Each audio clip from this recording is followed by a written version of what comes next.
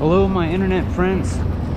Welcome to Walking and Talking, a show where I walk and talk. Oh my goodness, what a wonderful morning. Hat tip to my boy.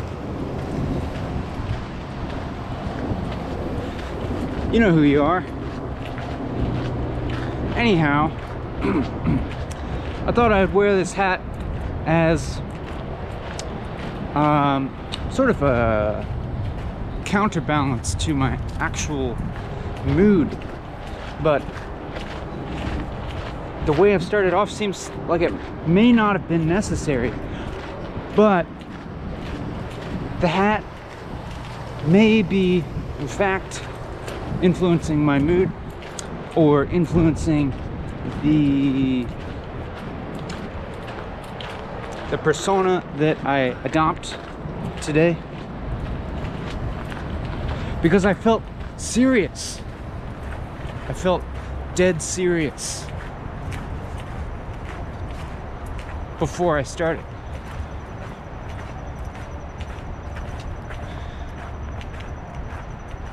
I felt I'm not going to be able to talk about anything but the most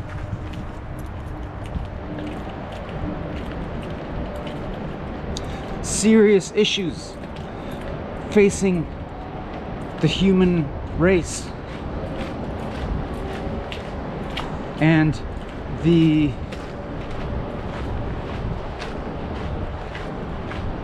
hardest aspects of human experience.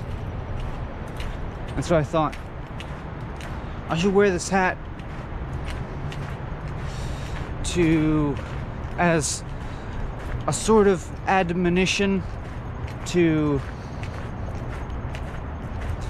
a reminder to myself not to take myself too seriously.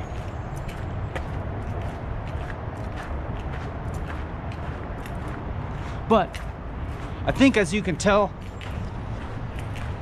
it seems maybe I'm not serious enough.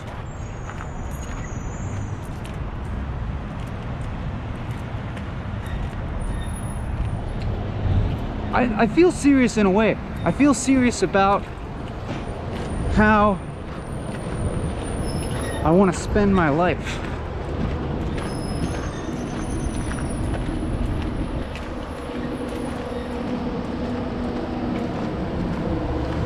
I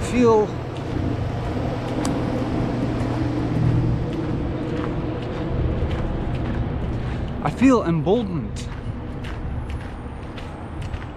with respect to life decisions. That is, at times I may feel a certain pressure to conform to a more traditional lifestyle where I work a normal job,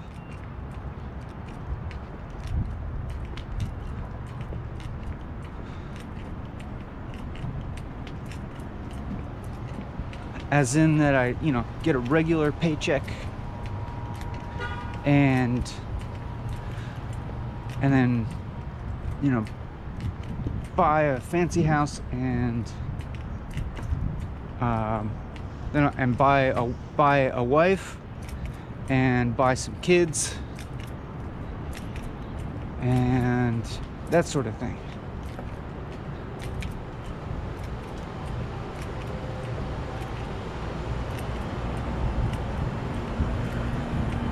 But I think that that's a reaction of fear and placing too much importance on what I observe other people doing. And honestly, I don't think it would have any effect on my happiness or the amount of joy in my life.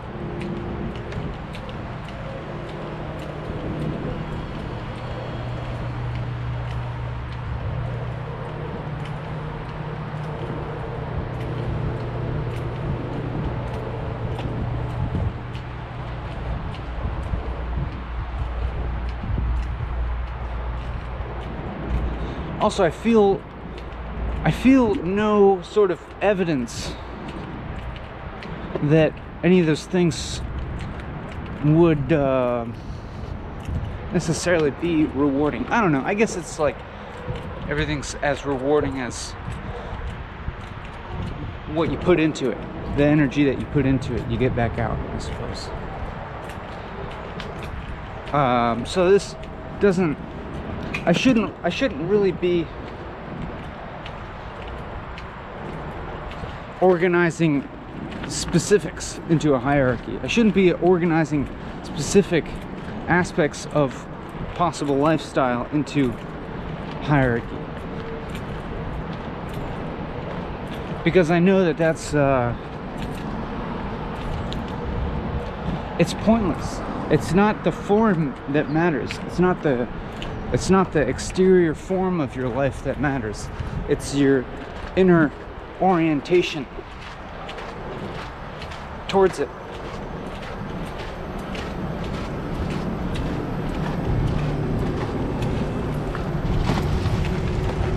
So this is to say that I feel basically emboldened to accept and continue my life in its current trajectory, and to do it without fear.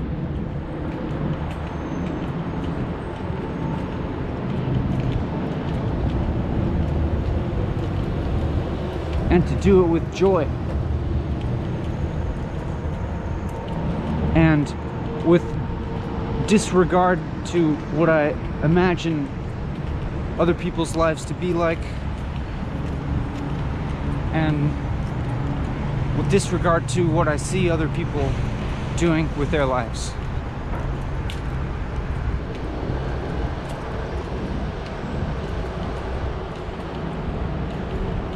Boy, it's kind of taken on a serious tone, hasn't it? Is this the inside of a basketball?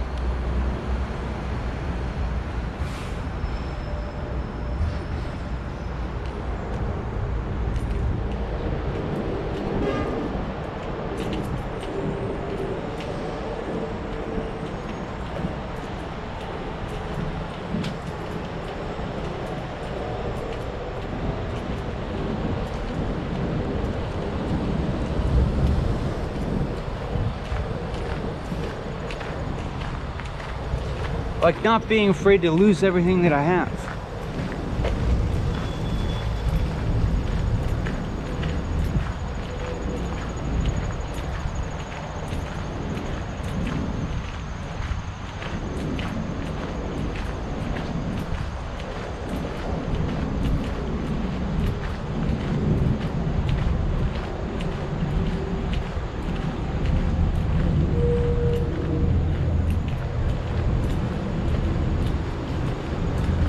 I don't know that it's like necessarily that I'm fetishizing a risky lifestyle. It's just that that seems to be the direction that I'm going.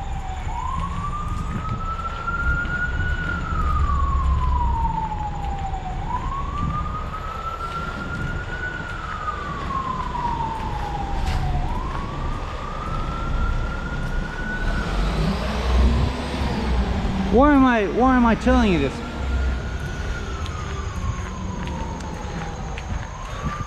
Isn't all of this kind of irrelevant?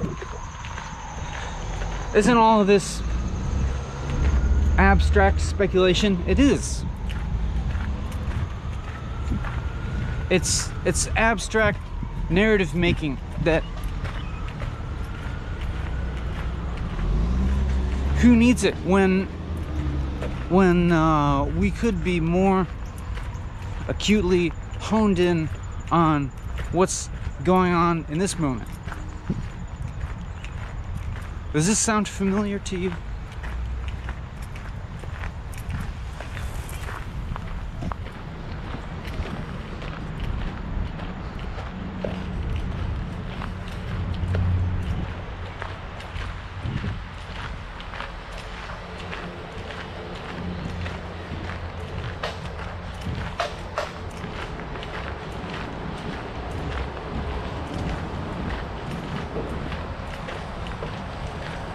But what a privilege it is to be alive and to be able to communicate with you like this.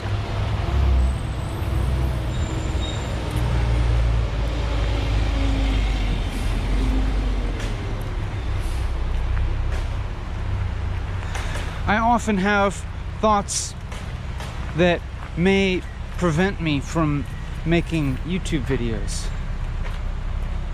for some time. As in, logically, I'll be thinking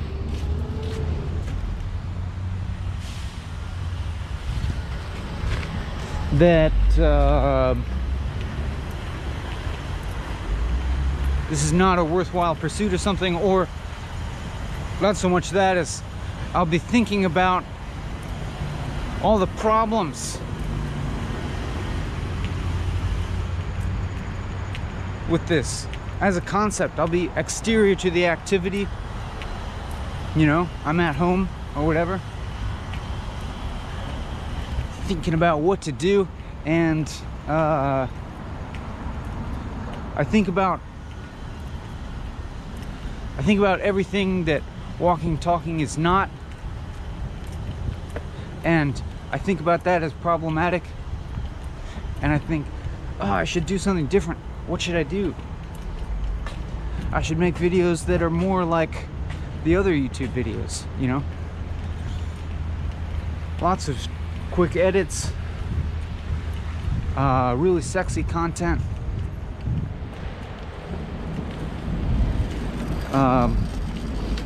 you know, really catchy thumbnail and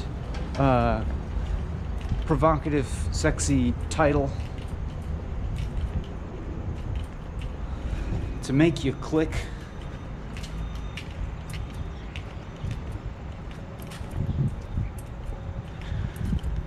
Some kind of title that promises some kind of easy fix to all your problems, you know?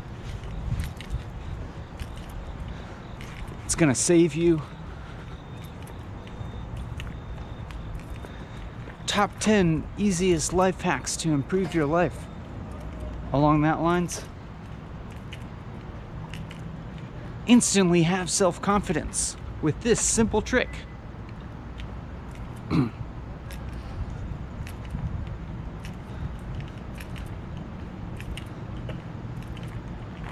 Here's how to quickly escape the confines of your own self-doubt.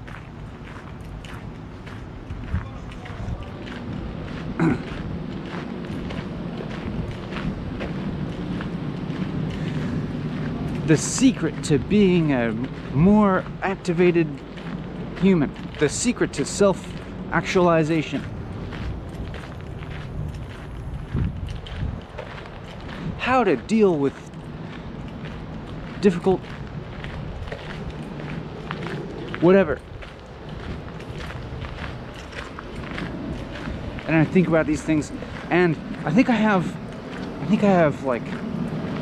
when I'm doing that,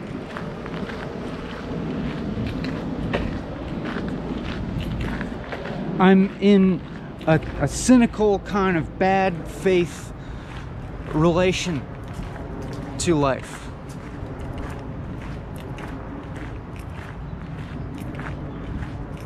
It betrays my true self. It betrays the truth that I know.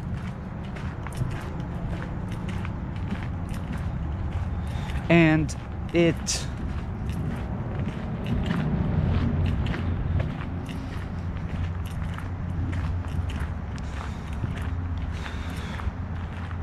really kind of like disrespects the rest of humankind too, because that kind of thinking would appeal to the more like base types of behaviors that we have of looking for instant gratification, looking for easy solutions to life.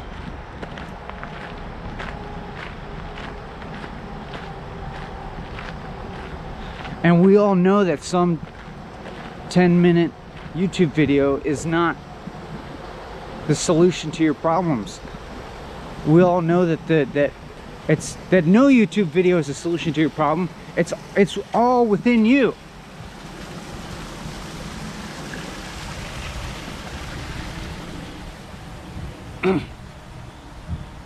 You have to save yourself. You know better than anyone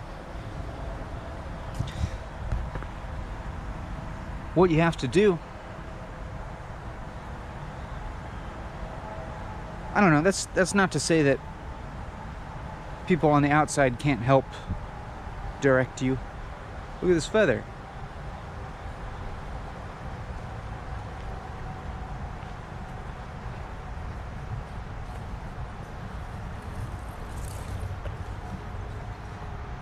Well, maybe this video can be a form of help.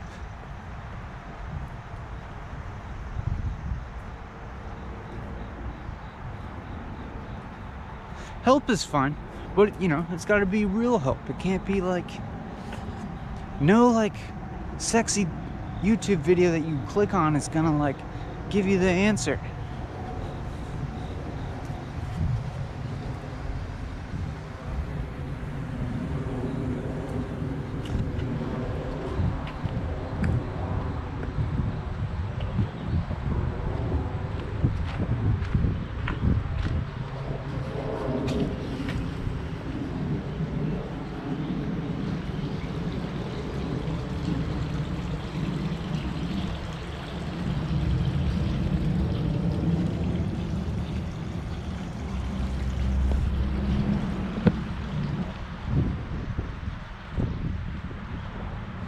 Sorry, you're tilted a little.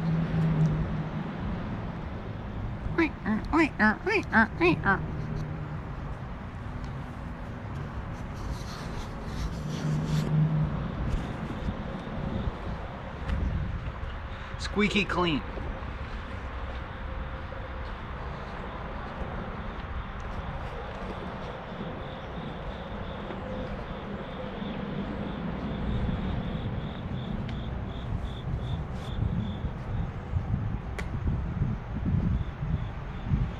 It's like I don't believe that strongly in help.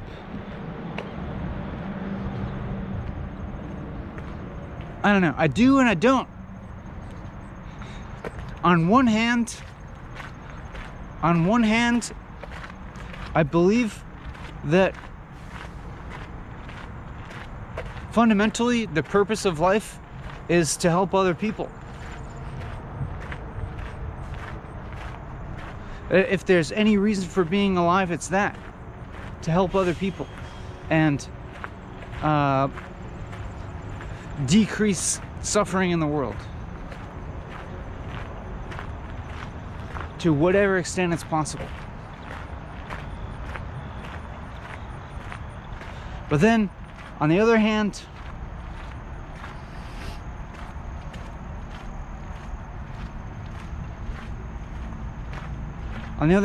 I feel very skeptical about what's actually helpful. Because often things that relieve our suffering temporarily don't help us in the long run and may even contribute to our suffering more in the long run. Or to other people's suffering.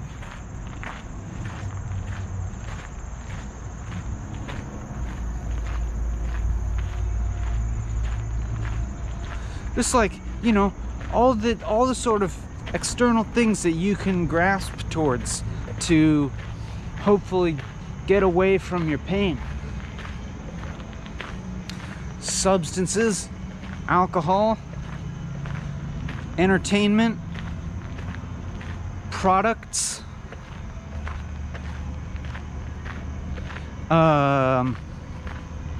gurus,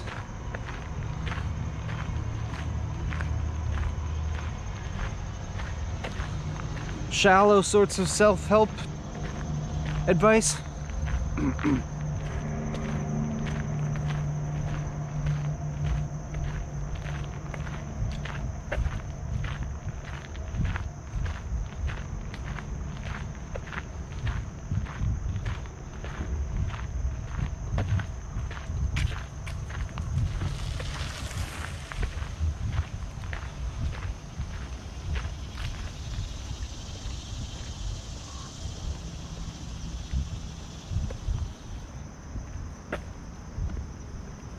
But what is help? I seem like I am.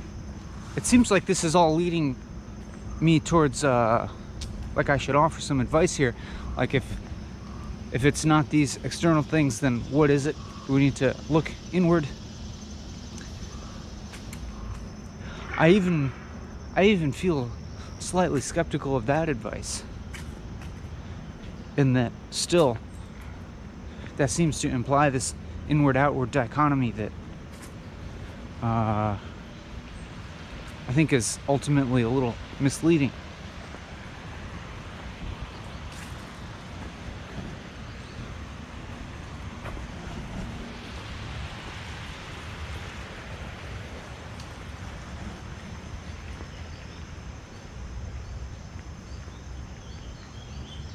Also, why is it even that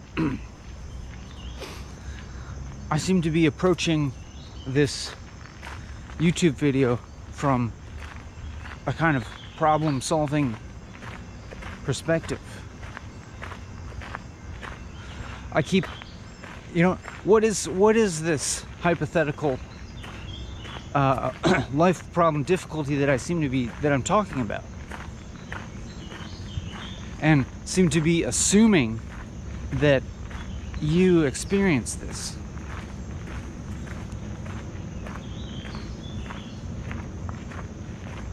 I mean, yes, the quality of difficulty is something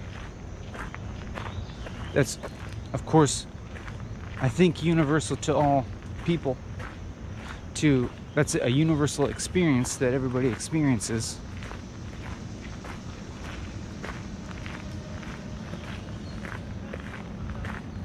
But is it so universal and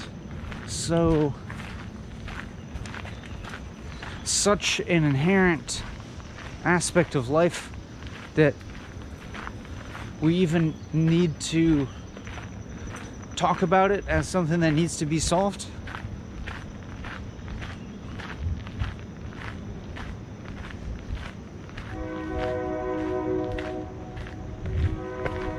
Isn't it just totally inseparable from joy and all the good things in life?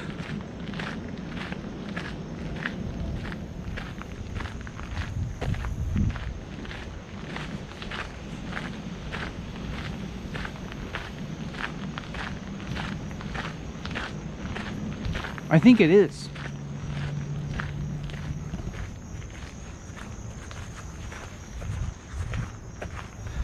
Like there will always be some sort of problem present.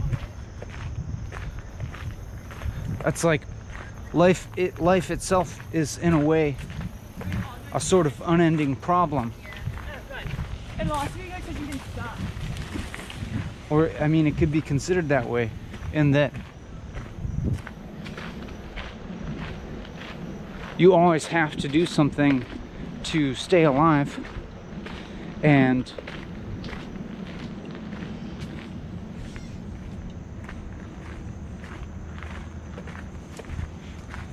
even if your physical needs are met with regularity and predictability,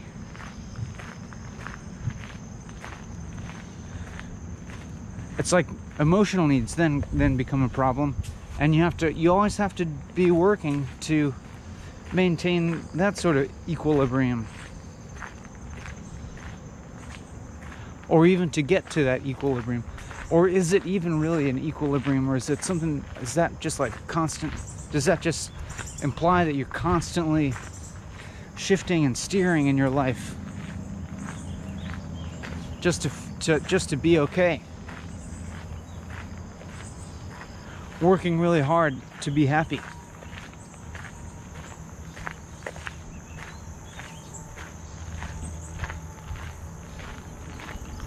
Or maybe it's not happiness exactly, but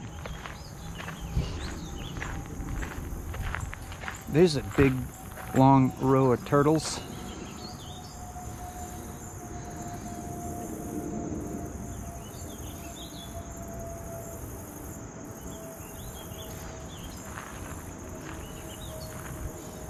And here's one climbing up onto the branch.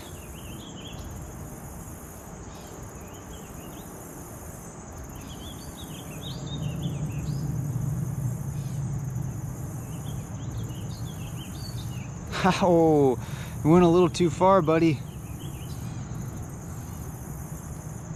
Were you just trying to get to the other side?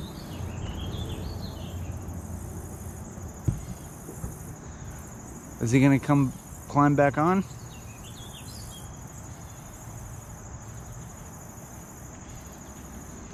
Yeah, okay. Let's try once more.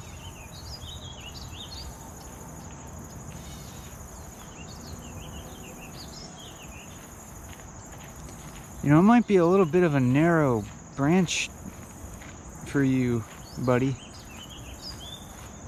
You might be a little wider than you realize. See, here, yeah, that's a good spot because, like, it's like a ramp. Oh, he hears me.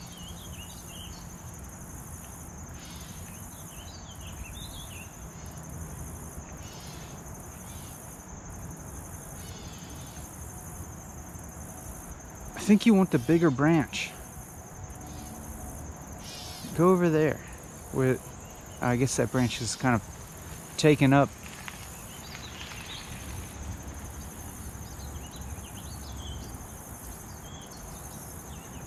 Okay, I'll leave you alone.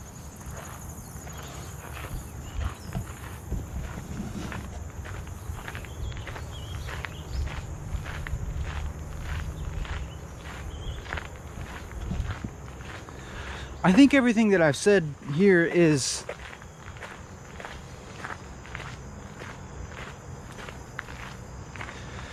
kind of such fundamental and sort of obvious truth that it's not even important that I say it. And so I feel like it would be fine for me at any moment to suddenly change topics. Maybe just for fun.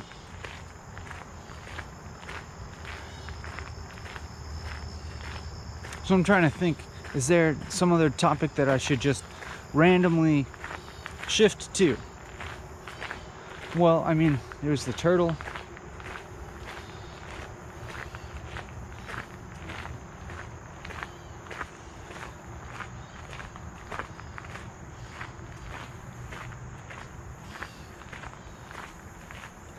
I tried to just now examine my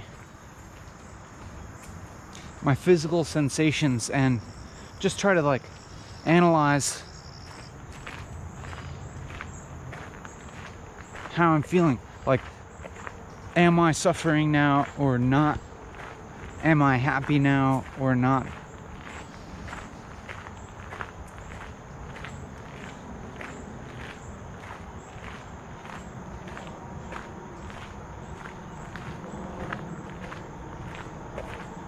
I mean, there's no outstanding ailments with my body that I'm experiencing right now. And there's only, like, I guess I can sense how my body is, and I can imagine feeling a little bit more energetic. Like in terms of my muscles. Like there's just the mildest hint of soreness in my muscles in a few places.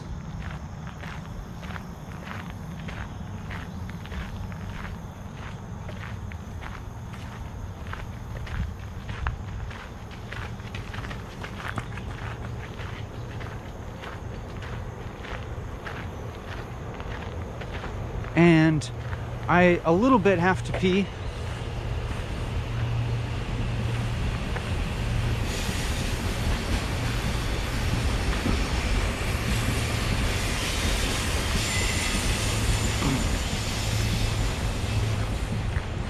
But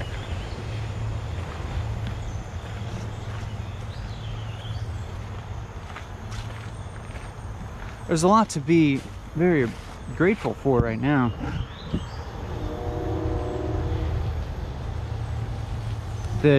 the temperature here is just about perfect.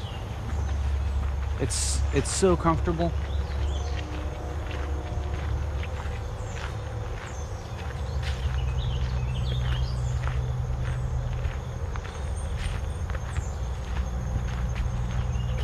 The air feels relatively fresh here.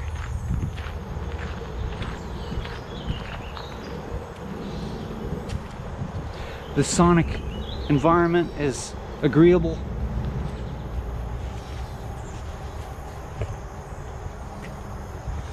As is the visual environment.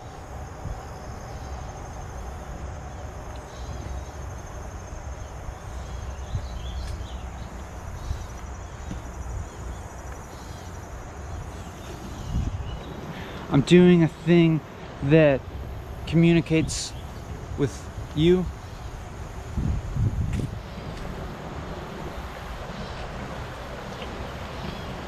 There's a slight uneasiness. I feel like this just mild uneasiness.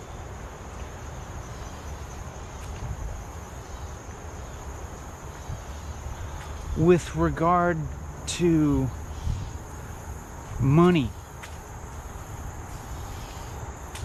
Just in the fact that it's a weekday morning and I sense I'm in the city and I can sense the energy of people going to work, and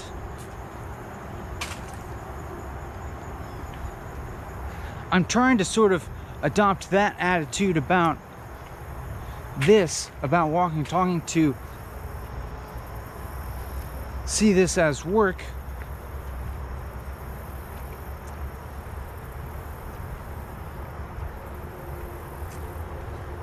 And I do receive some monetary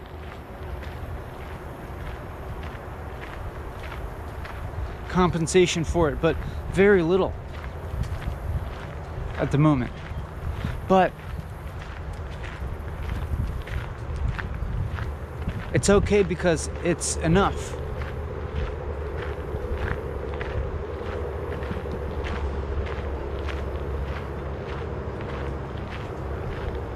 It's enough to live the lifestyle that I live.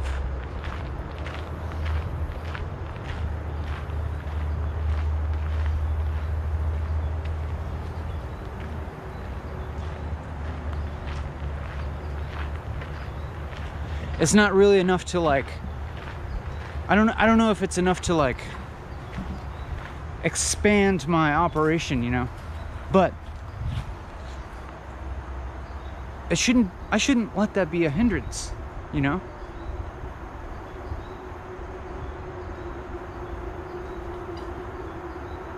I don't think it's productive to look at that as being any kind of determining factor or limit to what I can do.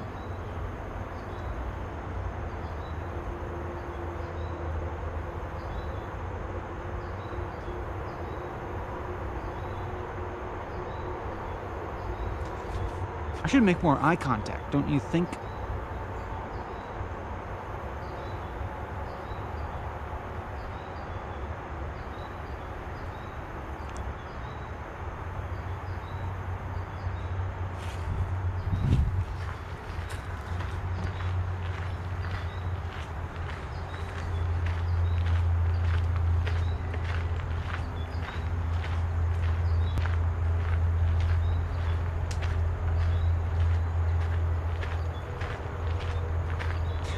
I'm often,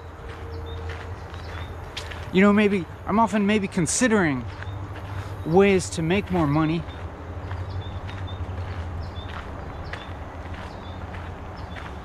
But then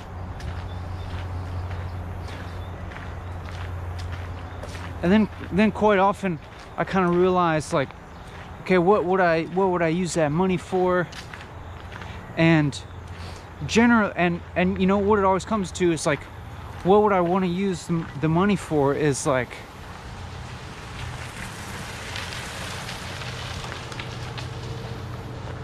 really just to like kind of put it back into doing this sort of work.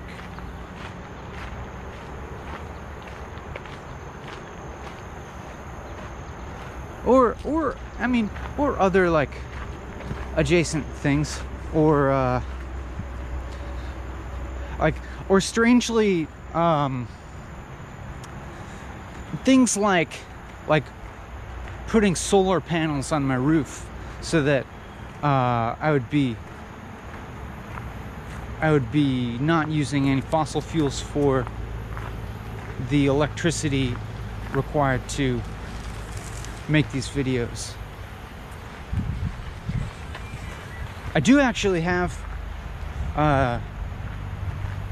the external battery pack that I use to power this camera.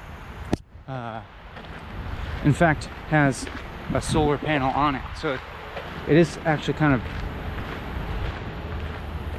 absorbing some of the sun's energy while I walk and talk in order to power the camera that is your eye into my world. Oh, let me show you.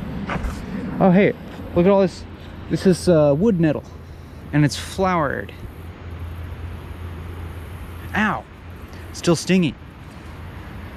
You probably remember episodes where I harvested some of this, if you're an avid viewer. And here is clearweed. It's a relative of nettle, and you can eat it too, and it doesn't sting. I don't eat it that often. I don't know why. It's like not as like substantive. It's less substantial leaf than nettle or something like that. Oh, maybe I should go out on the bridge if I can get out there. Not the bridge, the dam. The whatever. See, we're hopping around a little bit here, subject wise, and I feel fine about that. I don't feel any worry about it, because we're staying in contact with an ultimate truth that everybody knows. You know it inside, and I know it inside, that all the things that we're talking about are just relative kind of truths. They're all just sort of like different vantage points that we can choose to adopt upon our reality, but that they're never like ultimately or like permanently true or false.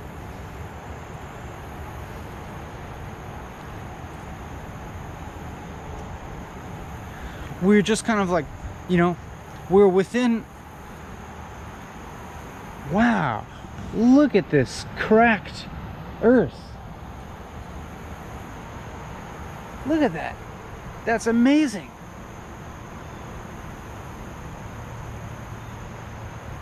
Is this all just formed naturally?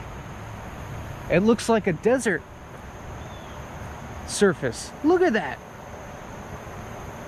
It's like a jigsaw puzzle. Look how deep these are. I can stick my whole finger in there. This is insane. I can pick these up. I can pick up the pieces of the puzzle and place it back. I could rearrange the puzzle. I could paint a picture on here and then take it apart, and it'd be a jigsaw puzzle.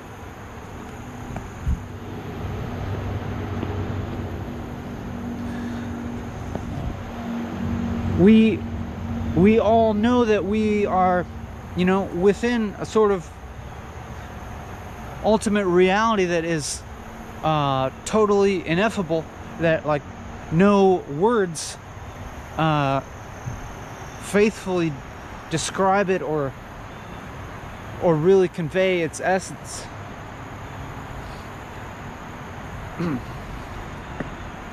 But we know that we are always, you know, connected with that, regardless of how much we sort of forget it at times, and how much we get caught up in sort of illusory, transient, relative truths. But, you know, now we're sort of at play with the transient, relative truths. And we can enjoy moving through them, and we can appreciate each one, and we can let it go, and then appreciate the next one without getting too stuck to any one.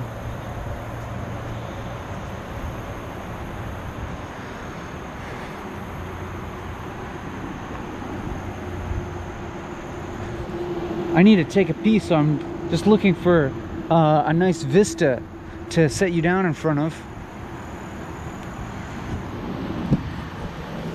Here, you can just enjoy this view. Here, let me get it. Really, I hope that's good. And I'll be right back.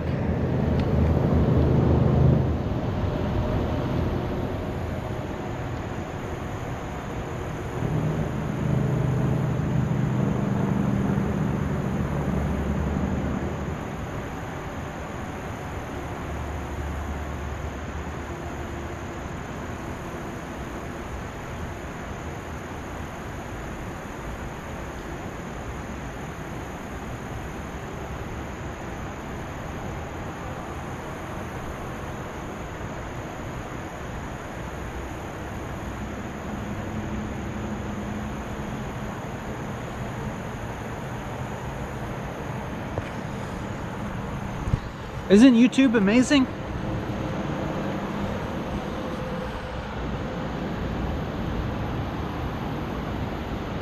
I mean, just think about how aberrant this type of video is.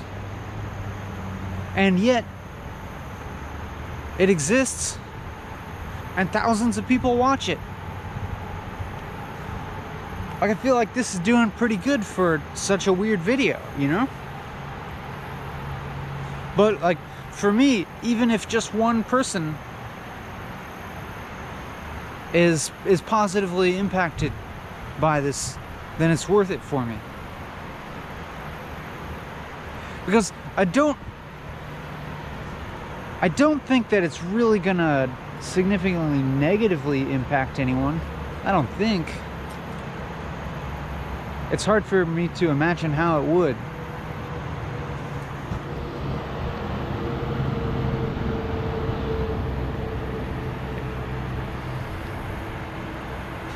Like, you know, maybe like in the possibility that someone spends hours of their time watching this video when they could be doing something else, I suppose that is a danger. But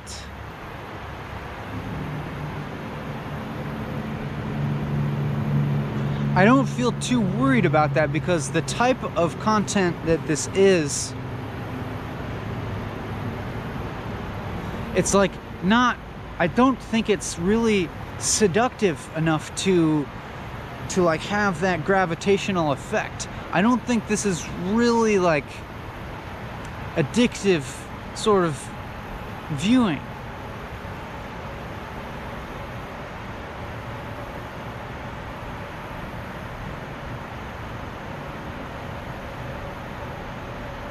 But even if it is, if somebody was like watching all these episodes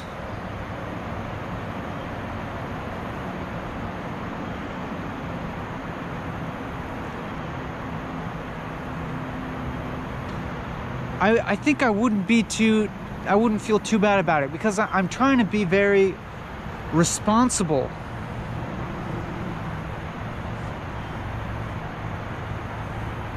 about what kind of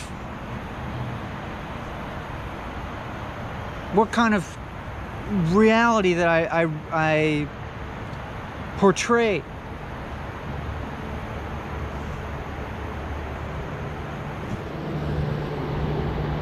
I try to keep it real is what I'm saying.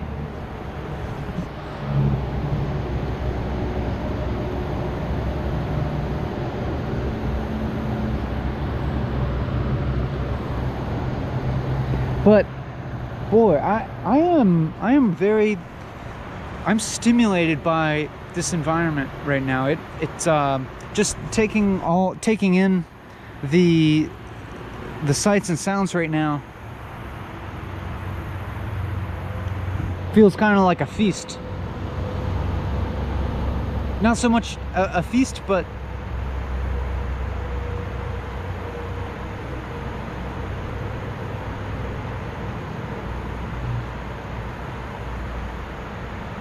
a feeling of connection. Now, in service of keeping it real, I have to disclose, full disclosure, that I did drink a cup of green tea before heading out on this walk. And if you know me well, you know that I rarely indulge in any caffeine, and so I am most likely experiencing now some effects of the caffeine from that green tea.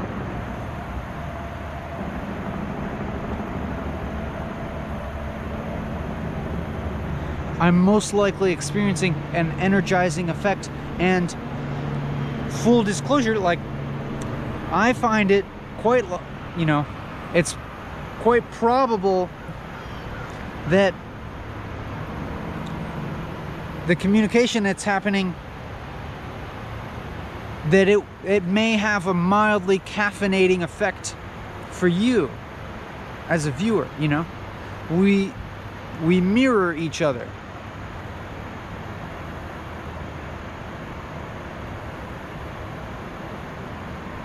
It's probably not the same as drinking a cup of green tea, or I don't know, maybe you drink more caffeine than I do, and so maybe it'd be like drinking, maybe the equivalent for me is like drinking an espresso for you or something. Who knows?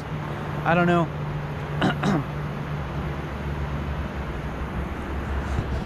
But look at this. I look down here and there's these purple flowers sticking out to the left, and I just enjoy looking like that. I enjoy looking here. Right now I'm just pointing the camera wherever I'm looking, so you can look where I'm looking, and everything that I'm looking at, I'm enjoying looking at.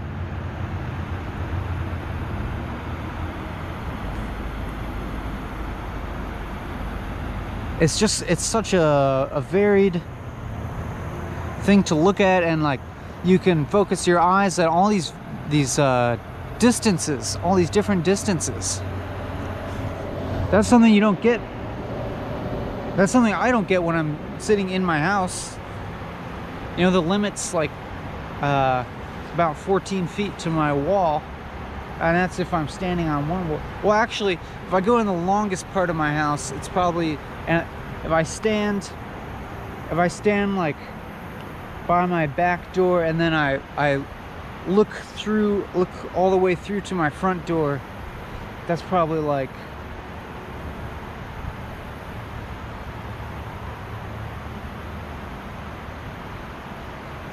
like 60 feet or so.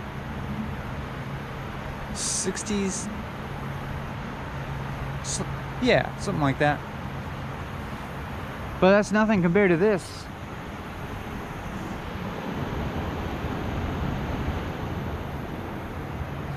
Man, I spent too much time in the house last week. I should have been out here walking and talking. Just having all these thoughts. Walking and talking is not good. I gotta figure out something else. All these kinds of thoughts. But no.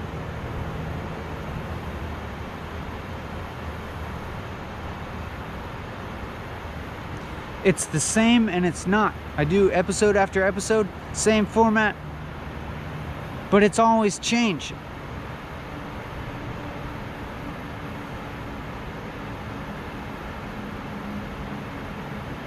Within that concept of sameness, it's all change.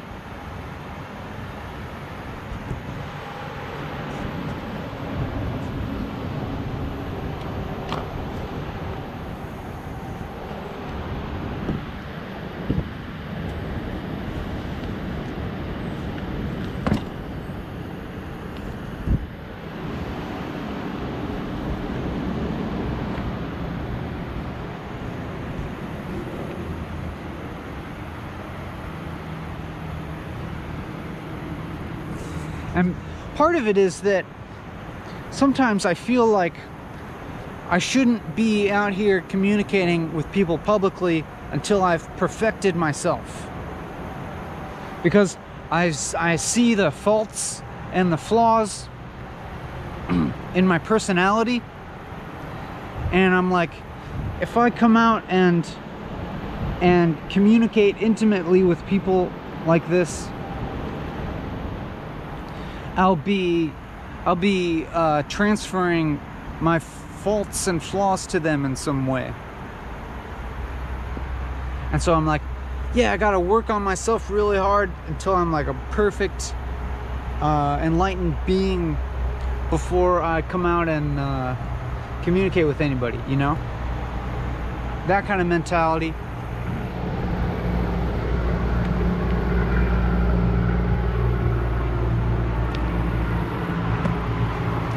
Which, I suppose there's something legitimate about that desire.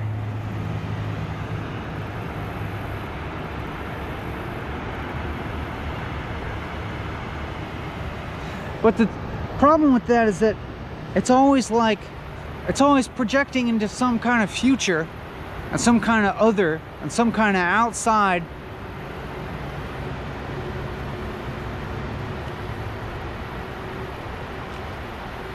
Always looking ahead for some kind of perfection.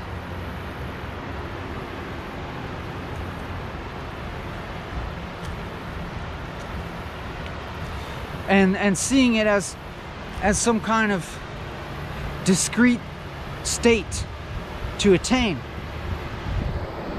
Seeing perfection, seeing enlightenment as some kind of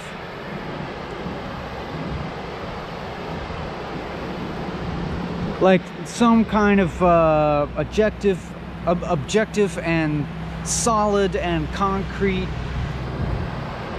state that you'll achieve at some point, and then you'll just have it for the rest of your life.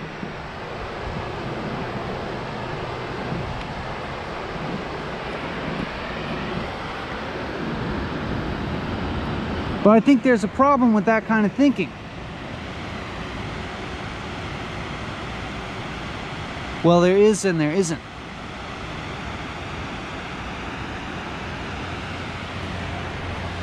It's really more of an active thing. It's something you have to be actively actualizing in the moment. Stop looking to the future for your perfection and actualize it in the moment, right now. Don't think you have to wait to be a certain way in order to act it out. You actualize the perfection by doing what needs doing right now.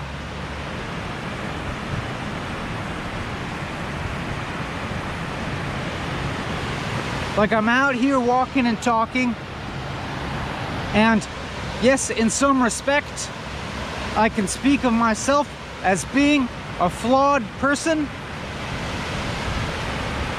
but at the same time, I'm doing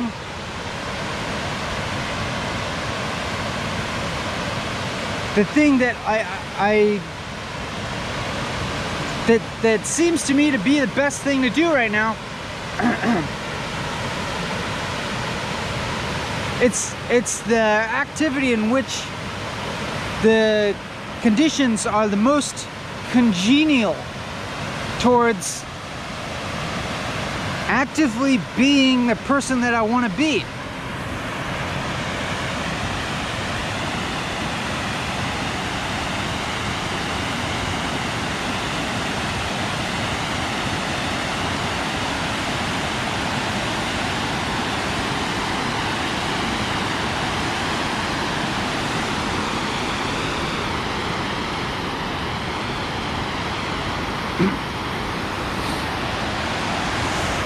You know, you just act from who you are and where you are.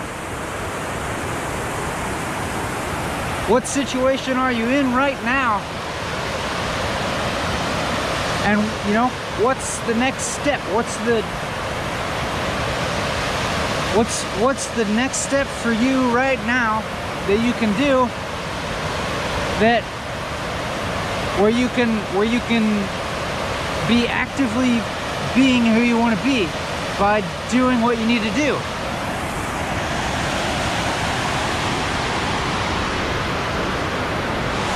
Rather than having this, rather than holding in your mind this ideal.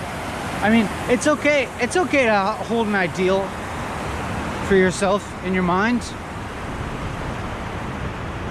but don't let it prevent you from acting now. Don't be waiting for yourself to somehow become this good person that you want to be before you can start doing the good things. Just go ahead, like, you know, you see the flaws in yourself, but regardless of them, disregard them and just do the good thing that you are able to do.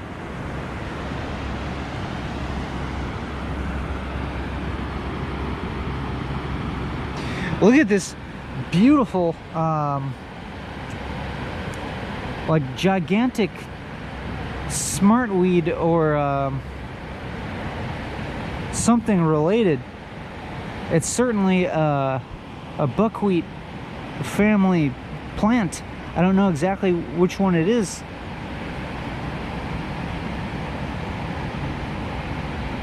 But it's definitely in the family with rhubarb and buckwheat and smartweed. But it's huge.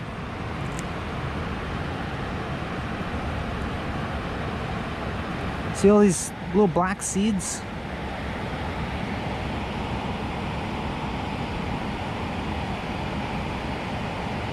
Well, they don't look as three-sided as most of the seeds in that family look.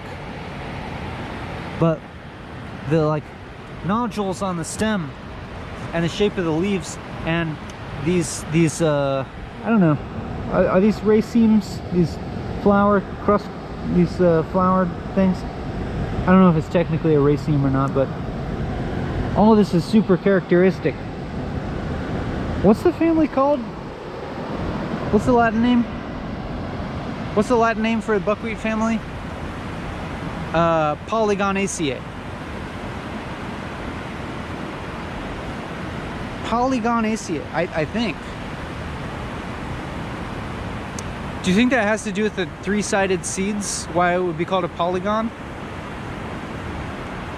That's my best guess.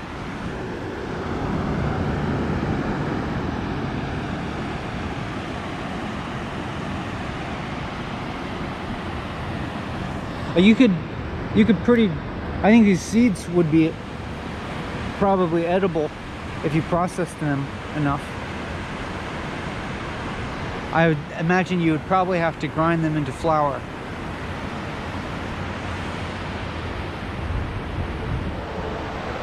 But if you harvested like all the seeds on this plant, you'd have like a handful. You could make a pancake. It'd be a lot of work.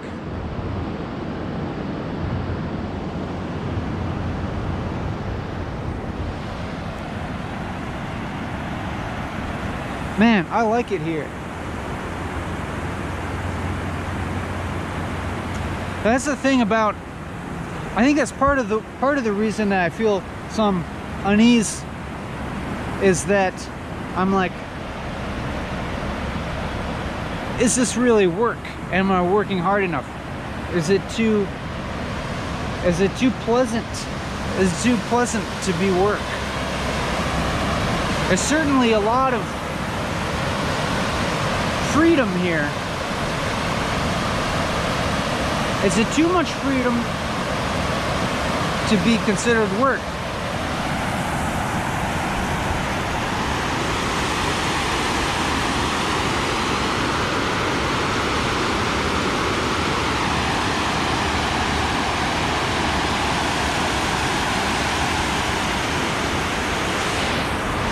There's a person on the bank of the river who can see me. It intrudes on our privacy. But I'm sure she can't hear what I'm saying. Or maybe maybe we're intruding on her privacy. Oh hey, a pretzel.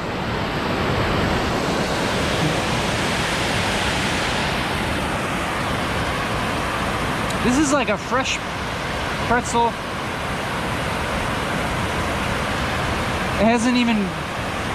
It can't have been here very long because it rained recently.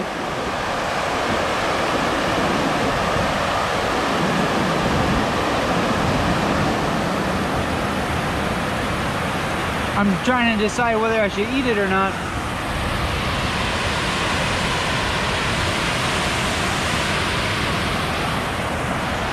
It's like traditionally I'll tend to eat whatever bullshit food I find on the ground in walking and talking.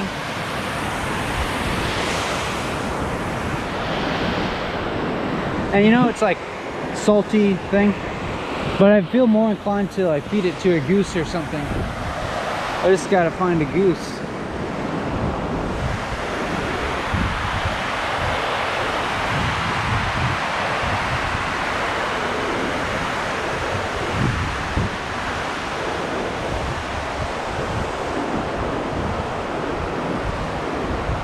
I don't need such sensual pleasures because my soul is filled.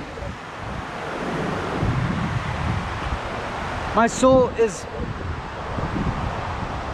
full to the brim and overflowing.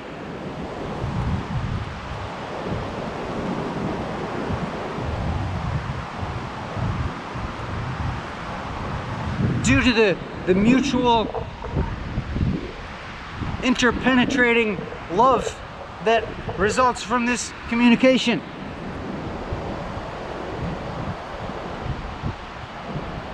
And having a cup of green tea.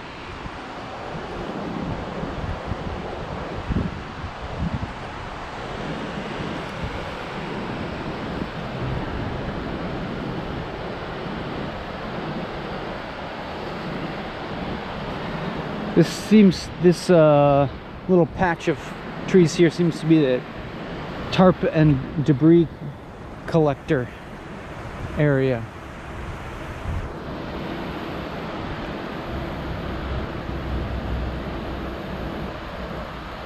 Hey, there's a basketball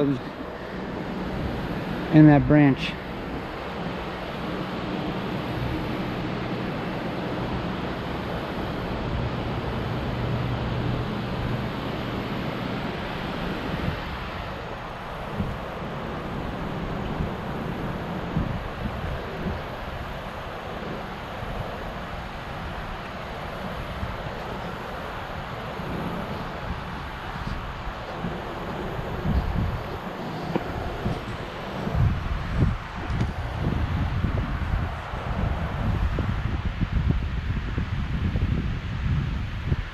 I'm experiencing aesthetic revelry.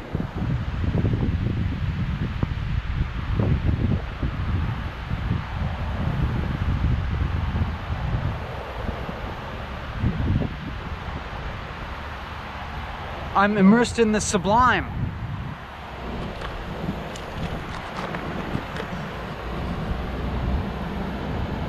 Even with the man-made intrusions, the man-made infrastructure, it's part of the sublime.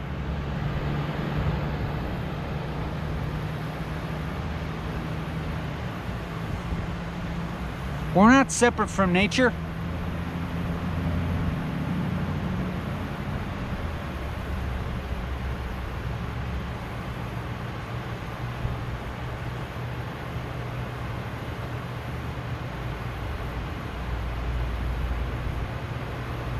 Human civilization is just another manifestation of nature.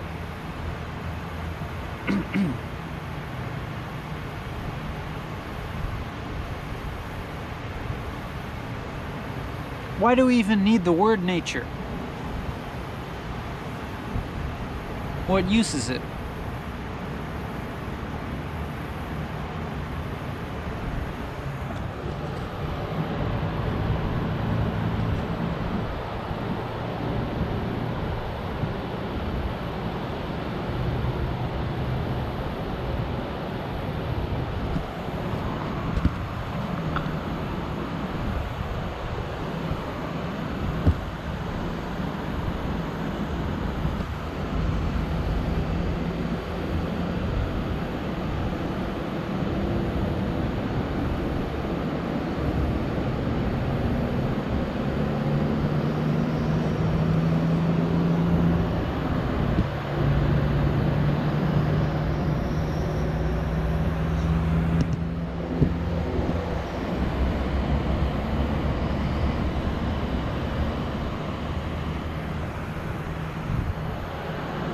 There's a cormorant, I think.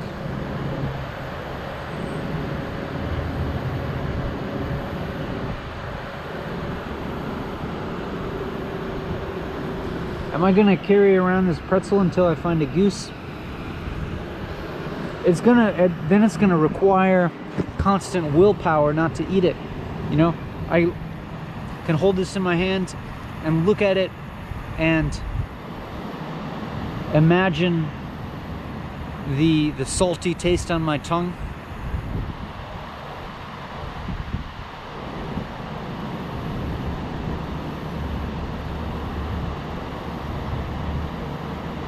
Although I can't tell if the salt is still on there. I see these spots where it seems like salt was, but it looks kind of dissolved or something. I don't know if this can focus that close, but I'm admiring the glazed surface of this pretzel. It's shiny, so smooth, and there's cracks in it. It's like it's almost like a porcelain.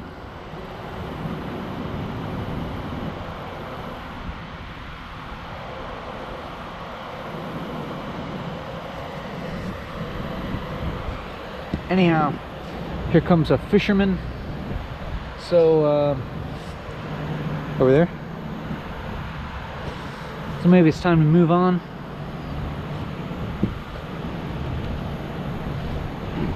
And I think this pretzel is going to go in the river to become a feast for whatever creature encounters it.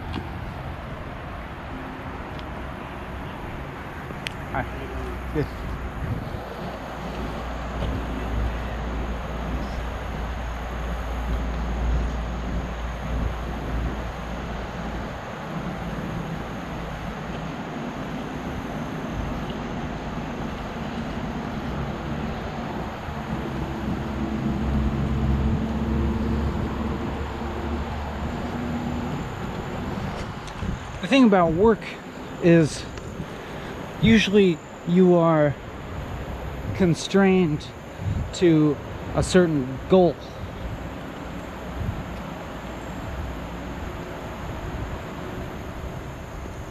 Your activity is limited towards a certain end.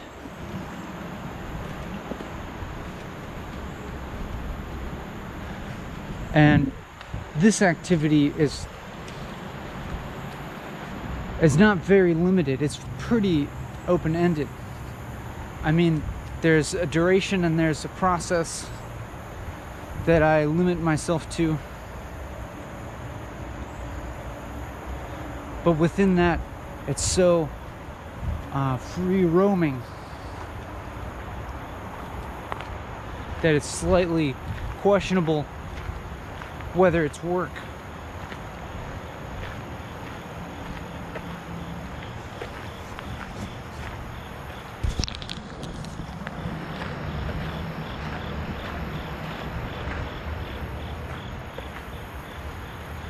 It's not entirely pleasure though, and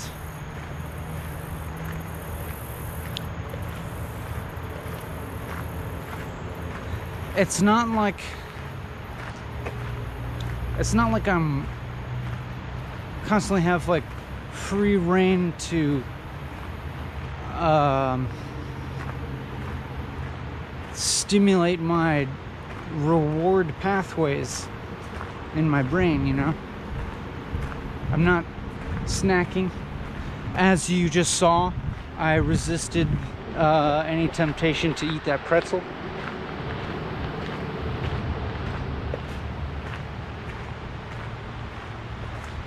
I don't really have access to the stimulating sorts of, well, stimulation, sensory stimulation, but I am in a very tranquil environment,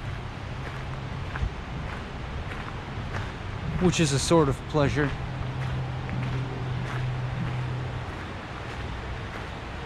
You know, the sort of thing like if somebody is working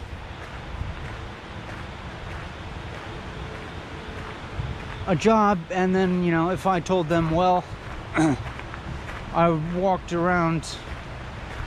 by the river for 4 hours and talked, I'd be like, man, that sounds so nice, I wish I could do that.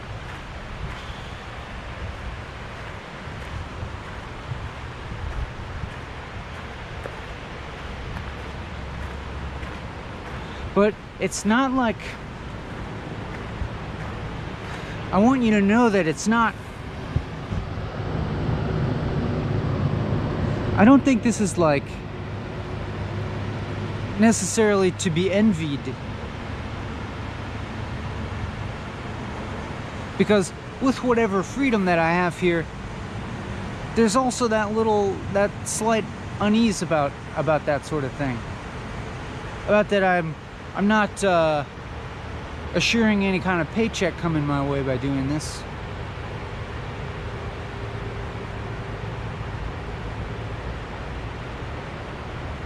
I mean, the ad revenue is minuscule, and that's why I keep going back and forth between having ads and not having ads,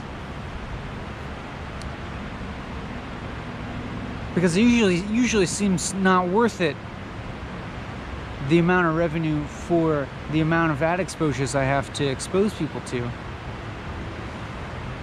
It just seems like not worth the damage to your psyche.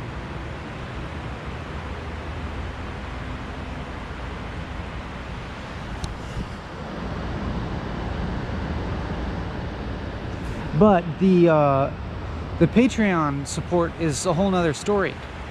I actually make more money from Patreon, and I would say it's a modest amount at this point.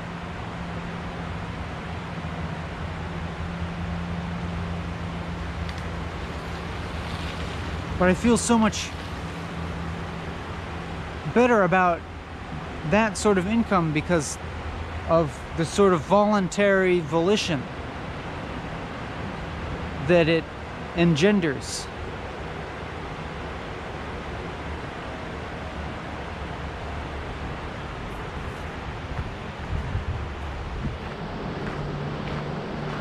Like when a person gives in accordance to however they are able.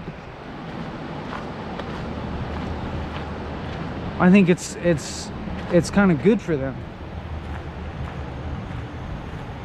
I mean, certainly it's money that they could have spent otherwise, but to just like make that option available for anyone who, you know, has money, has income, and should so decide that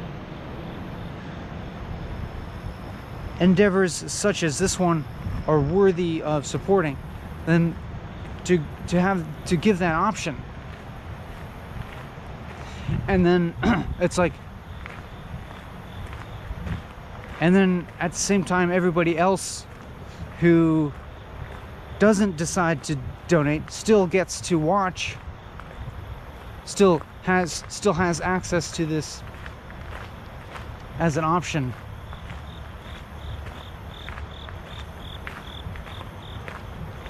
I think it's good.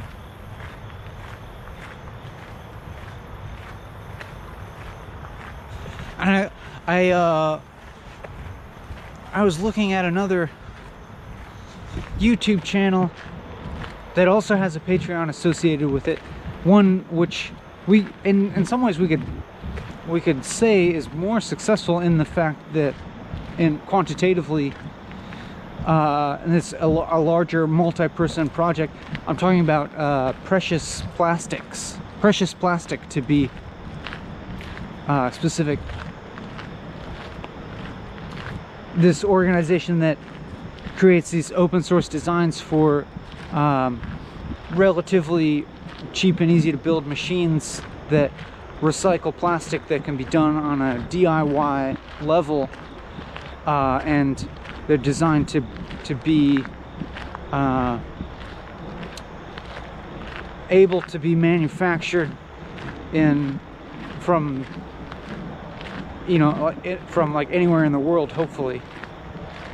Like they don't have too many like hard to come across materials and that sort of thing, and so like kind of like empowers people to recycle all sorts of plastic into more useful objects. And I'm like, what a good idea. I'm really glad that they're doing this. I'm glad that they are as successful they are, and that their Patreon support has allowed them to grow to, you know, a larger operation. And then I'm like, man, what am I doing? I'm not doing anything that's like that sort of like verifiably helpful, you know. It's helpful in such a obvious and pragmatic and oh my goodness, my camera is malfunctioning. This is the bane of my existence. You know, I just look up at the camera and realize that it's off, and I don't know why. So I don't know how long it's been off. I think not too long, because I think I would have noticed it, because I seemed to glance at the little indicator, more or less. But yeah, I don't know where to start off. But I was talking about Precious Plastic, really compelling project to me. And then I compare myself to it, and I'm like, man, I wish I was doing something that verifiably helpful. I kind of like have this imagination of what it would be like to be working on something like that, where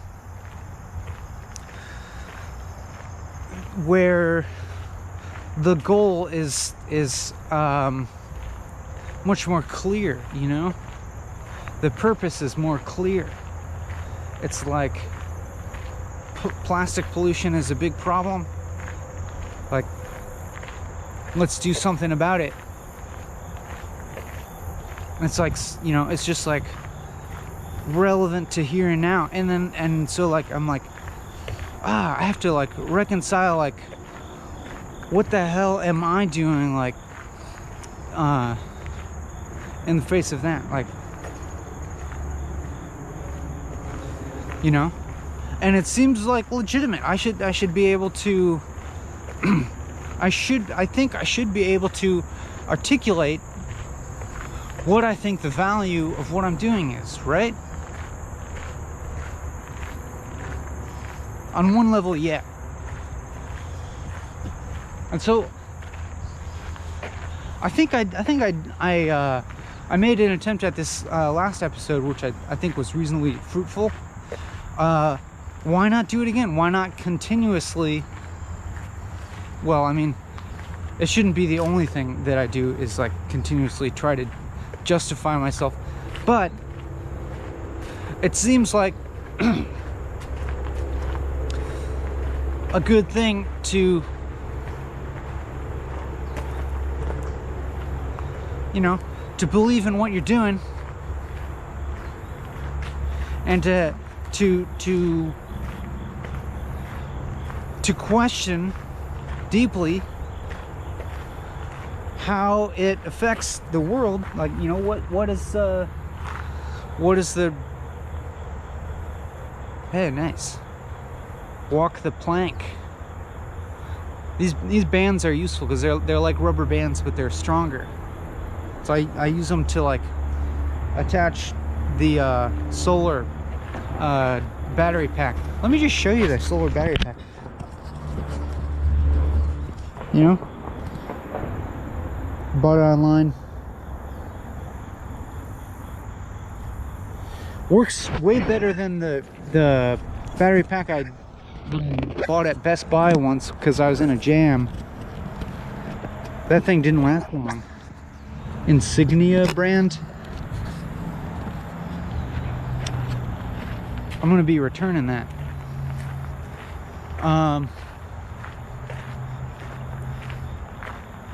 Yeah, to kind of like be able to clearly, or as clearly as possible, understand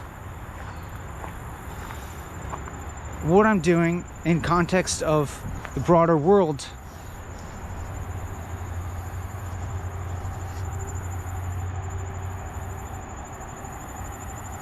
I think this is what we should all be doing.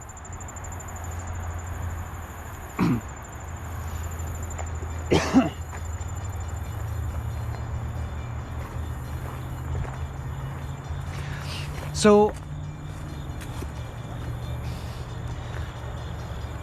I have this YouTube channel.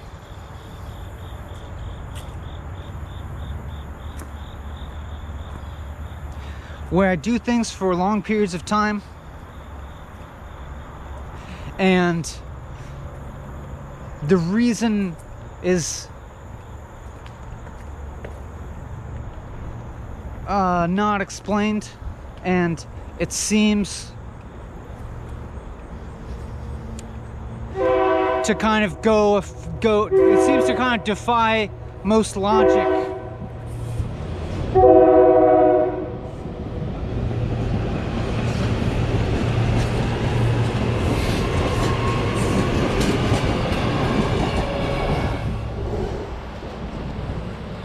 I do things for long periods of time that seem to go against any sort of production of value.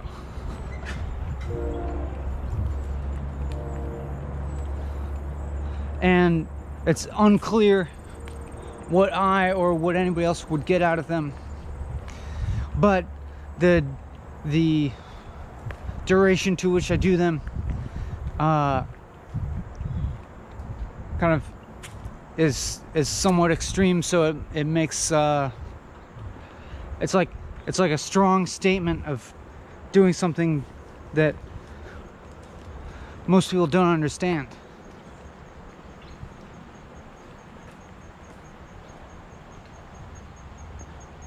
And that at times I may not fully understand myself.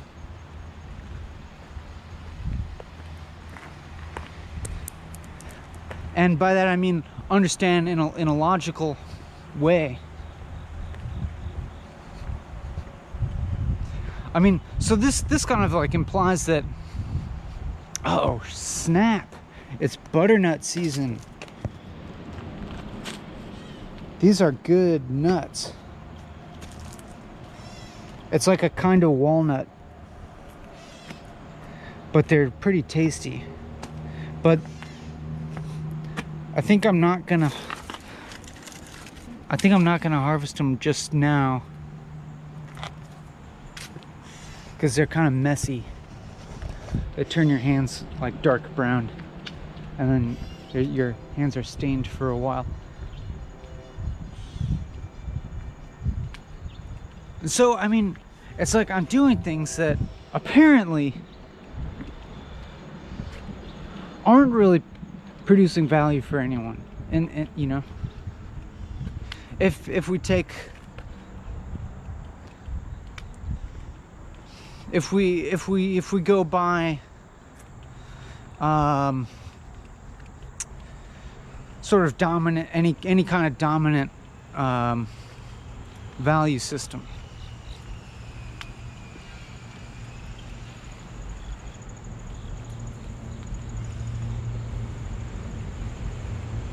But like that appearance,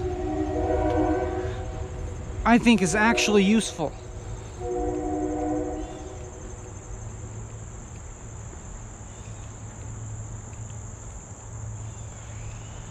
In that it, I think that it poses a strong and important question to the viewer. And you know, has kind of, I would hope maybe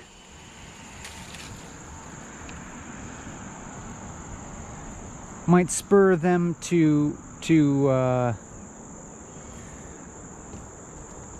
maybe question dominant value systems. And I would hope, ideally, kind of think deeply about things like cause and effect in the world,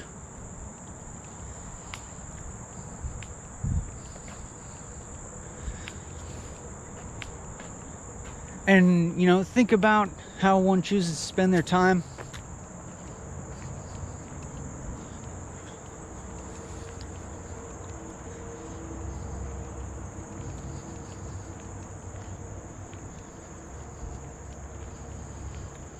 I just think, you know, think deeply about the commonly held conceptions of morality.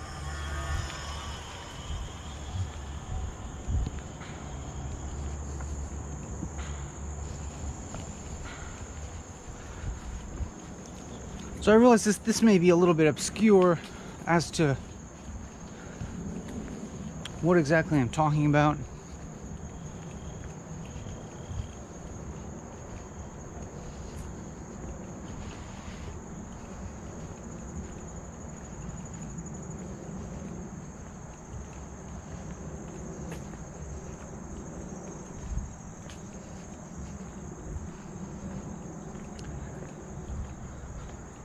But another angle to approach this from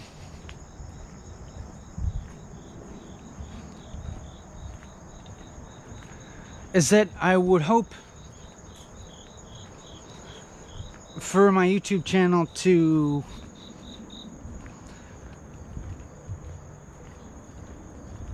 kind of spur the viewer towards investigating their own consciousness in a new way, perhaps leading towards some deeper insights about the nature of their own consciousness.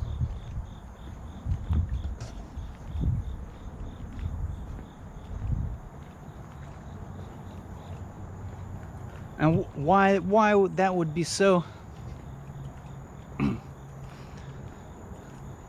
I'm not exactly explaining, but and you know,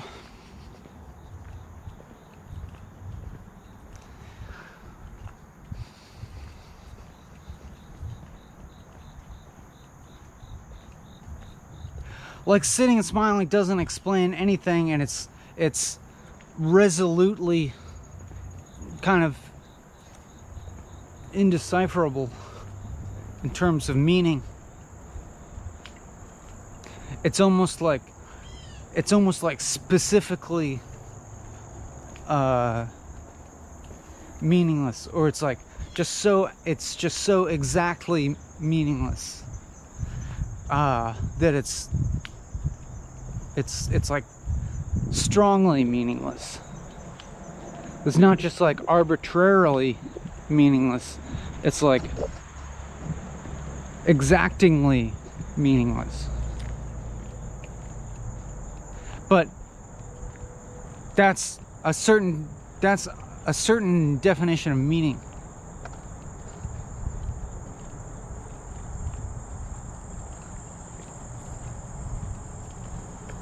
It's there for everybody else to project meaning onto, and I think that many of the common sort of like modernist or even postmodernist meanings are hard to project on it. They'll be like not very successful at being projected onto sitting and smiling.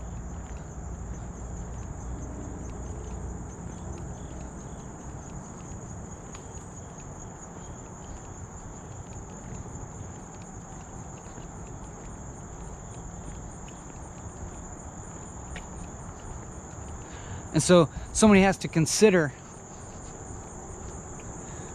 that this is an activity that requires a significant amount of time and energy and effort. And so someone has to consider what would cause a person to commit this amount of time and effort towards this activity, which I don't understand.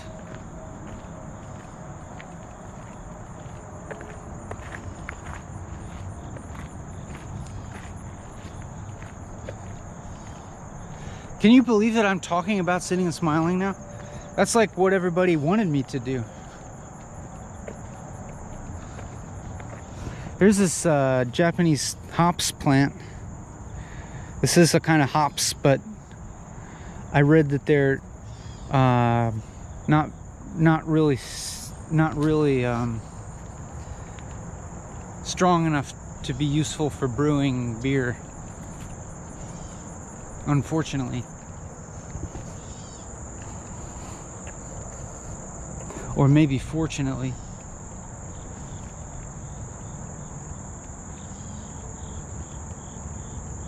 Fortunately for all those people selling hops.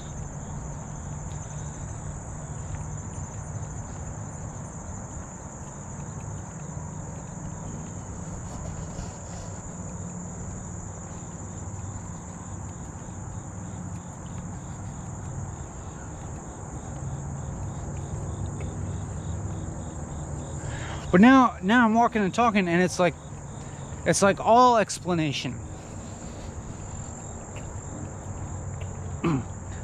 I seem to be continuously trying to explain meaning, explain the meaning of what I'm doing here.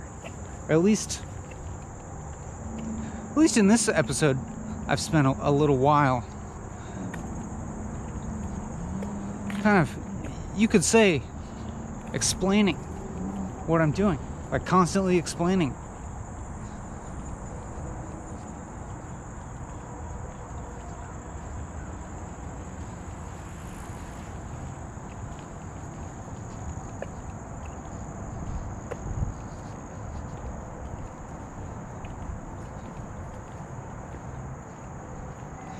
But I think at some point,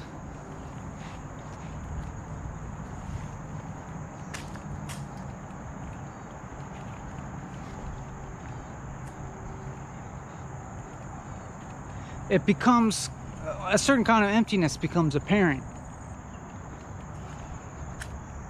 behind, because it becomes apparent that I could keep just talking endlessly. I could keep explaining myself endlessly. Like there's no real resolution point.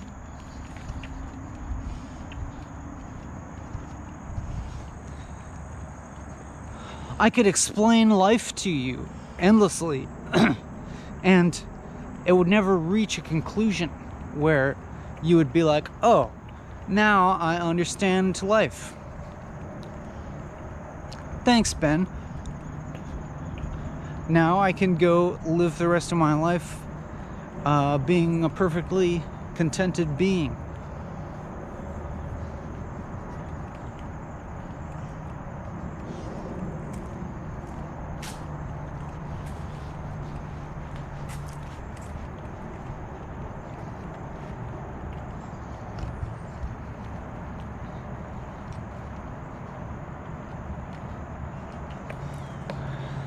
I think something about the long duration here is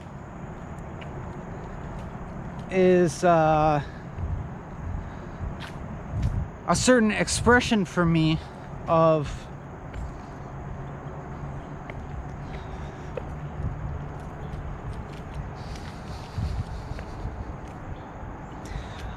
the ever-changing nature of reality and the fact that you will never fully understand everything.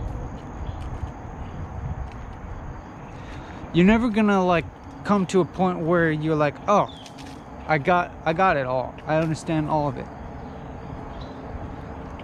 I'm done. I understand everything now. Even if you're like on some acid trip and you think you do, it's like next morning you're just gonna be back to like being annoyed at having a headache and like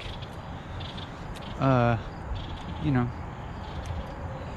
having to do the dishes and whatever, having to clean your room.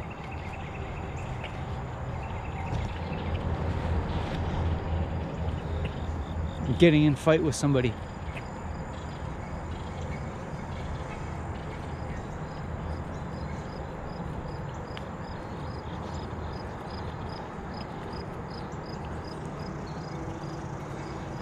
But it's, you know, it's like, it's just a, like understanding is just like a continuous process.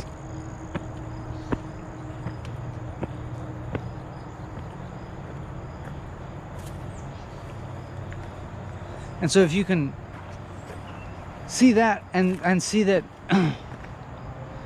it's a process that you have to just engage deeply in right now in this moment, then you can at least, you know, in this moment be deeply engaged in pursuit of understanding and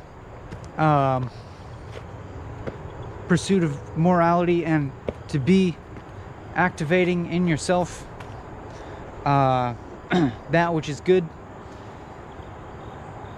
and be doing good things.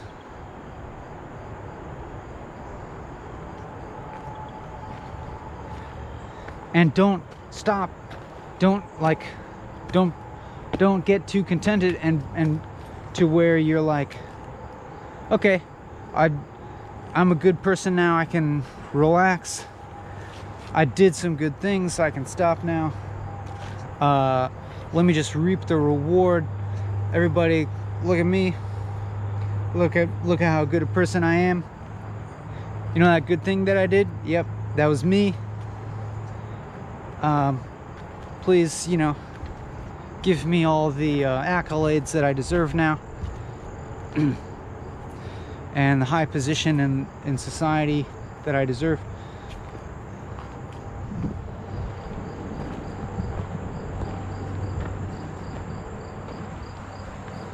Don't do that. Because then you're going in the opposite direction.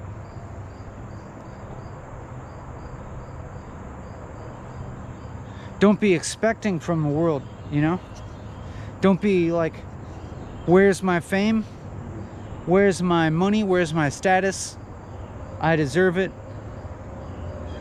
Hey, world, pony up. I deserve it now. I've done lots of good things. I'm a good person. Pony up my reward.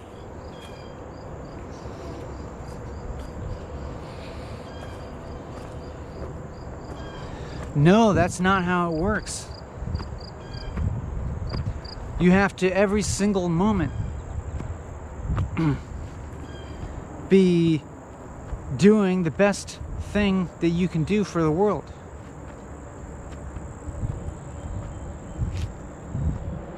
And I know that's a complicated thing, because like, how do you know what's the best thing to do for the world? And like, sometimes it might involve some figuring out, you know. At times it might look like external concrete action, and at times it might be some kind of inward work, or some figuring out what is the best thing to do for me, you know. It doesn't have that much to do with what's the best thing for other people to do good, you know. You can look at lots of other people doing good in the world and be like, I should be like them, and that's fine to a certain extent. But more important than adopting their external behaviors is to internalize their essential orientation to the world, and then let that manifest in your life as is appropriate for your specific situation. Like, there is, whatever situation there is that you're in, you have some sort of problem.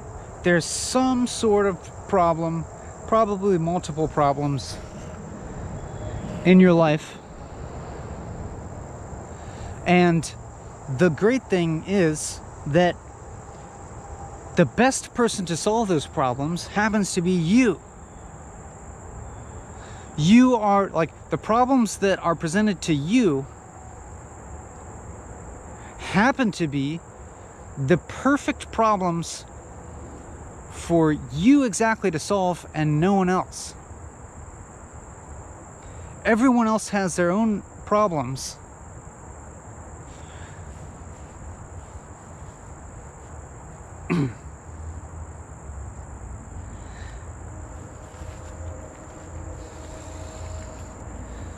And so when there's a problem in your life, you can look at this as like a road sign. Like, this is the best thing for me to do in the world, is to solve this problem, and solve it in a way that doesn't, you know, create problems for anybody else.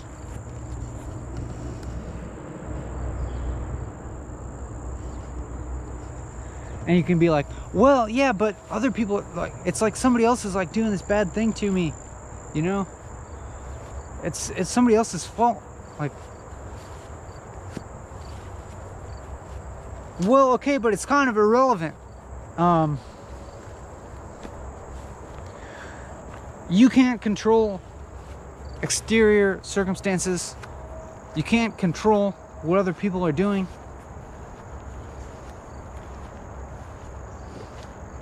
But you can control your response to it.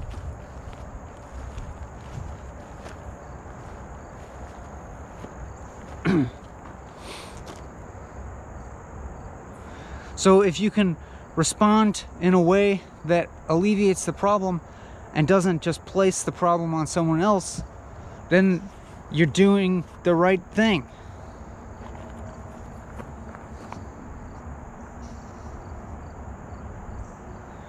And so do that and be contented with it, and don't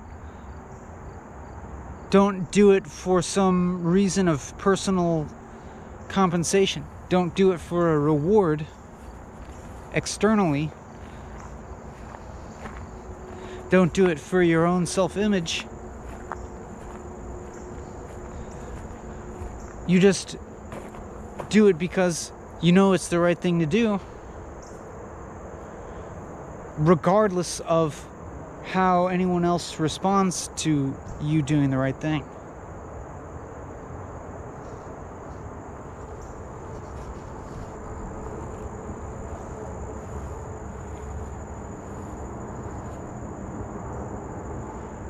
Man, these butterflies are off the hook.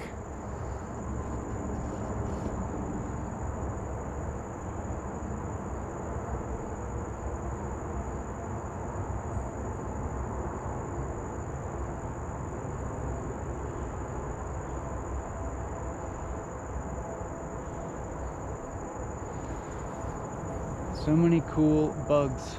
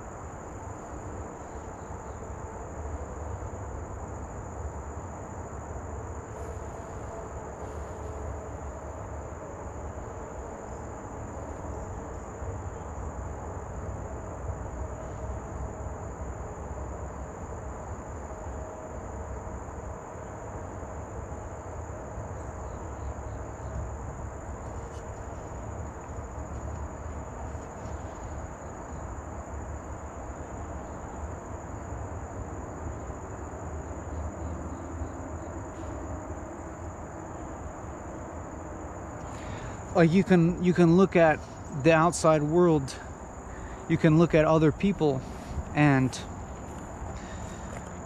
think to yourself, these people are doing evil, they're doing wrong. And you can be mad about that.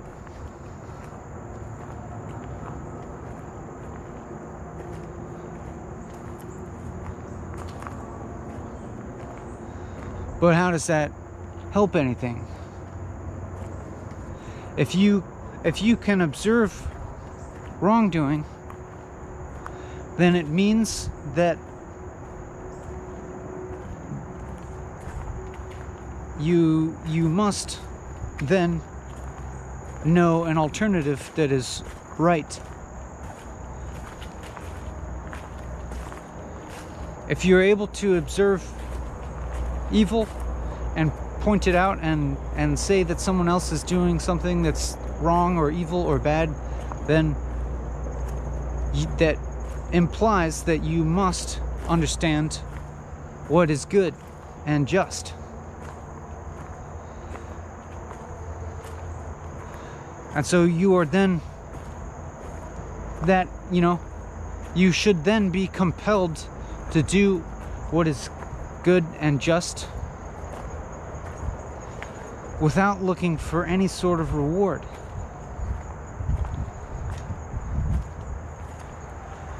Because it's the looking for reward part that is a kind of selfishness, and that becomes the sort of evil. that you're pointing at.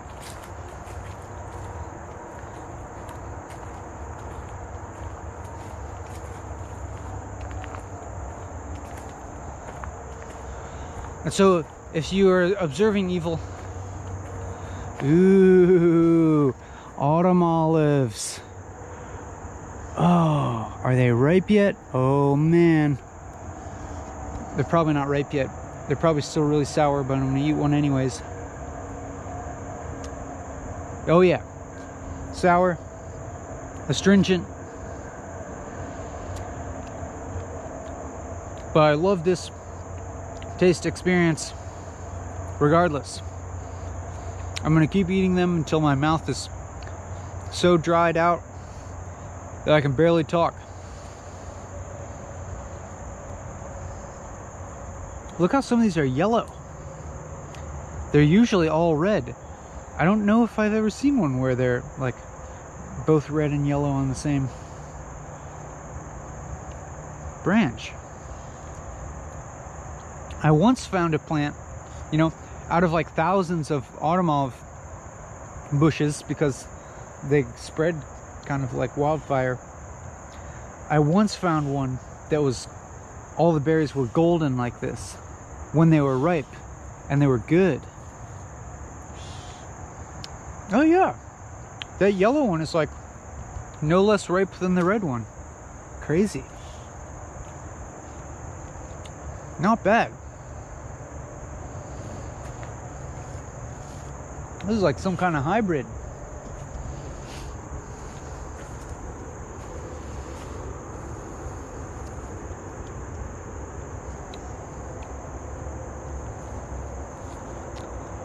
But if you can observe evil, just like don't expend energy being upset about it. Expend that energy doing good. Because that's what you have power to do. Every single person has the power within themselves to do the best thing possible in any given situation. That's all we have the power to do.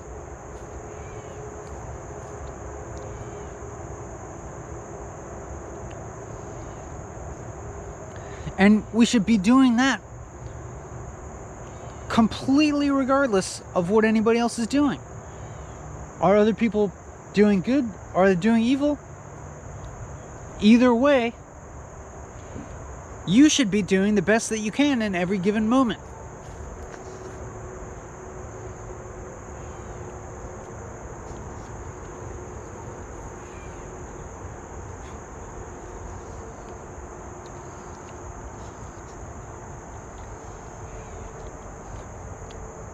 And what form that takes is like, you know, that's specific to everybody's situation. I'm doing this, I'm making this walking talking video, but that by no means implies that I think everybody else should be making a walking talking video. You know, I just happen to be in this weird situation, you know, just, I don't know, due to the path that I've taken in life, where I have the opportunity to do this. I don't have too many other obligations that prevent me from doing this. And I find that this is like, at the moment, seems to be the best sort of forum, or the best channel through which to interact with the world and to do anything.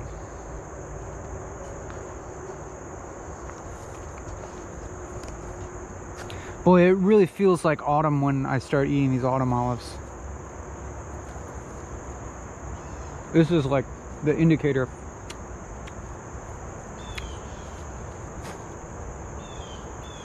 There's always a little bit of melancholy in the air for me in autumn, but there's like this, there's also this feeling of harvesting.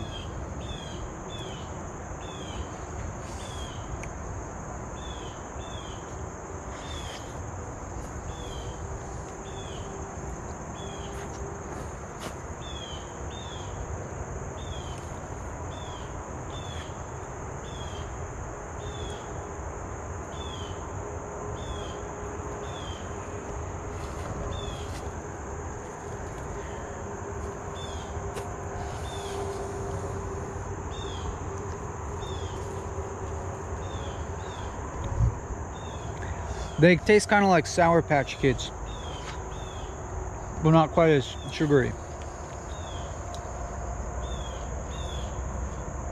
So good. I mean, like,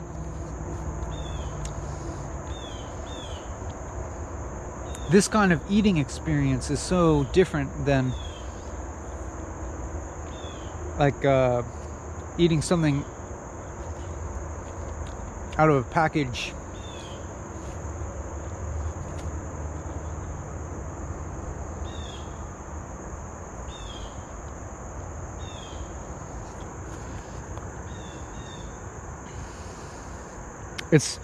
I talked about this, picking berries, and picking berries, the ultimate pain-free activity. It's like pleasing to all these different senses while you're doing it, really engaging, like visually, tactilely, olfactory.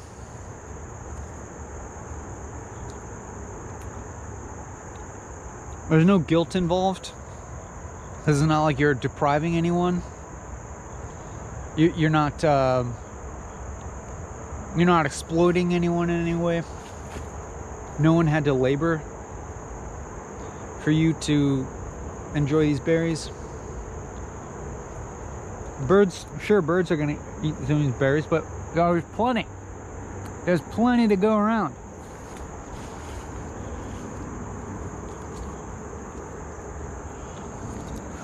And then they're not so sweet that it's like, that makes you feel like crap afterwards, you know? I could eat here for a long time and not feel lethargic or anything afterwards. They're so sour and red that they must be full of vitamin C.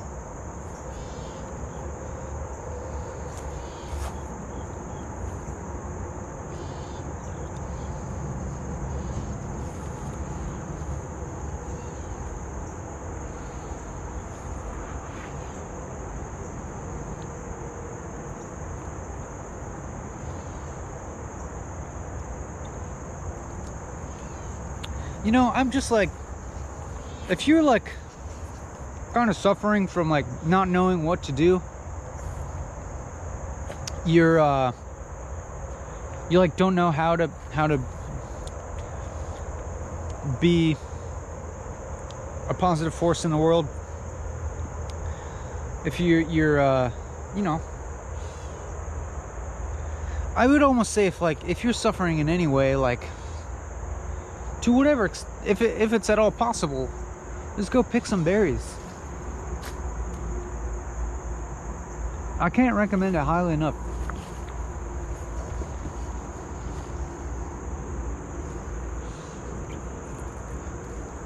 Or if you, I don't know, if you don't have access to that, I don't know what would be like a similar kind of activity.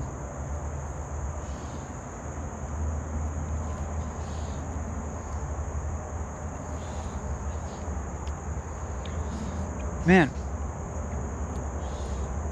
I know I said before, like, what do we need the word nature for? But here it becomes pretty undeniable that access to nature is highly beneficial to the psyche.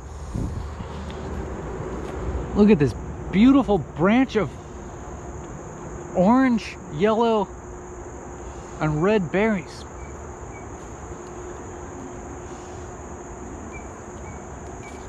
What splendor.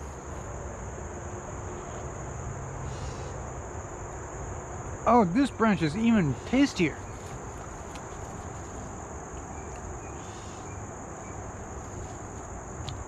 Look how many there are. I could do this for the rest of the episode.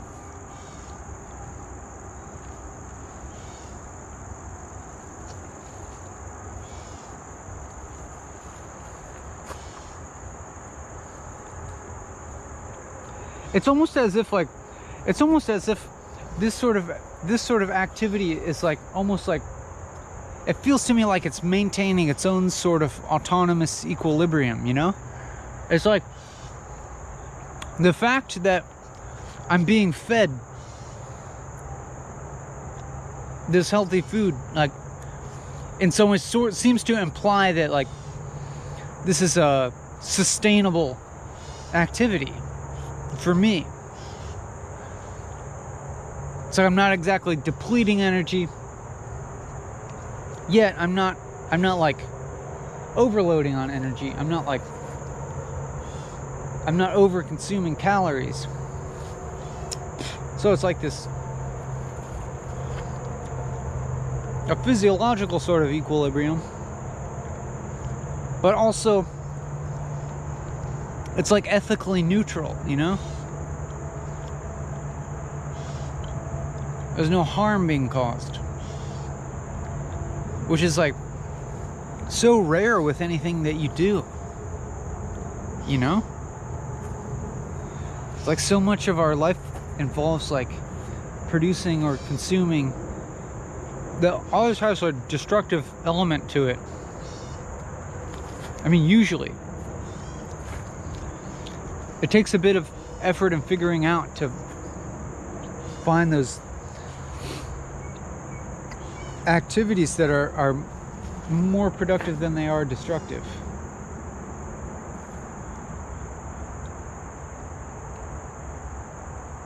And I mean that in the full, like, complex way of like all the forms of cause and effect that are linked with every action.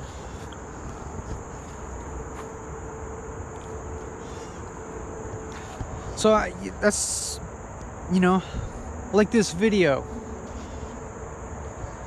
Like, it's hard to classify this as like merely work, you know? Like, obviously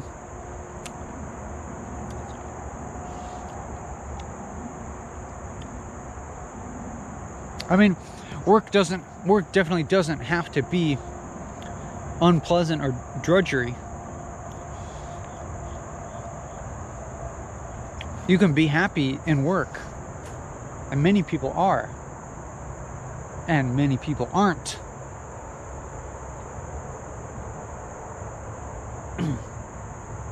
But like, this isn't just work in the fact that, like, it doesn't really, like, it's not like depleting me to where after it's over I have to like go home and like spend the money that I earned on pleasurable things. I mean, it's true that I will go home and I'll be hungry still probably and need to eat something that involves some actual like protein and fat.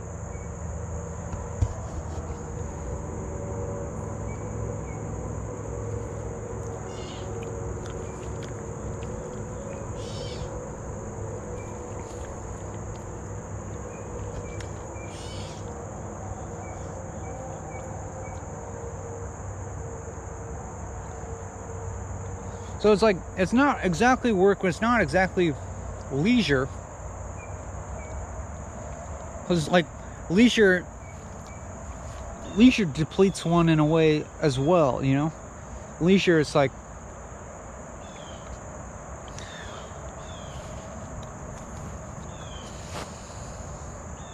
it's sort of like a counterpart to work. Or like you need kind of both of those to balance out. I think this activity is like closer to balanced, you know? Like, you have too much leisure, things are gonna fall apart, you know? Your life's gonna fall apart. You're going to become unhealthy. Your mind will become weak.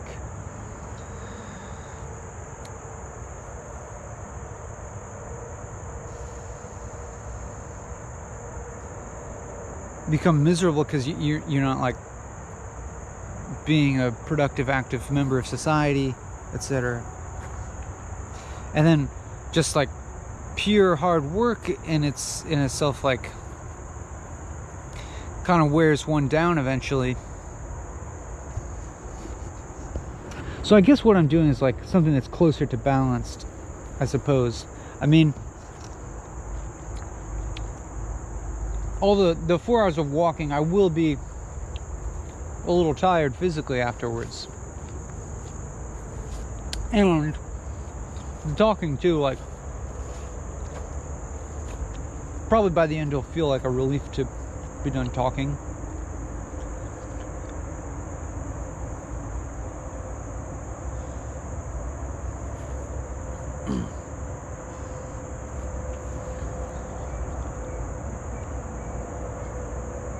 And it's not like exactly a job in the traditional sense of the word. And that, like, I'm not really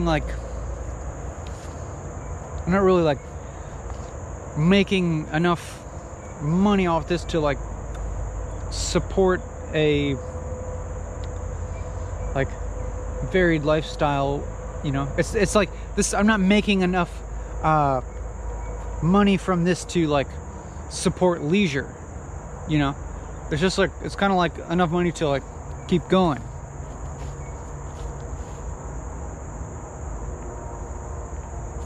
But that's okay, because it's like, it's the sort of thing that I feel like I can keep going on without needing some extra like leisure vacation or something.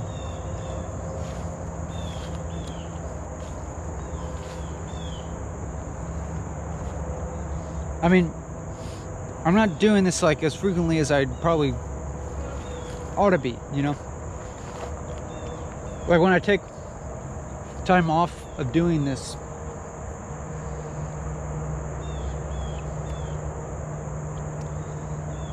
I don't know. I may not actually be as happy as I am when I am doing this.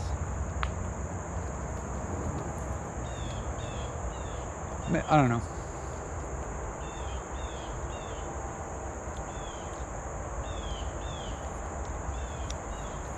It's all different shapes of existence.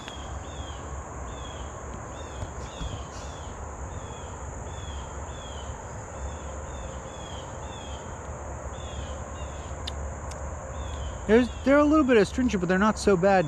My mouth's not getting completely dried out. Want more of these high ones. These branches are the tasty ones.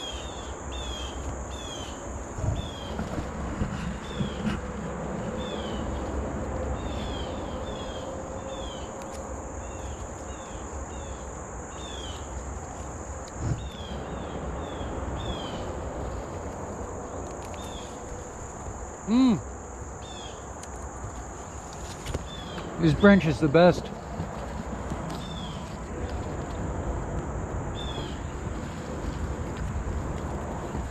Oh my God.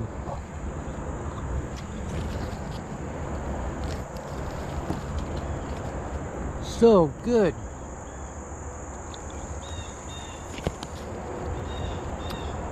So refreshing.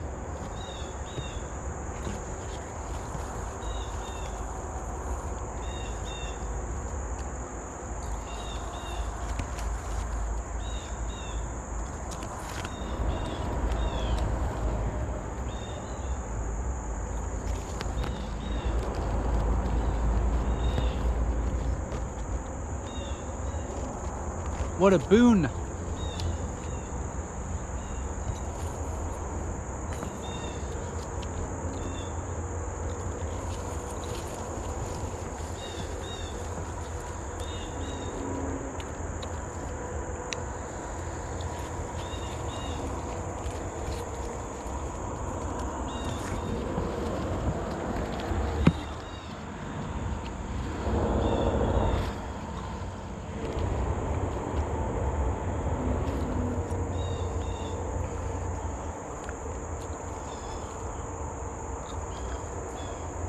I think this plant is called, in Latin, Elaeagnus umbellifera or something like that.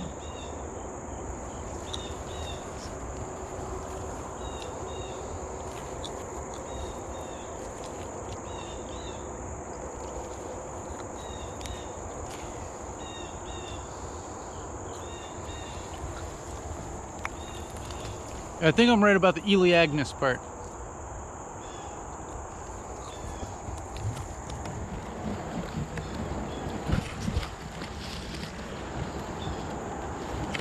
Maybe I should walk around a little bit and then come back. Let a little room clear in my belly.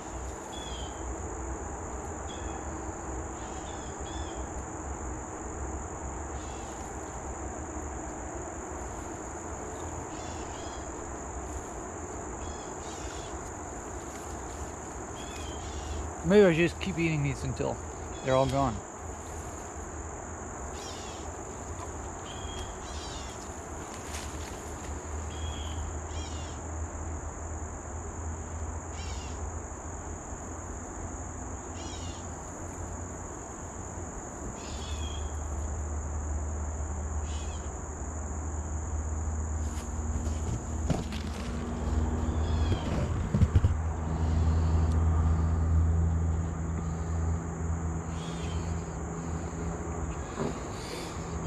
They're gorgeous berries.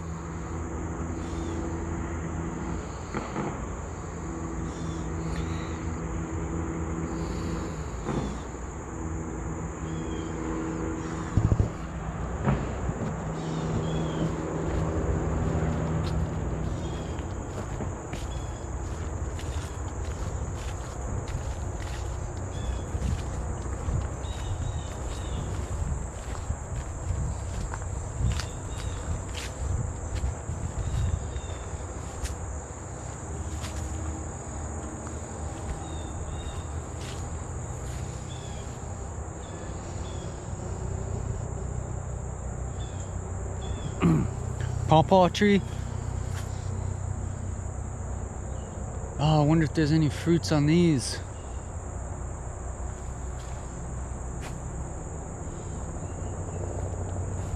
It's been way too long since I've eaten a pawpaw.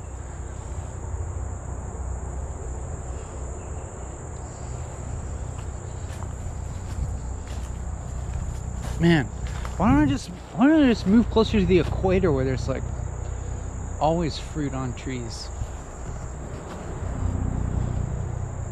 Why am I up here suffering in a northern city?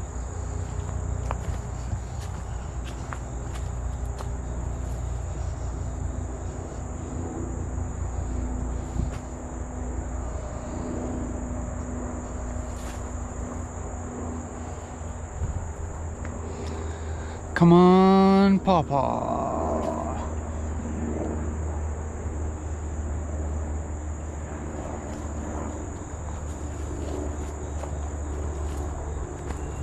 This is actually close to the time of year when they're ripe. Oh man.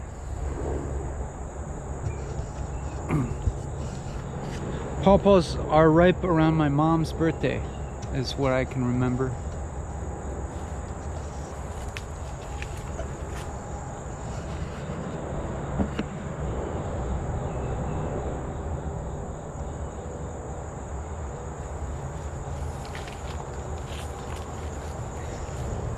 Actually around the same time as my birthday too.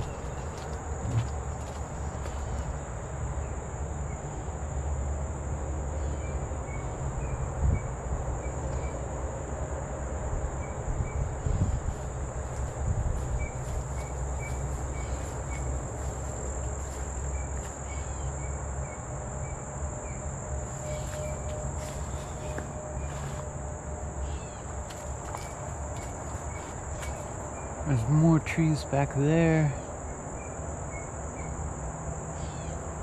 Not seeing any fruit.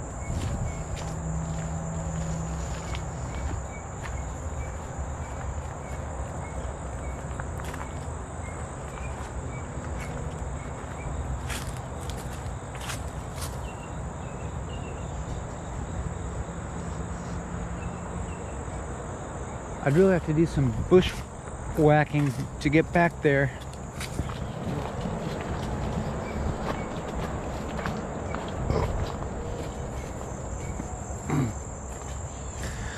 It's kind of dense.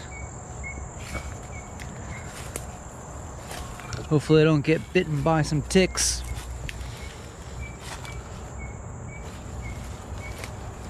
Whoa, there's a, ow. Got thorns in me. There's a ghoul bug. Ow. Bunch of thorns sticking in me. Ow.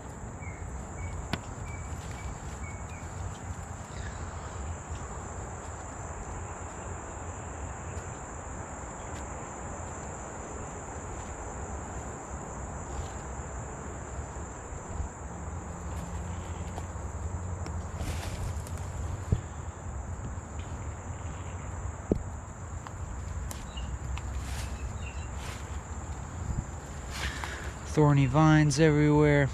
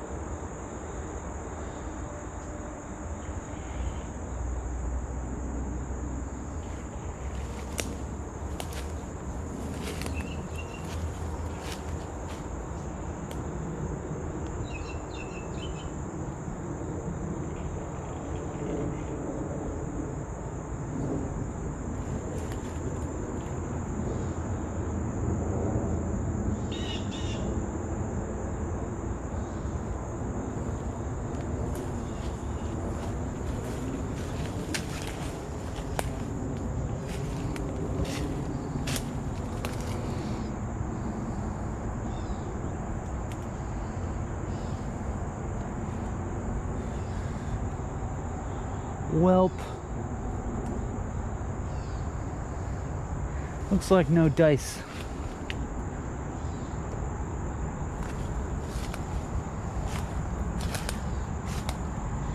Some really old looking bottles and jars.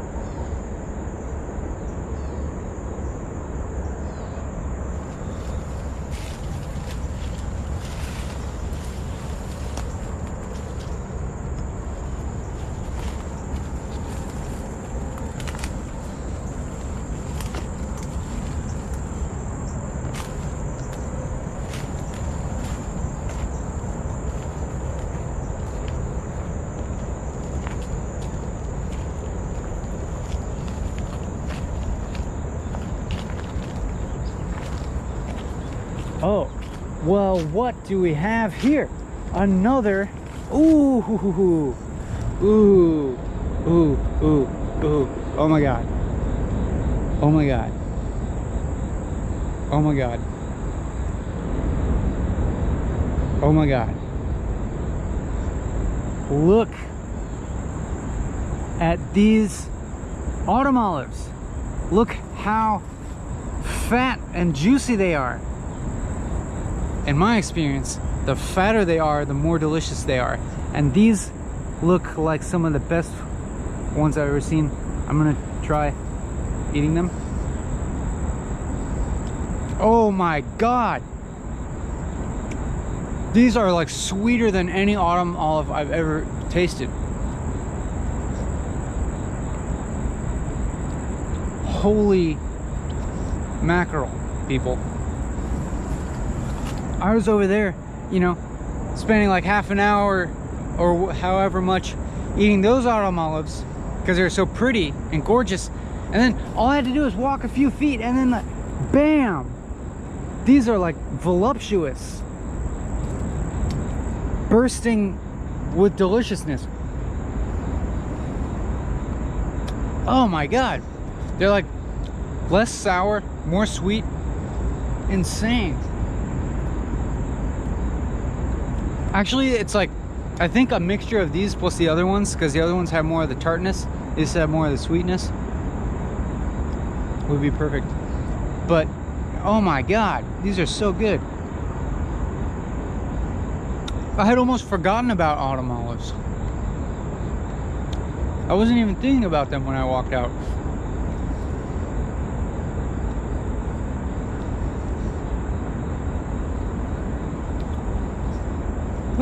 Look how abundant these are.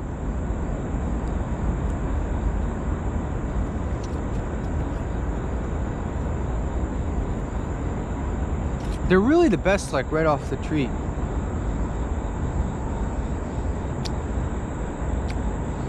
Sometimes I'll harvest a whole bunch and take them home, but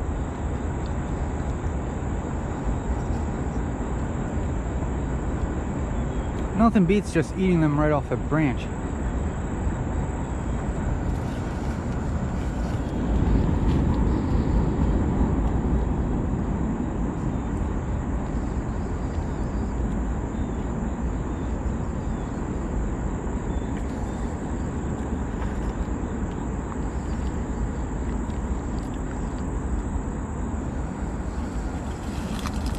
There's all these thistle flowers with their cottony seeds. These are, even though they're sweet, there's actually, there is a little bit of astringency, but it's kind of fun, actually. It's kind of fun to like have your mouth feel cottony.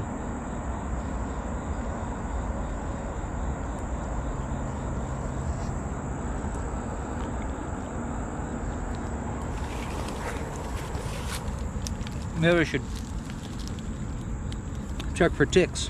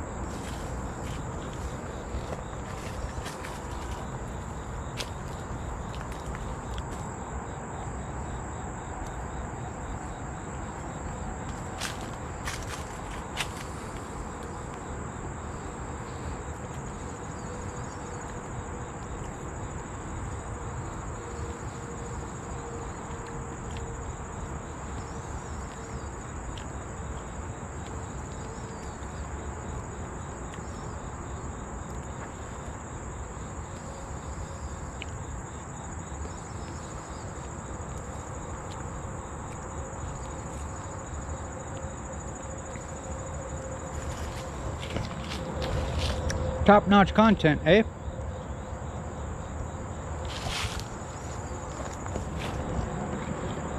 I'm drawn to these berries like a magnet, like a moth to a flame. My mouth is actually getting really cottony, really dry.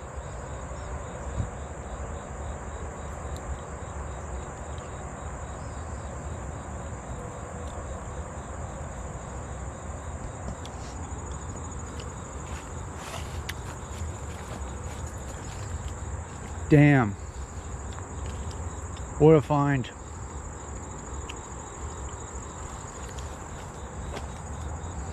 There's another one. Or is that the same one? That's the same one. Oh man.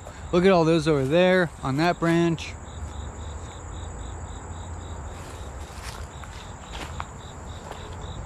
Good grief.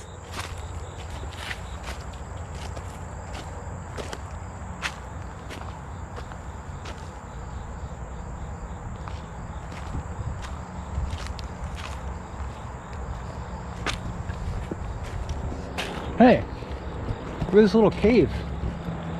I don't remember this being here before.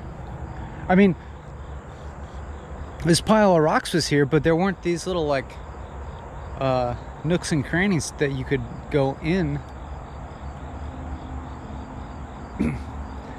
What the hell? YOLO. Yo. How do you? Which syllable do you stress when you say YOLO? Ah, shit.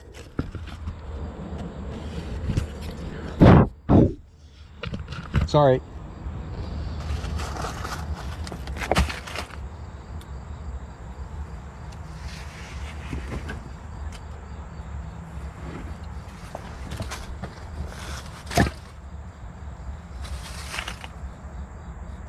Crickets.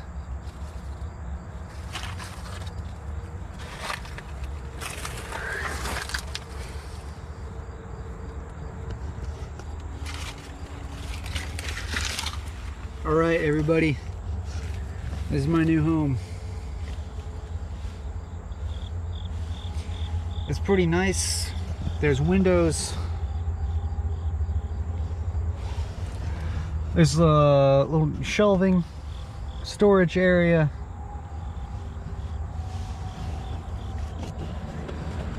There's a door. There's plenty of berries right outside. It's pretty chill.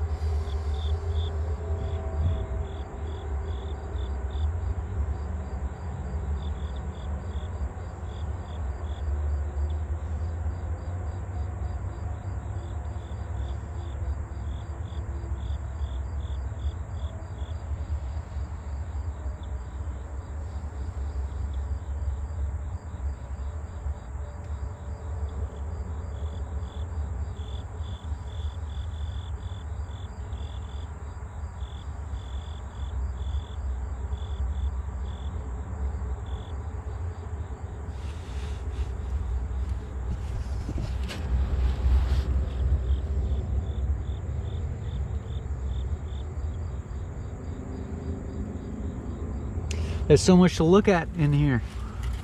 There's like, you know, little pieces of quartz in the walls.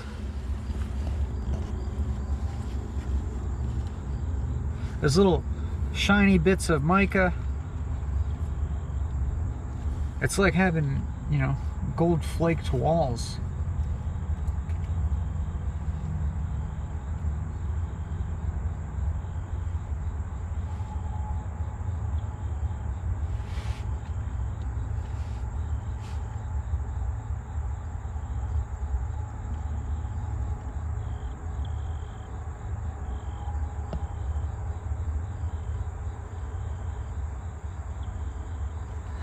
Alright, I think this episode's over.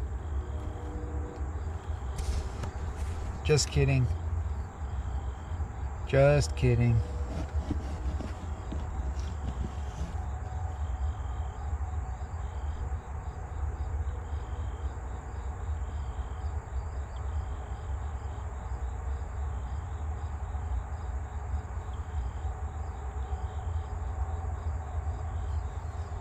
I'm reclining.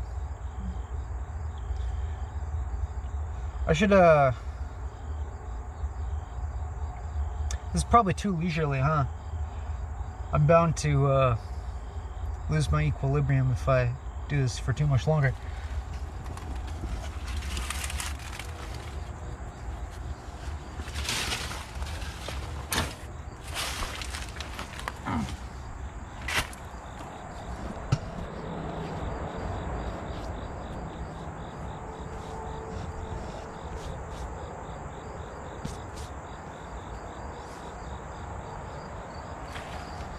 See, here's my neighbor's house.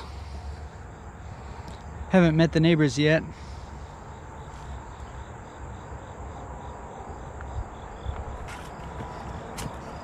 Oh, and here's my pet caterpillar.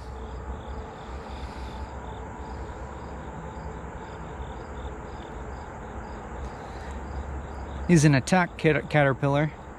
Scares the burglars away.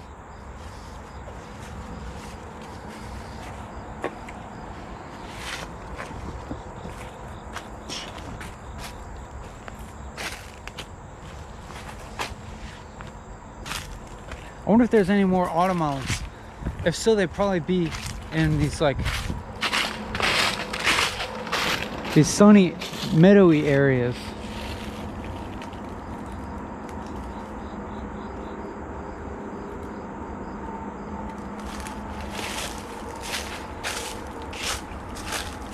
Ooh. Get a load of that.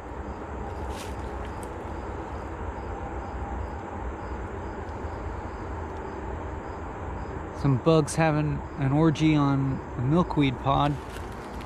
Oh, there's another one of those really weird bugs.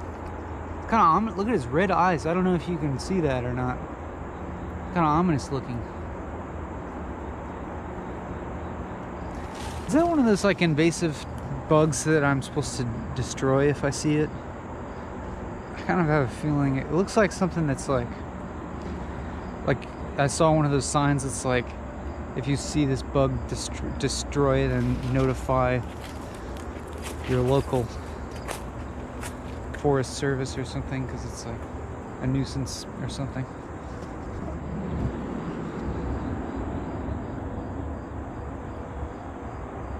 Let me show you again, just in case anybody out there knows how to identify this bug. Looks like a moth of some sort. Whoa! Holy crap! That thing just jumped like way harder than a grasshopper. It's like I was holding a branch and it jumped and I could feel the branch move from the force of it jumping. That was nuts. Whoa. Kind of scary actually. That thing creeps me out a little bit. It's a little bit evil looking.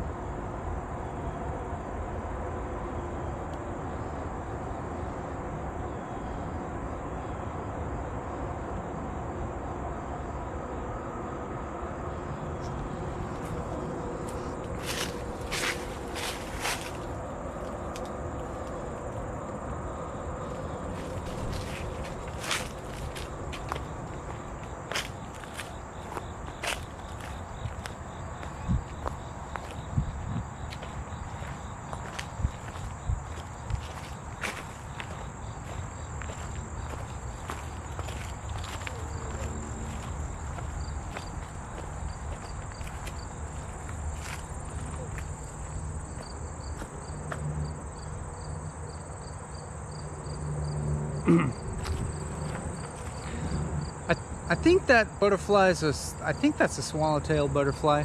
I don't know my butterflies that well, but I've seen some of those in my front yard where I'm like, I have this fennel plant in my front yard, and there's like dozens of these big green and black caterpillars on it, just munching away. And I've been told that they're swallowtail caterpillars, which leads me to believe that that's a swallowtail butterfly since I've seen them in proximity. Which means it's possible that I grew that butterfly in my yard.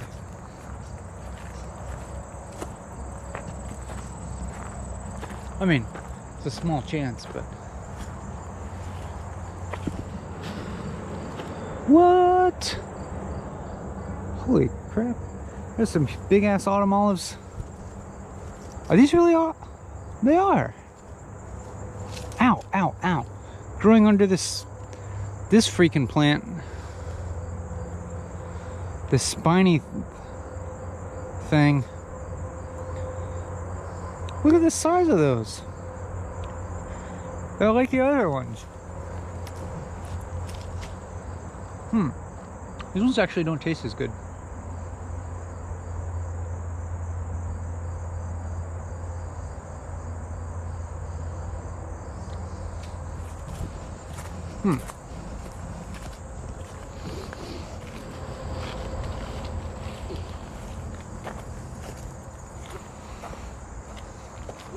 They're just like not very sweet or sour actually.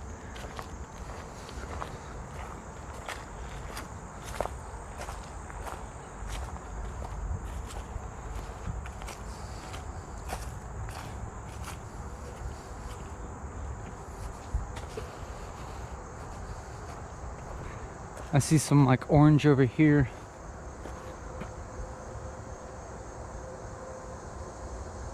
What are those, like rose hips or something?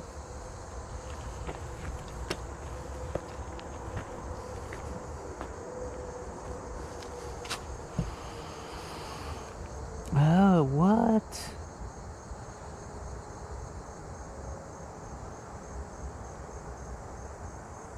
I'm not sure what this is.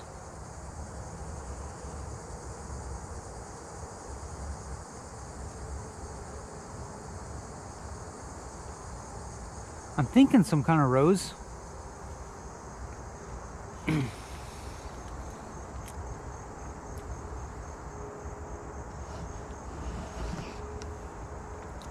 Yeah, my mouth feels weird.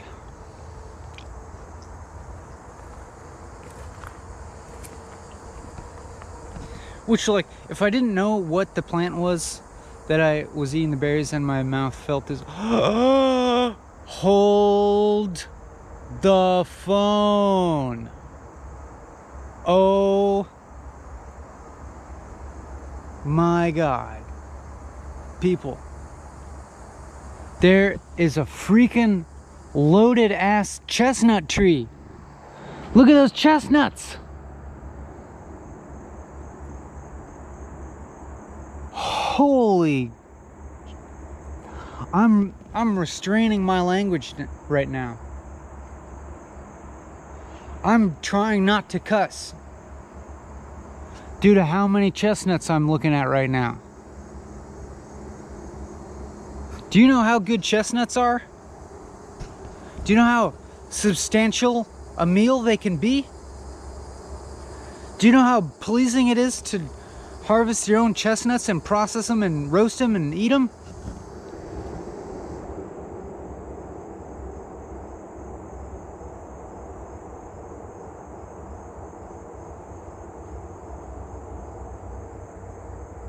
We have to find out, though, if there's more than one tree, because they need more than one tree to be fertile. And sometimes if there's just one tree around, sometimes they'll grow those spiky husks, but the nuts will be infertile, so the nuts will be empty.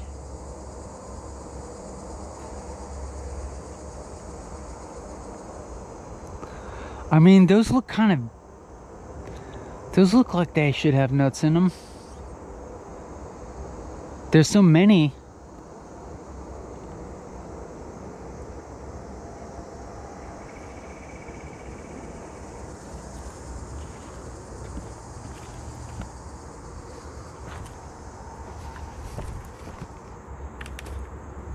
Crap, man, I've been wanting to find a chestnut tree like ever since I moved here. Longer even.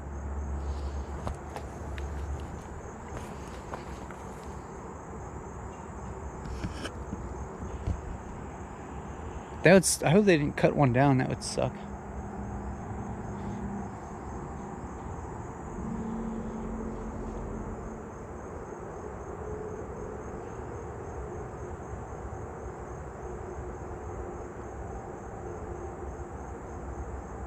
Are there more than one?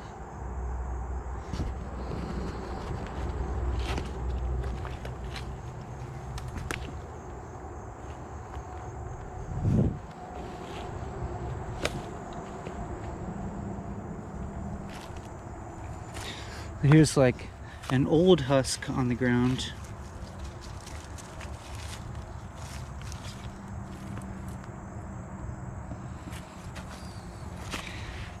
This looks like an old infertile one. Oh man, might be bad news. All these ones look like old infertile nuts. Damn it.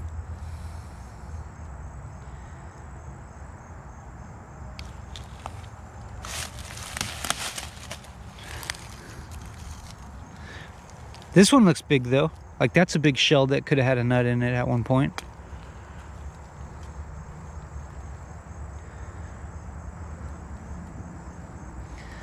Might just have to wait till these nuts drop. or these, you know, spiky balls drop, and then to find out whether they're fertile or not.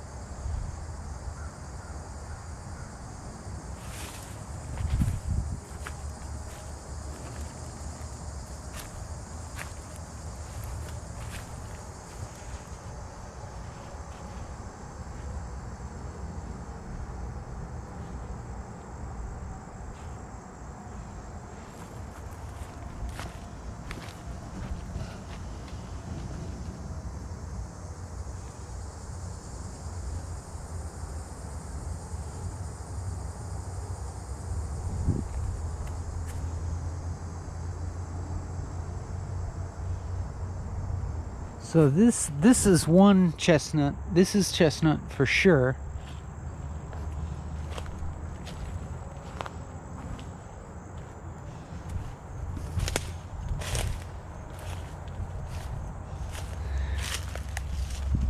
Here's a leaf from it.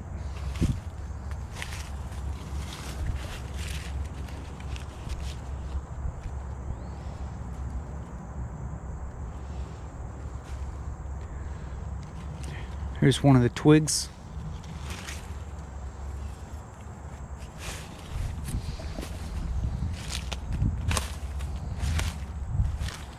And then there's this tree over here.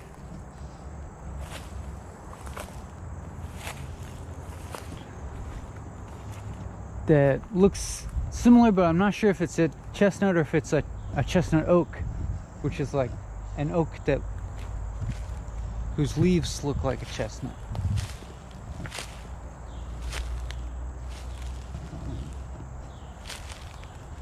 Let's investigate.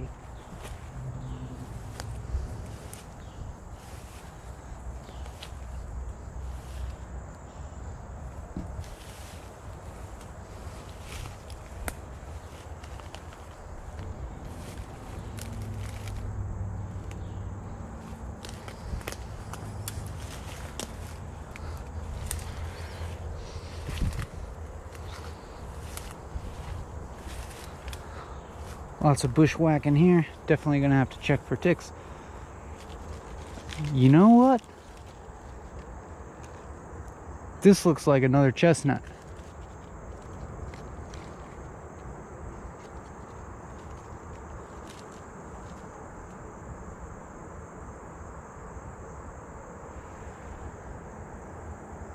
So this one doesn't appear to have the nuts on it.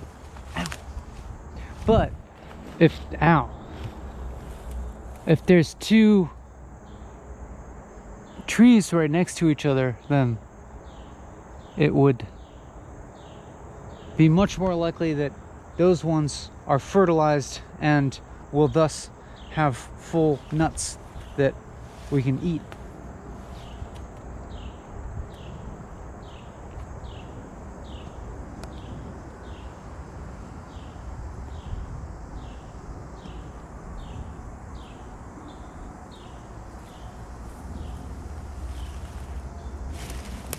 So I'm just gonna have to keep coming back here and checking.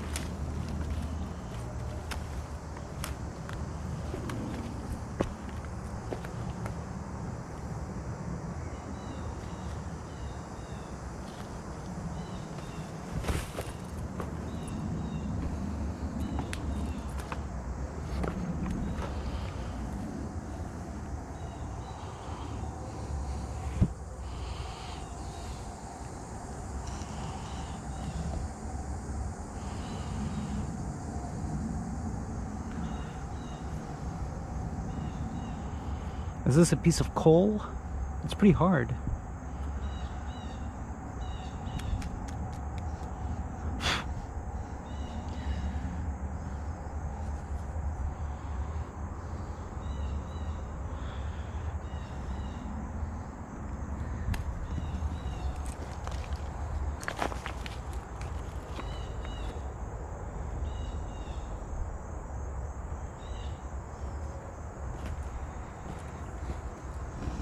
This day has been momentous, full of monumental, it's full of momentous discoveries.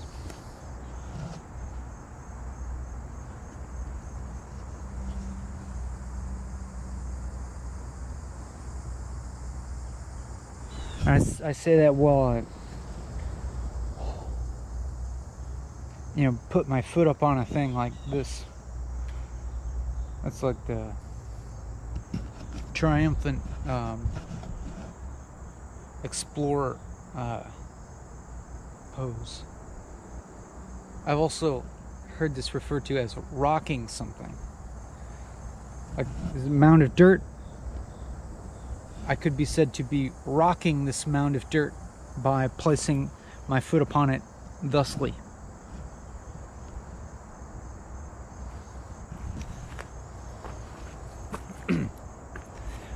Other objects commonly rocked in such a way include pickup trucks,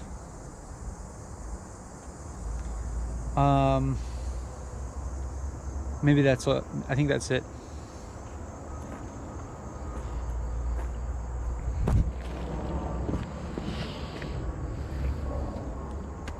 I guess like boulders.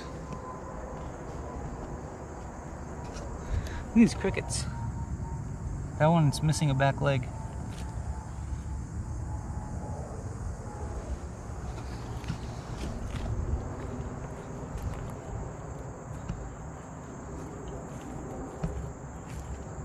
Pickup trucks, boulders, I think that's maybe a motorcycle? No, because you would just like sit on a motorcycle instead of rocking it.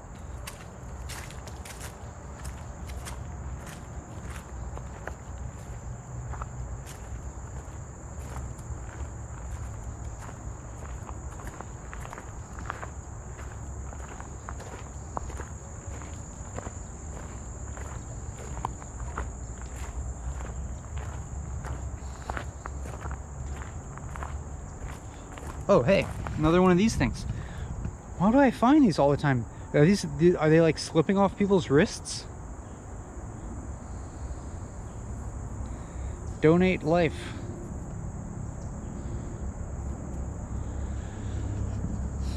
Will do.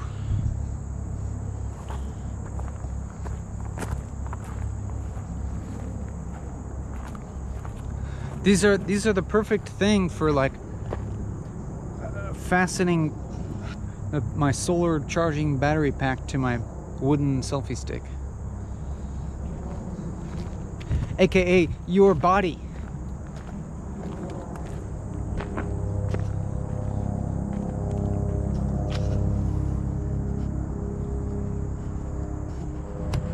You want to see your body? That's you. Well, I've removed your head. That's where your head goes.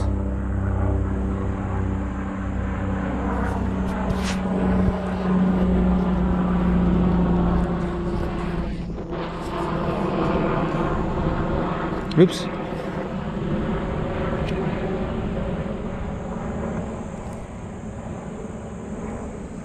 All right.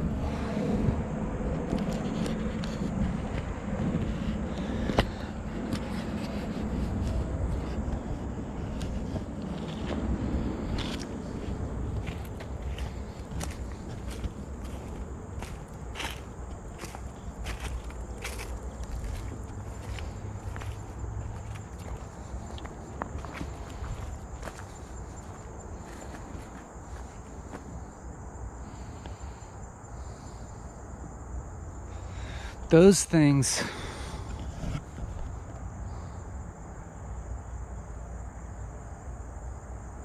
it's like they look kind of similar to elderberries, but pretty sure they're not.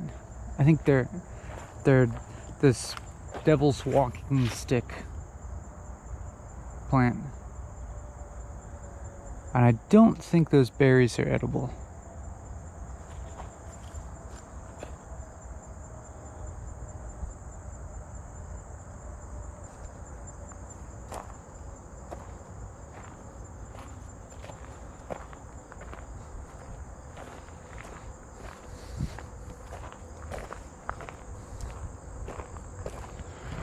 Remember earlier in this episode we found the butternuts?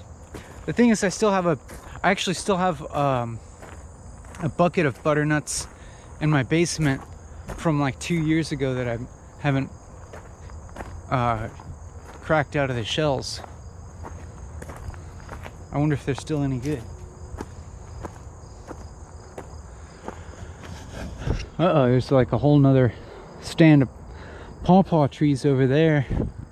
Oh, there's some tall ones. It's like shady over there, you know. They're less likely to bear fruit if they're in the shade. But still, I want to know if there's a pawpaw fruit over there. I must know.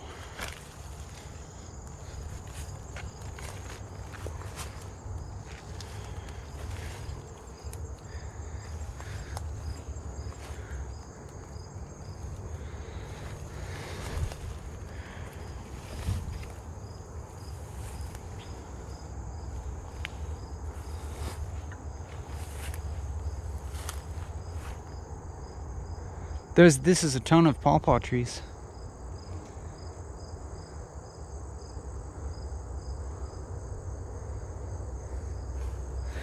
These are all pretty low ones, which means they're probably pretty young to have fruit on them.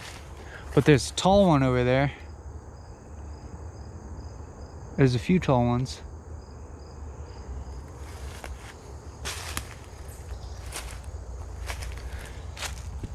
Some deer poop. Means there's deer around, which means there might be some ticks with Lyme disease around.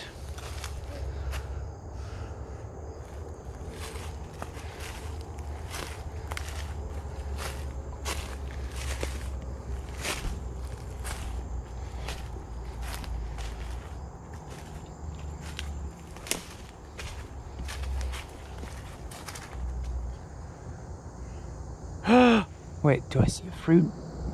I don't know, it might just be a shadow. I think I see a fruit. I think I see a pawpaw. Oh yeah, I see a pawpaw. Oh shit, I see 4 pawpaws. I don't know if you can see that from here.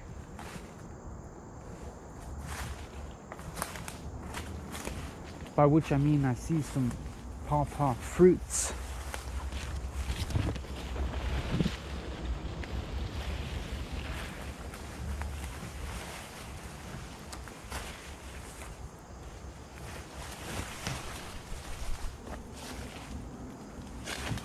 Damn, this day just keeps on getting better and better. Where'd they go? Where'd they go?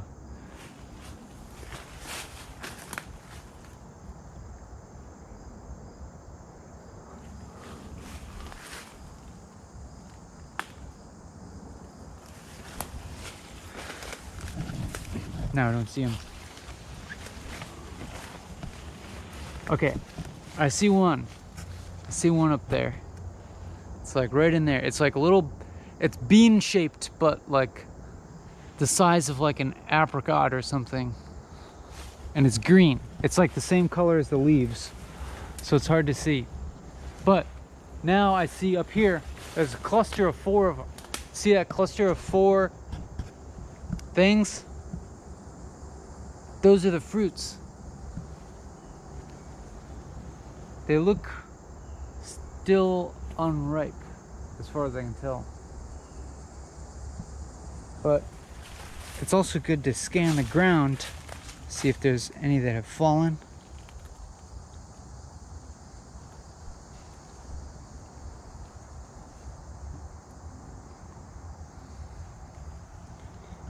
Problem is that if anybody like lives here that's watching, if anybody like lives near where I'm filming and they know where I'm at, then they can come steal my pawpaws now.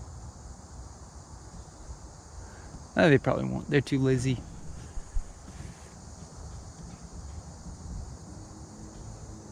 Or they have better things to do, I should say.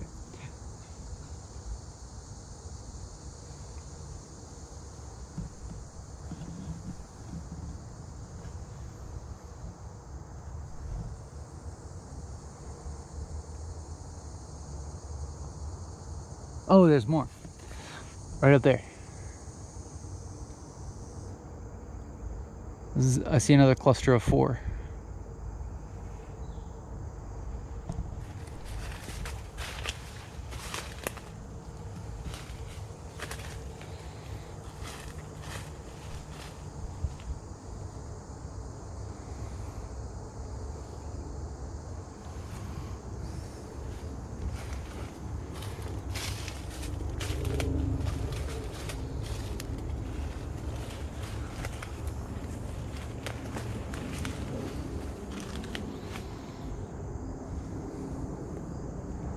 There's one up there.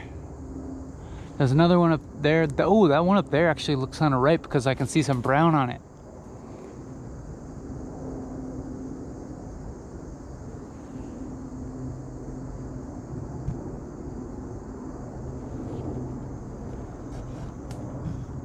That might be ripe, but it's very high up there.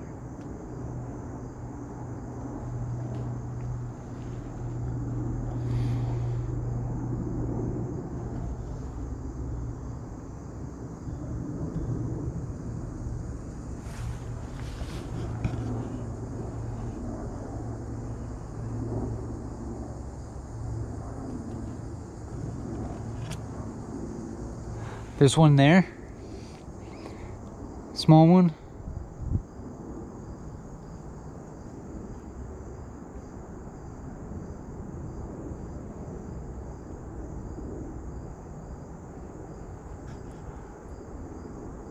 Man, I have this temptation to throw you up there towards the pawpaw so you can see it better, or maybe even knock it down for me. Let me take my backpack off.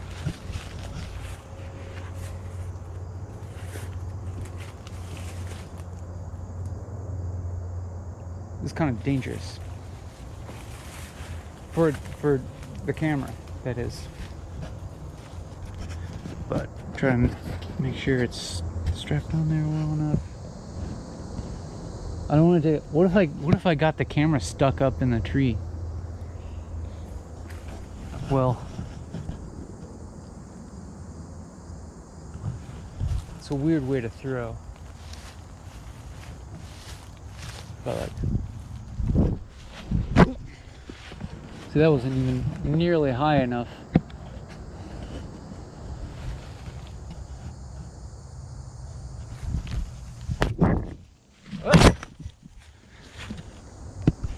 A little treacherous here.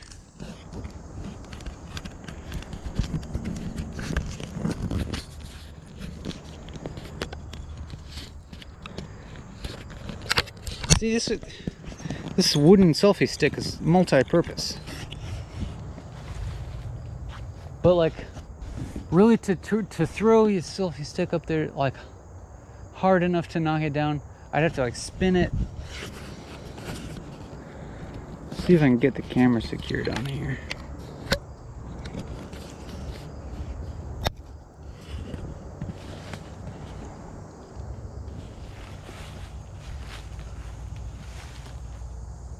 Oh, there's a lower target, but that one looks less ripe. Oh, and there's these ones. Oh, there's ones over here.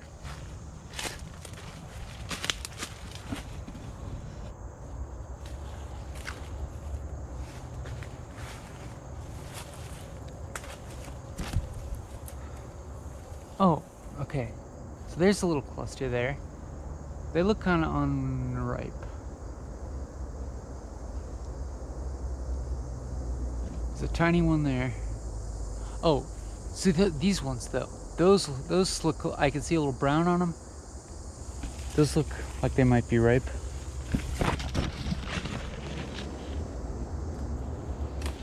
But I'm in a weird spot where there's these branches in the way down here, which might make it hard to catch the camera.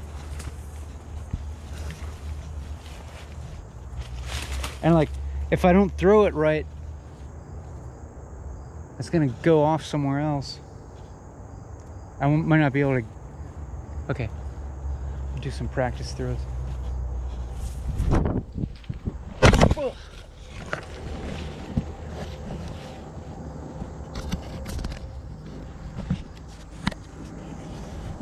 Okay, I'm gonna throw you towards the pawpaw, and if you get close enough to it, just try to whack it off of the branch.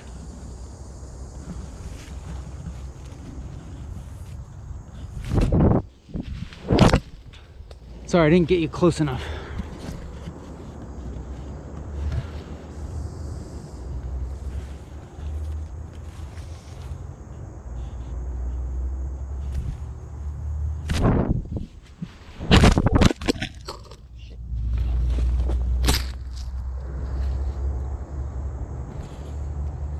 You fell off your body. But you seem okay. Seems like no damage done.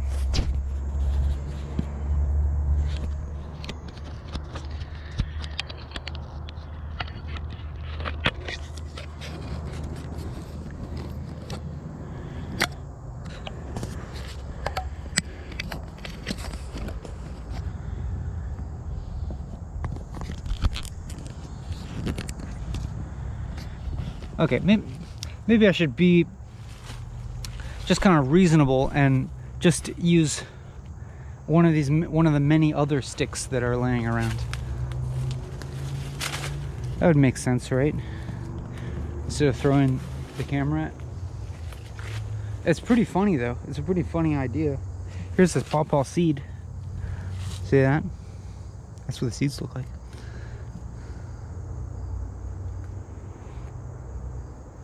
Now, okay, is there actually a good throwing stick? But what I should do really is I should just try the shake method. I should just shake this tree. See. Alright, let's see if this pawpaw falls.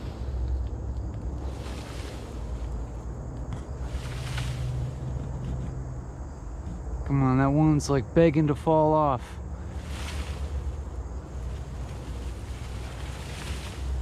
Come on.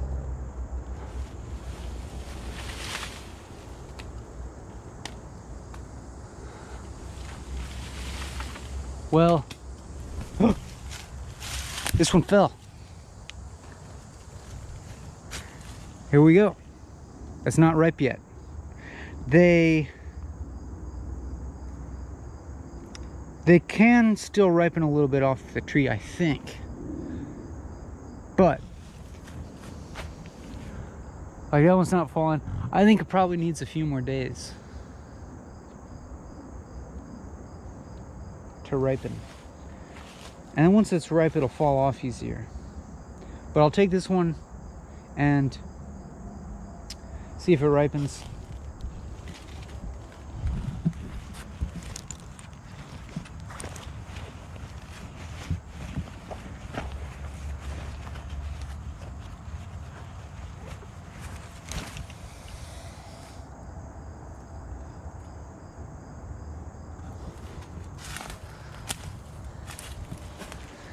Now what about those other ones?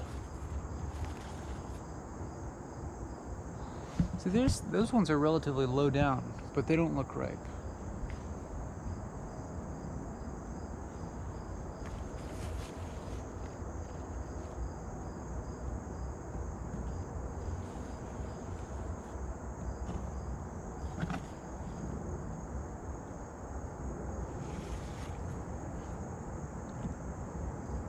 See, this one I'm looking up here, like the biggest one that I'm looking at here, has some brown on it, which makes me think it might be ripe. And it is a shakeable tree. Whoa. Whoa. Something just came crashing down behind me. Hello. Ooh, ooh, ooh, ooh. This one is soft. Hell yes.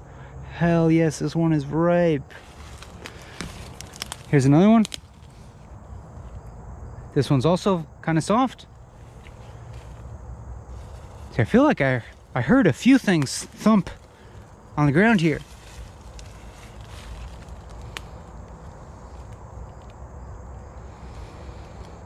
Was there a third one?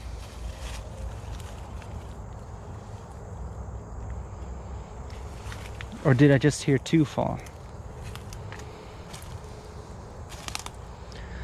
Hell yeah, I got two ripe pawpaws. What a day.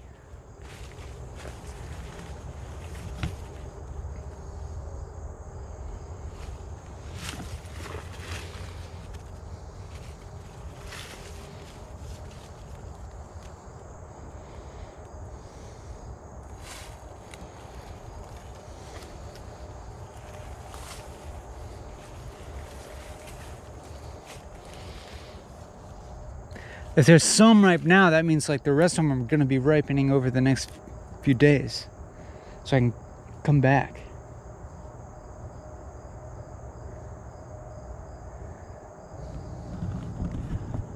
Hell yeah, should I give another shake? See what else falls down?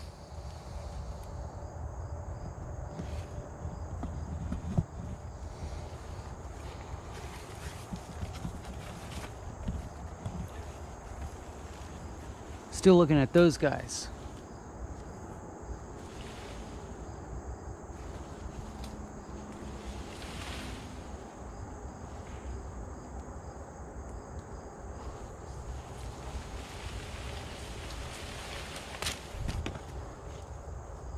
What's that?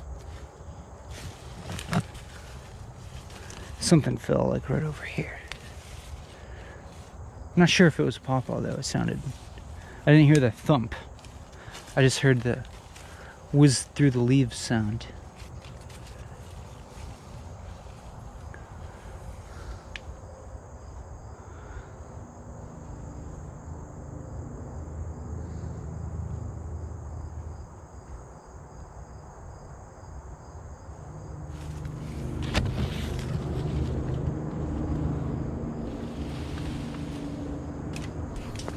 Okay, I think that was just a twig.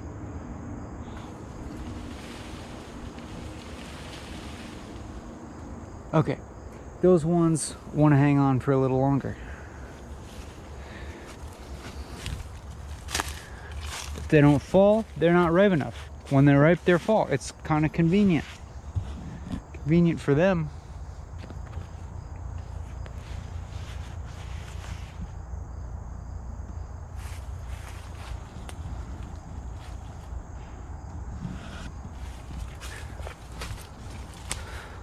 There's also this narrow tree has a little one up there.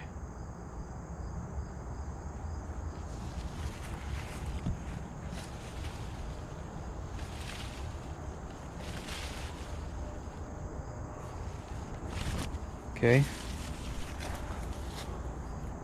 This one, it's got a cluster.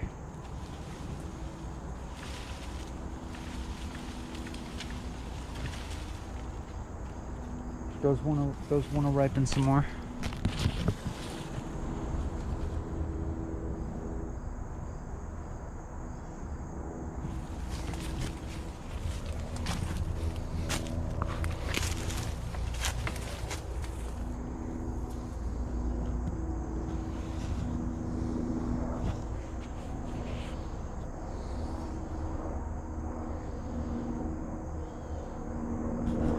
There's a little one that's like not very high up. I think I already shook that tree though. I think that's the one I was shaking.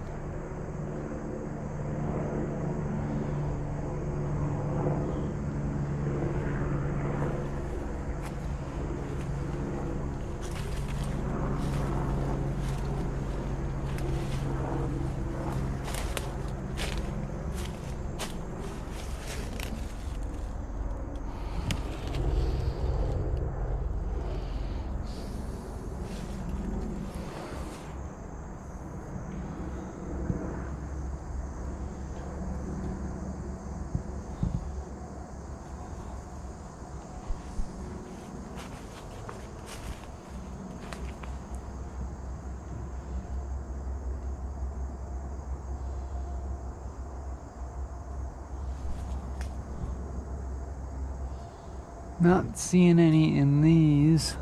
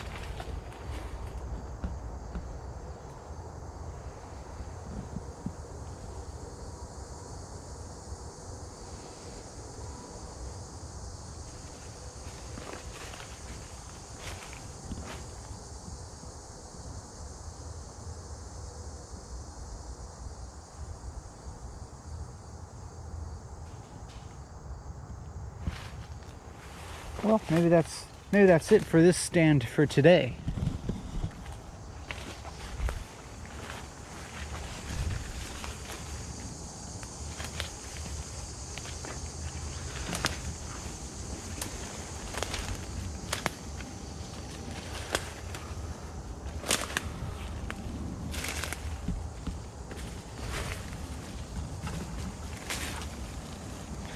Oh, there's a cool amanita mushroom popping up right there. That white thing.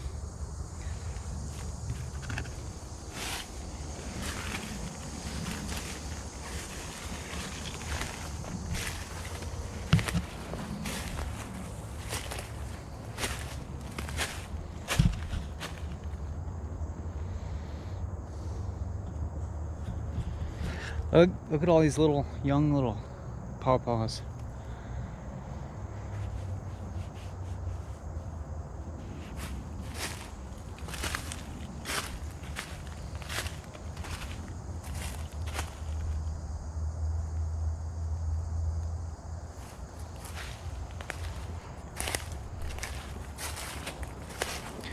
Well, I'm excited.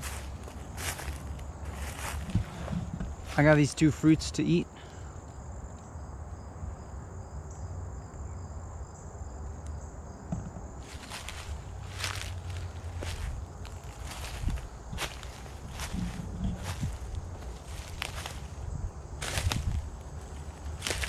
It's the first time I've found pawpaw trees with fruit on them in this city.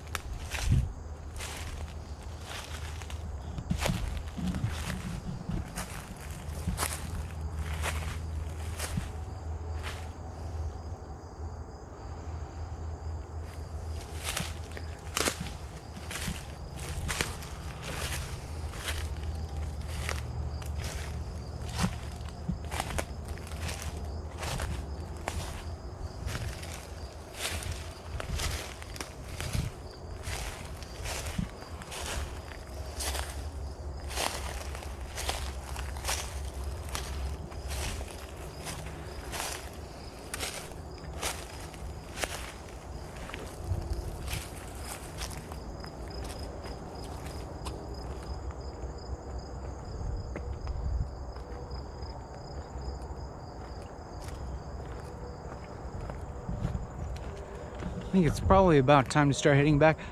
I hope you don't mind if I do the next Walk and Talk episode in the same place.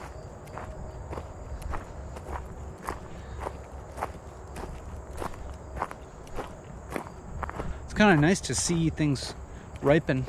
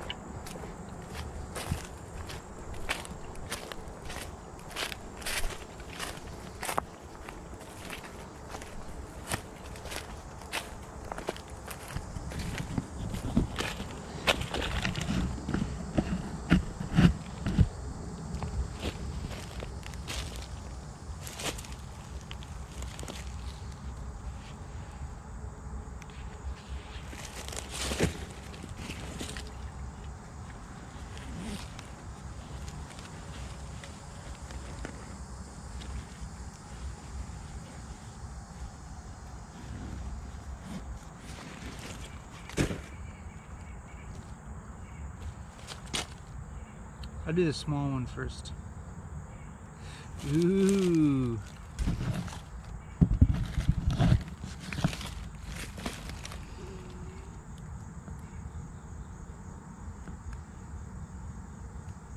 Oh yeah. This is the only member of this plant family that grows this north. They're mostly all like tropical fruits, you know? It's kind of like a mango. It's the custard apple family. Mmm. Very unique. Really unique flavor.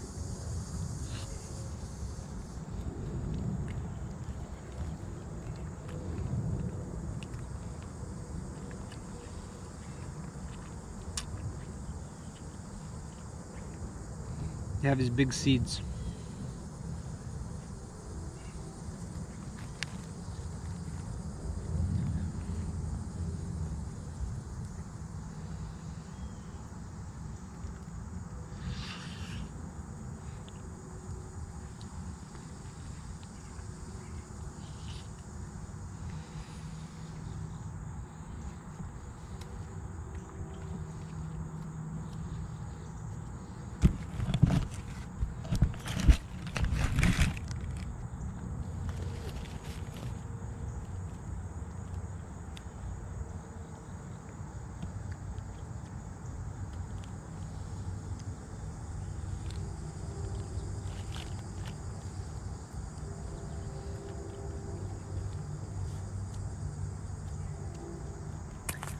That was the tiny one. Here's the bigger one.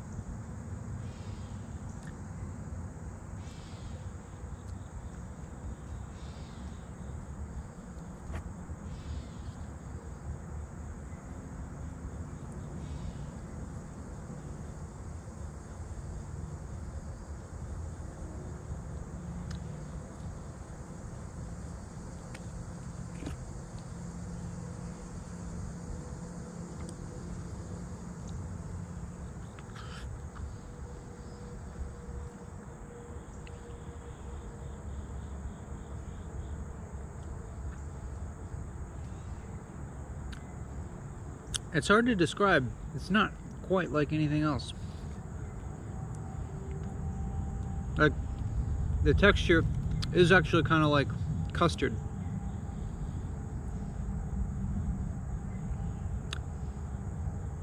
Like if you ever had an egg tart. A Portuguese egg tart. That's what the texture is like. But then the flavor is a little bit more like a mango.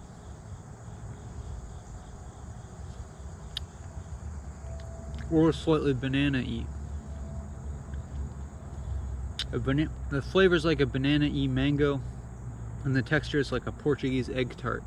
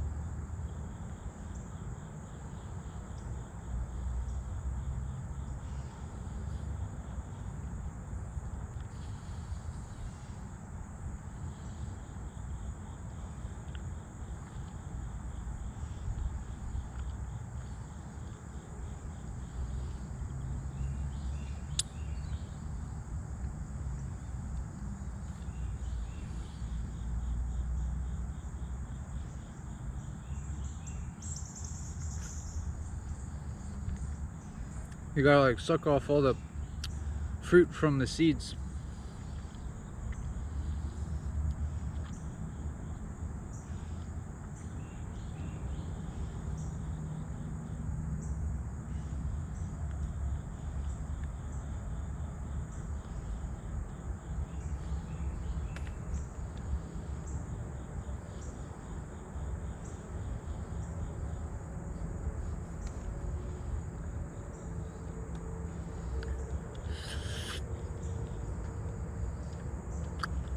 Maybe I should just start putting clickbaity titles on all my videos.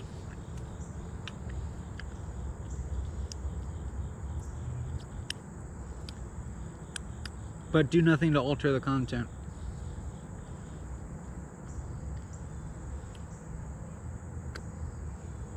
Look, in this video I could title it like How to Survive in the Woods. How to survive the apocalypse. Essential skills you'll need for survival.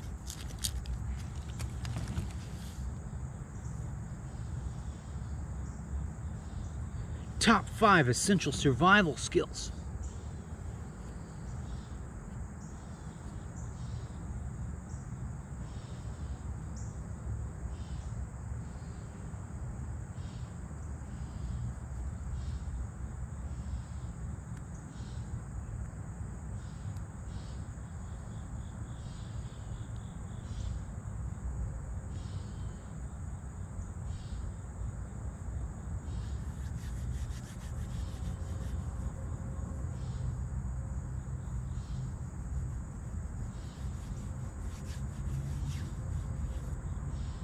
I think I spend too much time in the city.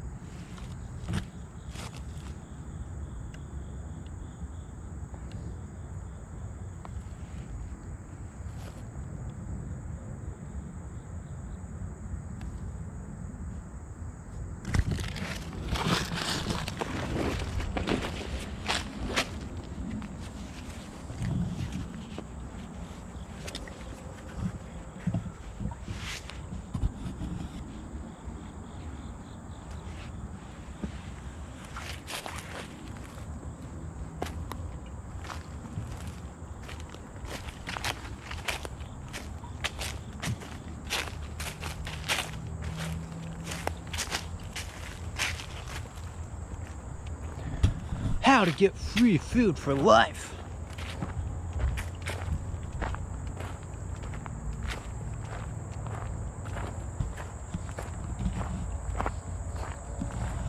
How to make money on YouTube.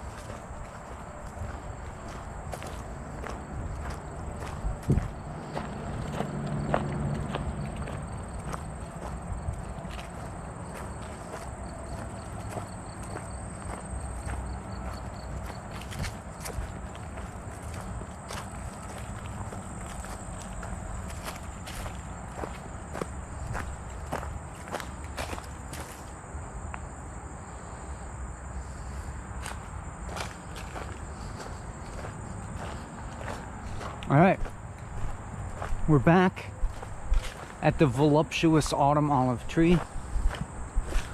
So I'm gonna have to gorge myself a little bit more. This is the quintessential autumn combo for my part of the world. Pawpaws and autumn olives. The only thing missing is spice berries. They grow around here too. I just haven't seen any in this immediate vicinity. It's snowing already.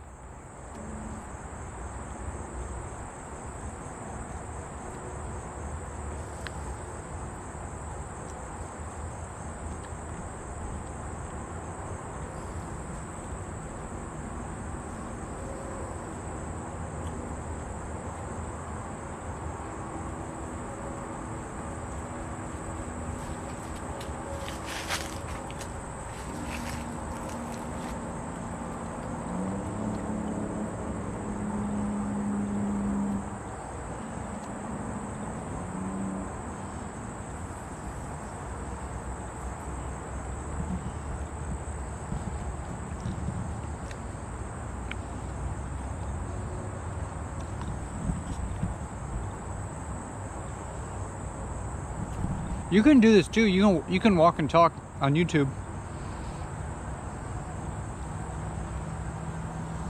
Do it for however long you want.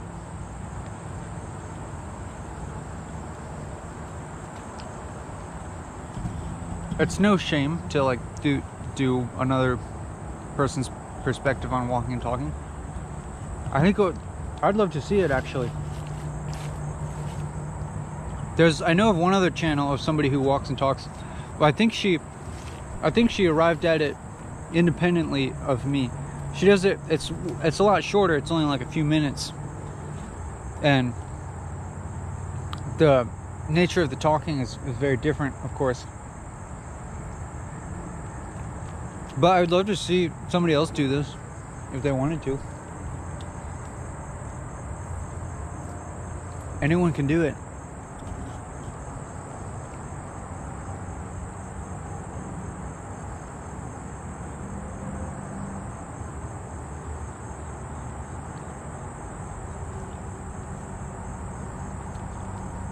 The duration is good though. It's like, choose a duration that's a challenge for you.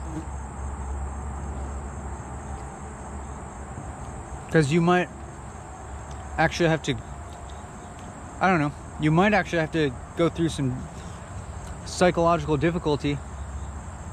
But if you make it to your goal, you'll get through the psychological difficulty.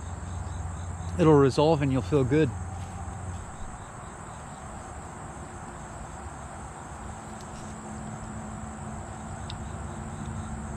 You'll learn something about yourself and about your mind.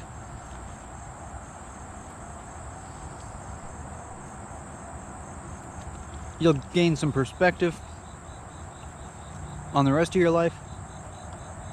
Maybe you'll find some berries.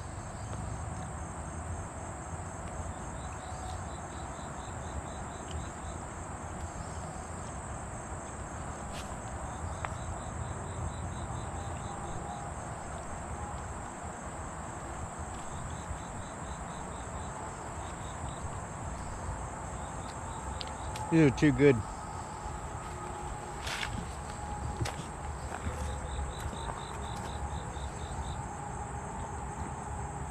I'm tempted to pick some to take home, but I can't. They're pale in comparison to eating them off the tree. Plus, I can't, it's hard for me to pick them without eating them. I don't want to. Enough. These are the other pawpaw trees where I didn't see any fruit.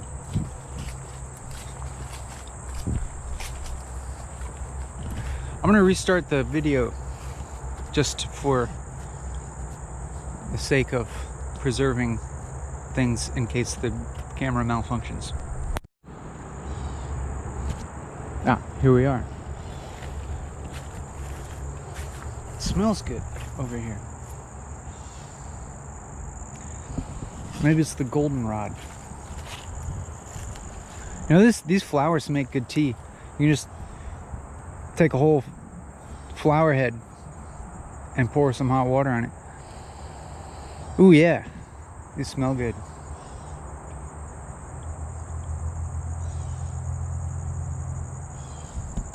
And there's a cool bug.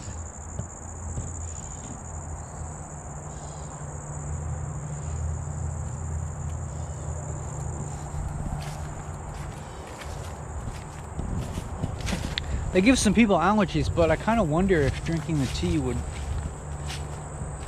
help with that.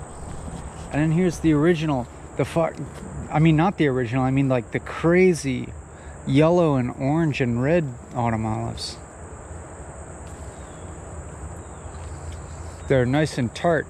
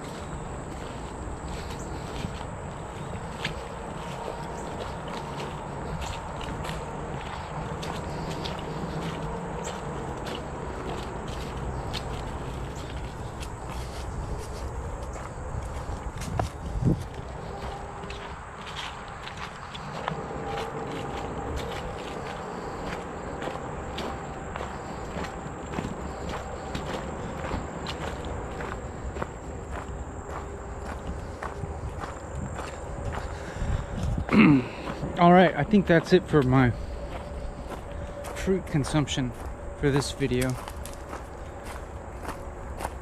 We're walking back along the path where up until that point I didn't find anything to eat.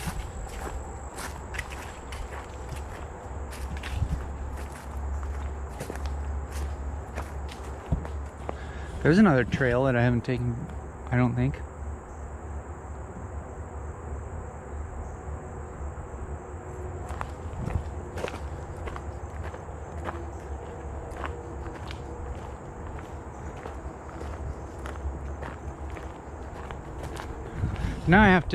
Now I have to talk without having such external objects to talk about. It's kind of like back to work now. I mean, we could just like stand and look at these butterflies for an hour.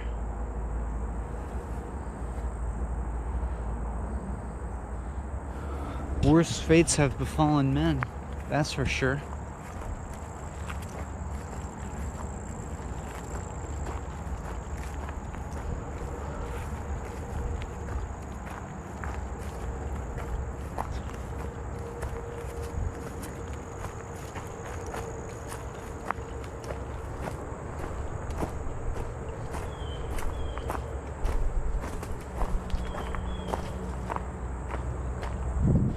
These look a little bit like the autumn olives, but they're not. They're honeysuckle, and they taste terrible and are not good to eat.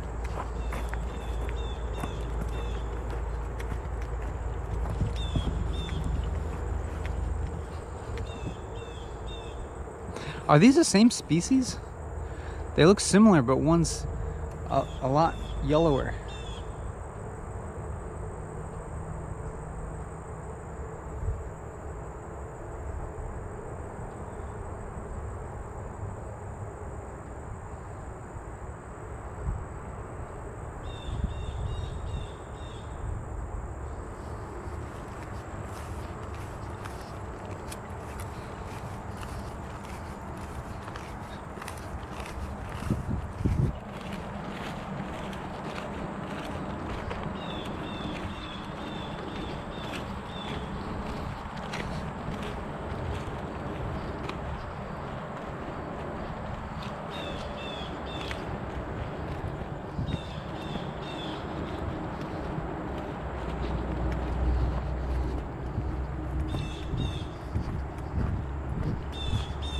I think I should maybe take a pee before I go back out on the big trail.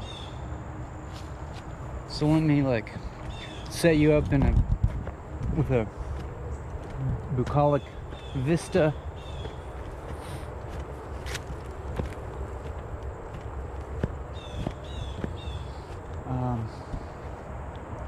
If I can.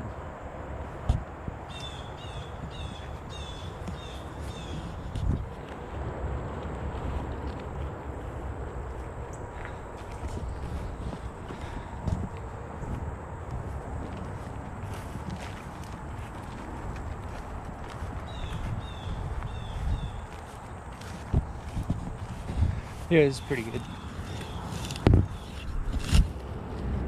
I'll be right back.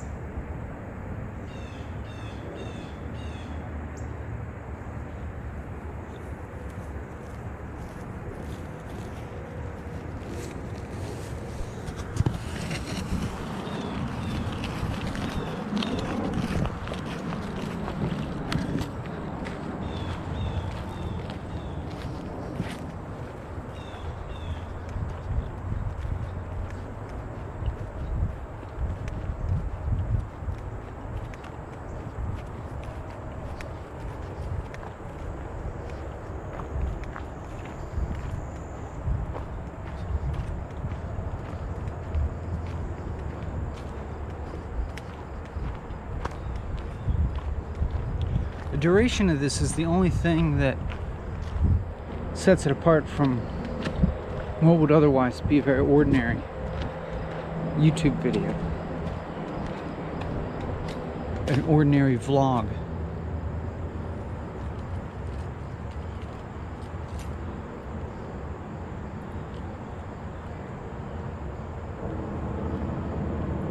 And I consider making lots of clips of these that are, you know, clip 10 minutes of talking about a particular subject and title it according to that subject. I could do that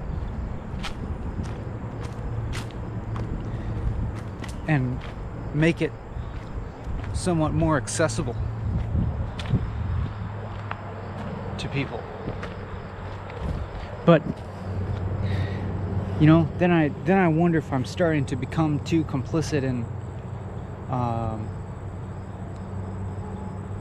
a form of media consumption that might ultimately be kind of harmful.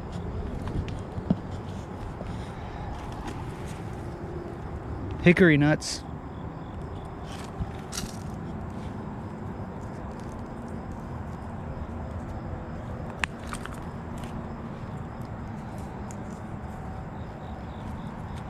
Some squirrel probably ate that one.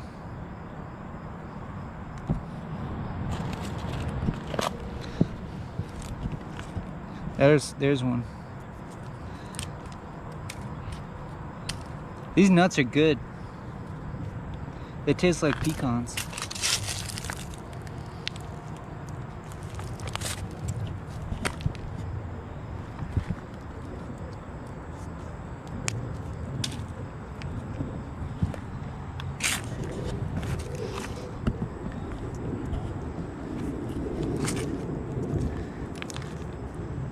They're kind of hard work to get out of the shell, but they are delicious. I mean, I'm taking the husk off now. That's the easy part. The harder part is like cracking these shells open and getting the meat out, because it's like a walnut, like how the meat's all like intertwined with the shell.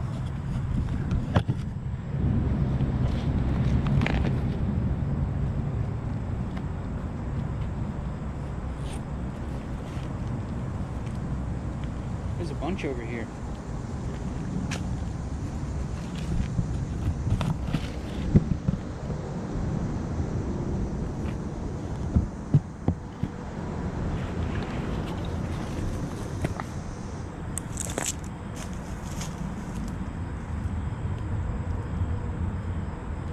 much food everywhere.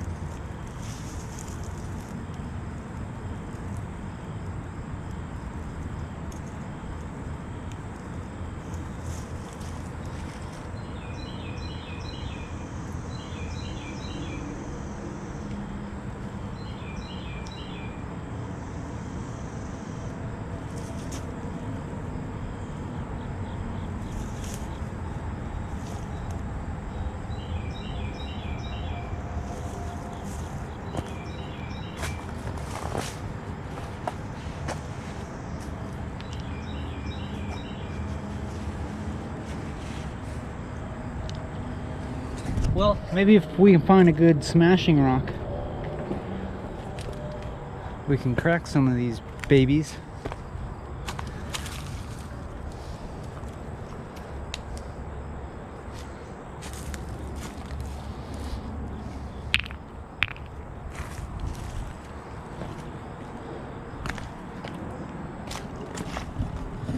There we go. Oops.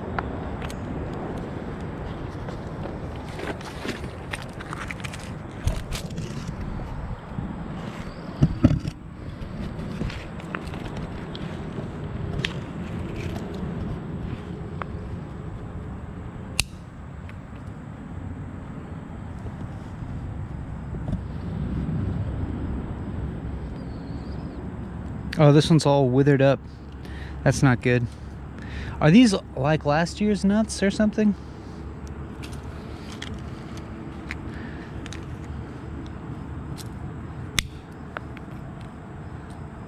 Yeah, this one's all withered up too.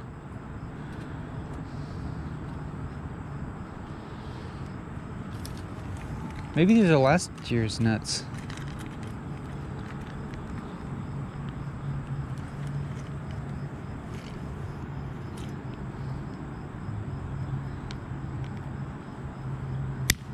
Yeah, I think they are. So they crack a little too easily.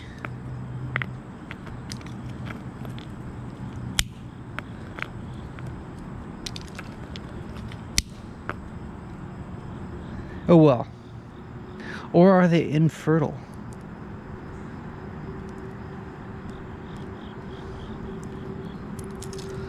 Are they like premature?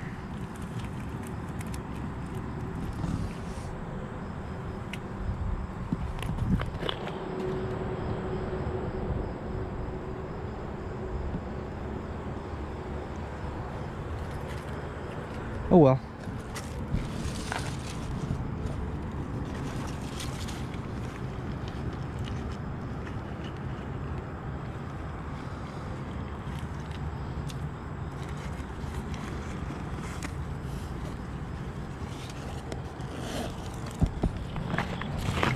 I'll try this one last one, because it looks kind of good. Nope. And then I'm just gonna smash the rest of them because it's fun.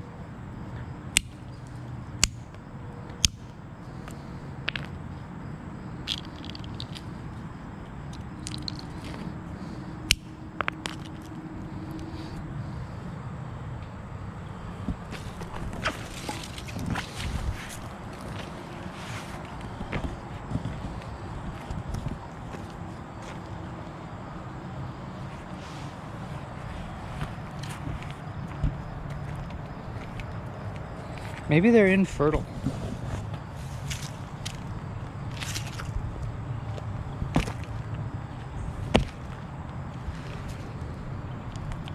Like this one is green, so it has to be this year's.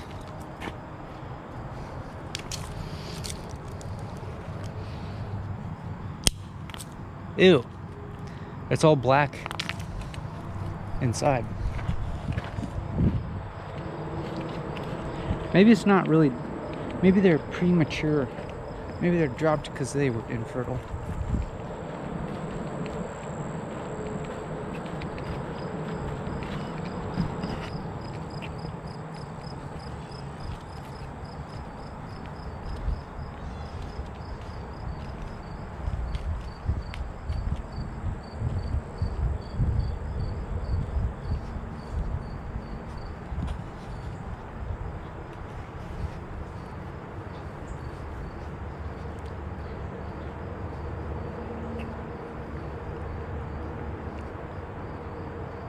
More eye contact, right?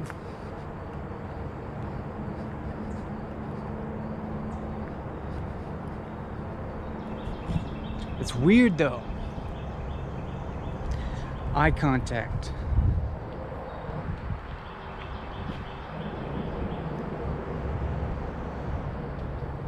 Hi.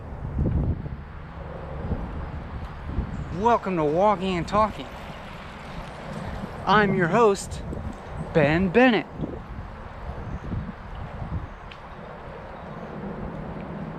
You got a little dust there.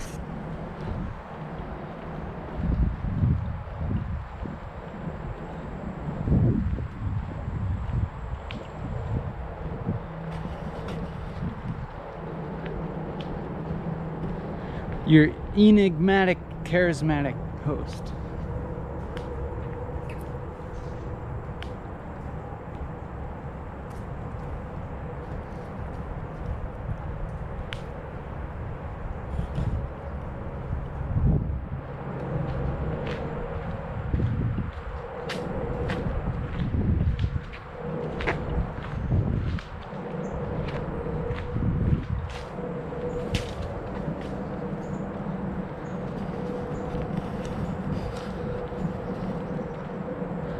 I'm dizzy now.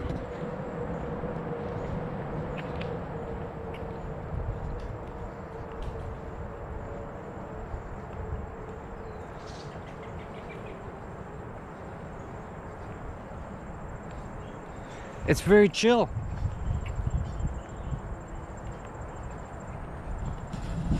We're very chill now. Hard not to be.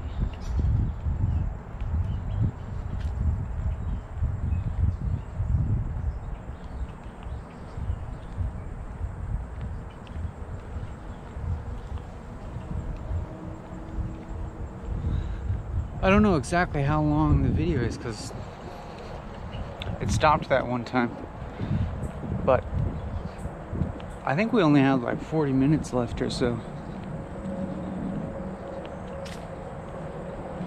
It's really flown by.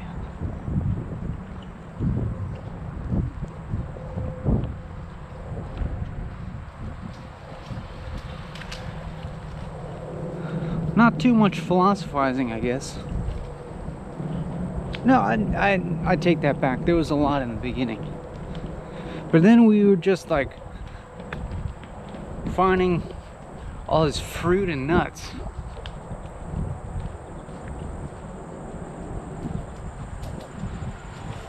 Like here. Here's some elderberries.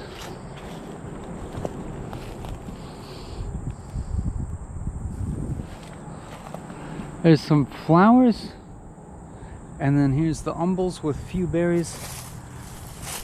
Well, here's a few berries here. I'll just eat a few of them because I think you're really supposed to cook them before you eat them.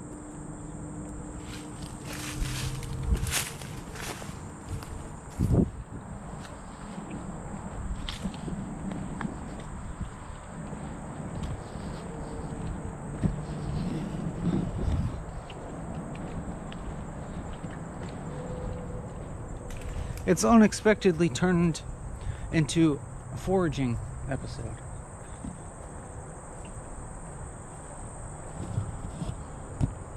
What's all this rustling about? All this rustling in the bushes.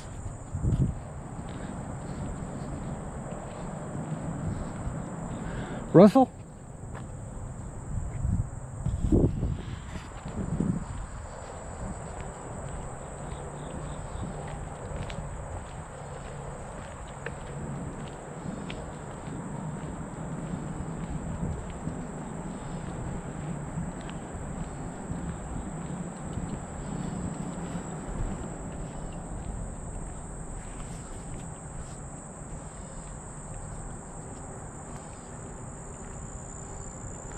You know, it continues. The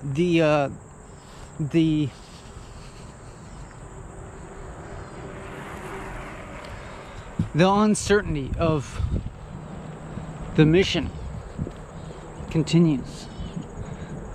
what's the goal? It's like I have to continually either not think about it or keep reassuring myself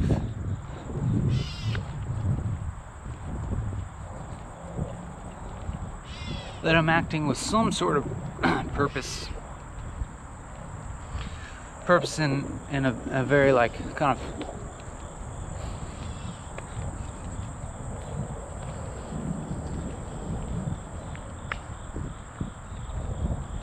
you have to be generous with the definition of purpose, or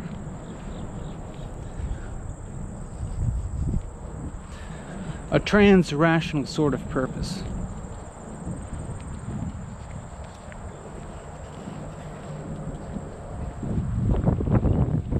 But am I grounded as I could be, you know? Like,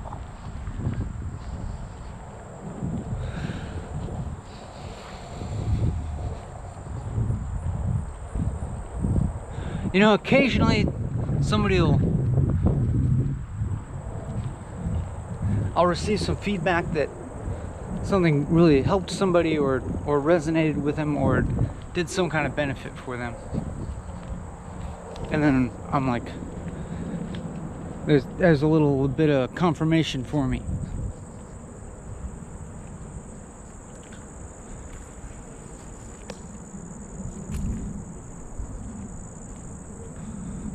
But sometimes I envy somebody who has just a more obvious type of good that they're achieving. Like the precious plastic people. I feel envious of their clear purpose with their project.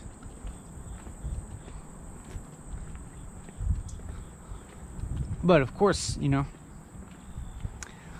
I don't know how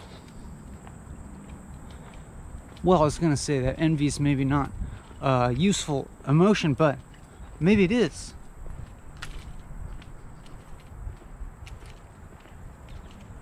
So you see somebody who's acting in line with a clear and good purpose, and you can see how much it grounds them.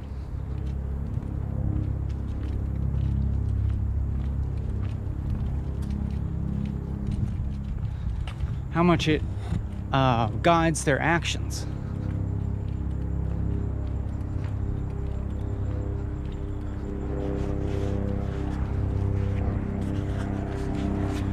So sometimes I envy people that are in the helping professions. Even though you don't tend to get compensated that well. Or maybe not as well as you ought to be.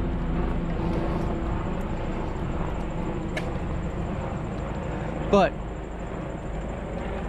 every day you help somebody in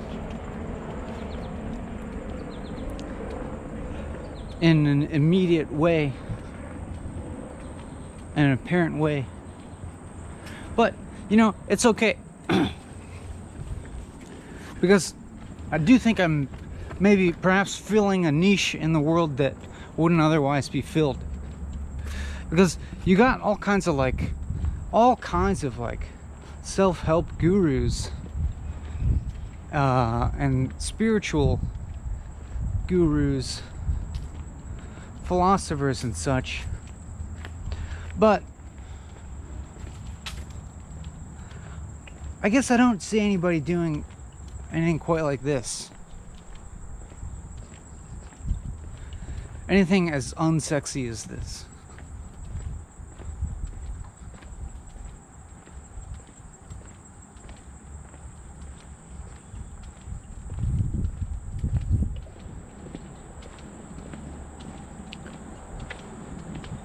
Doing something that's like excessively normal, you know? Walking and talking. It's just going so extremely into mundanity. It's like extreme sobriety.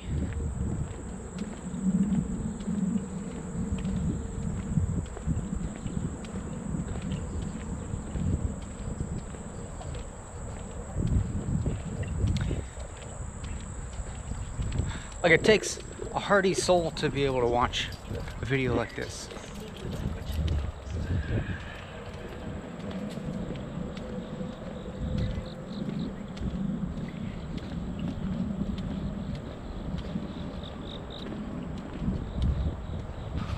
You gotta keep challenging people.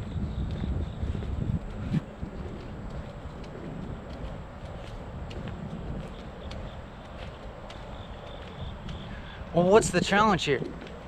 Is it boredom? It might be.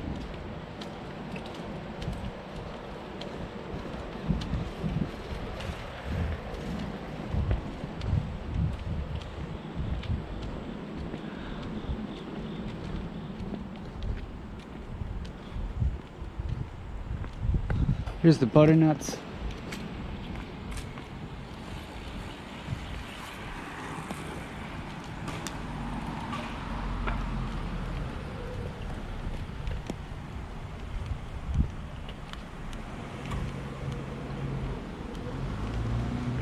Okay, I should remember like this spot if I want to tell somebody how to get here via car if they need to park close. Sorry, I'm just like thinking about something external. Okay.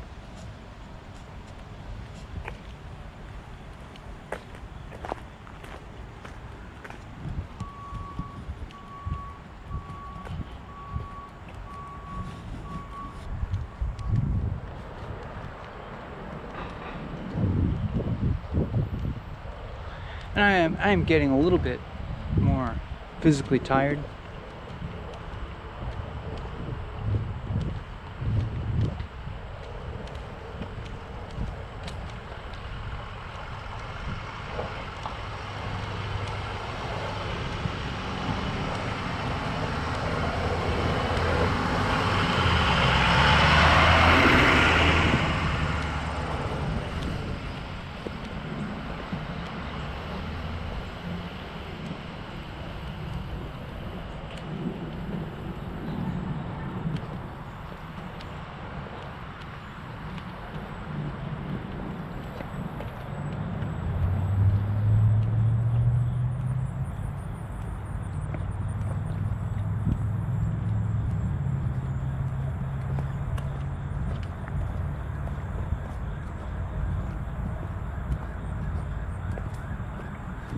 There's a giant Lego.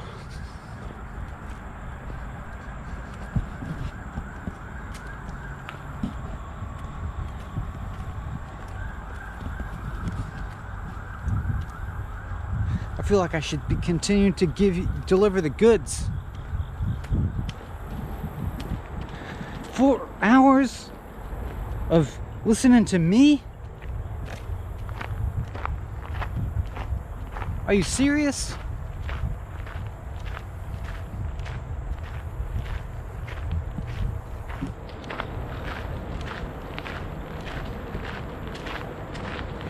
Can I put the effort in a way that it'll get results?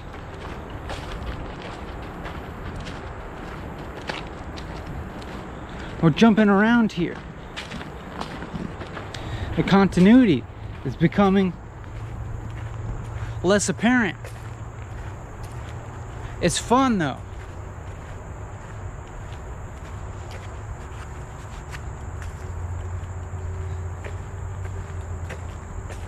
Donate life.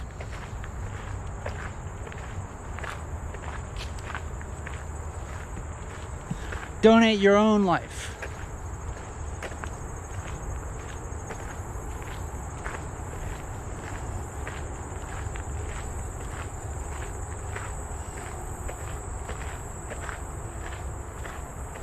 What now? What's gonna top all the excitement of pawpaws?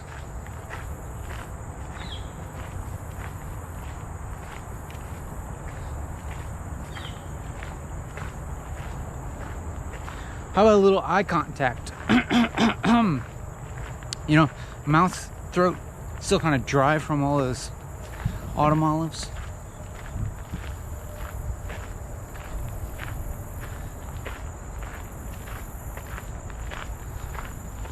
How about some scowling?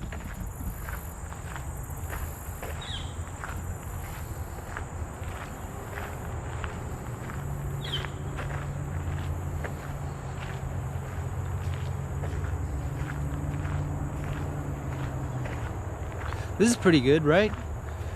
Walking and scowling.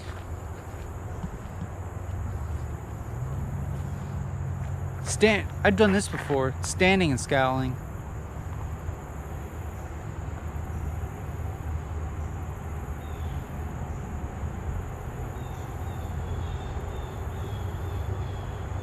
I have utter contempt for you. You disgust me.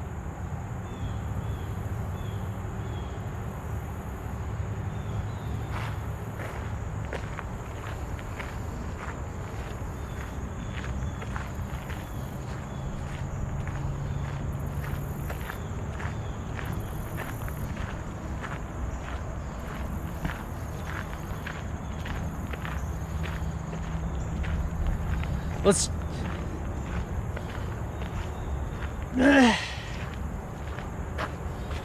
Hey, look.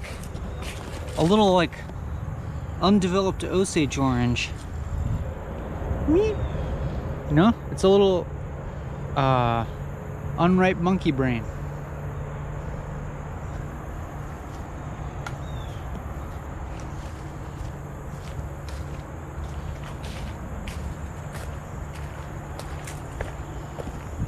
They're closely related to mulberries, you know?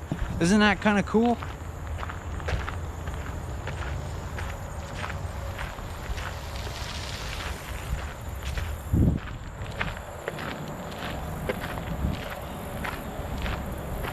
Maybe mastodons used to eat them.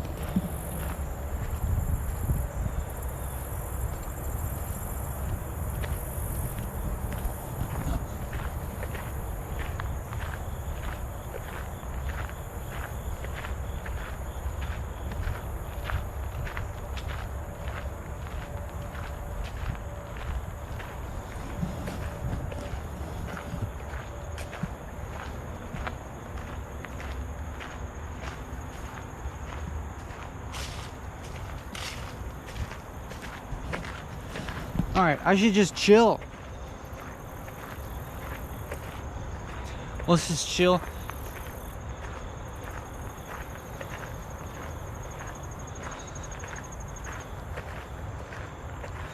We'll focus on what's going on here and now. I'm talking. I hear my voice. I witness a sort of entertaining affect or a desire to be entertaining. And then again, like having, you know, logically decided to take this once again self-reflexive turn, as I imagine is customary with walking and talking, and start remarking on my own desire to be entertaining, then observe my performance of self-reflexivity and feel disidentified and uncomfortable with that performance, a little bit embarrassed of that performance, of that performativity, the performativity of authenticity.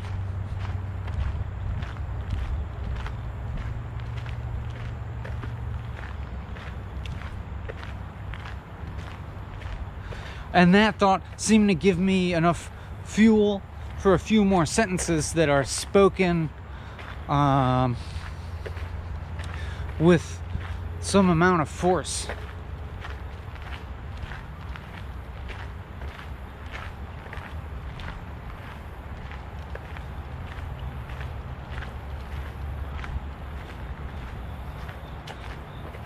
There's a freedom, in a sense, to go wherever in terms of tone, mood, content.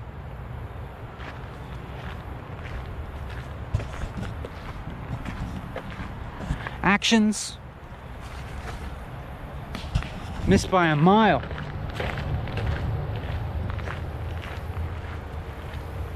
How embarrassing. Oh, lots more ammo here.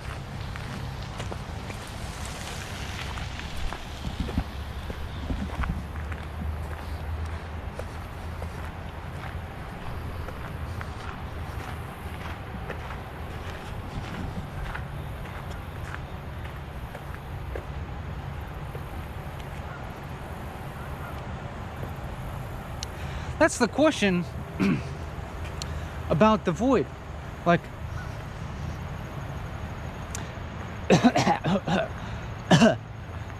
when I start talking long enough without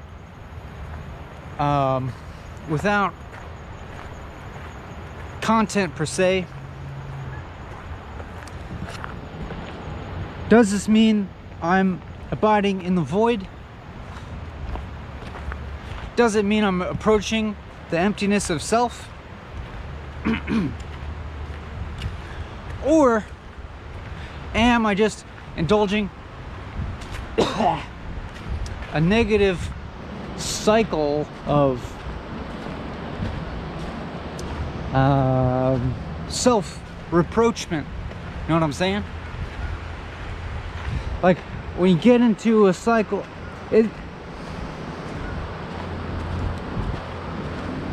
like when you're staring down the emptiness of reality, is it a good and healthy thing? Or does it just mean you've allowed a sort of negative thought cycle to run wild in your mind? I'm not sure. Maybe both of those are distinct things. But they might be related. I don't know.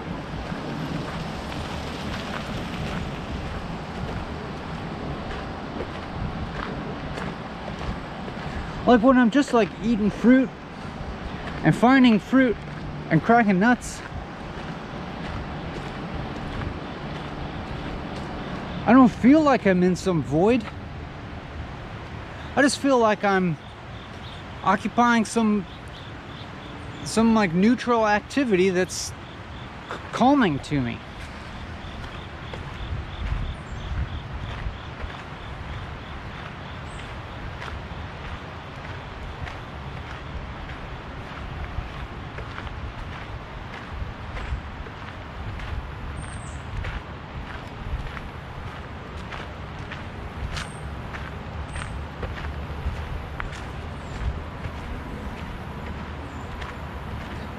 Like how important are our life narratives when we do things like meditate for a long time, in which we can, exist in a kind of awareness that is outside of our life narrative, seemingly.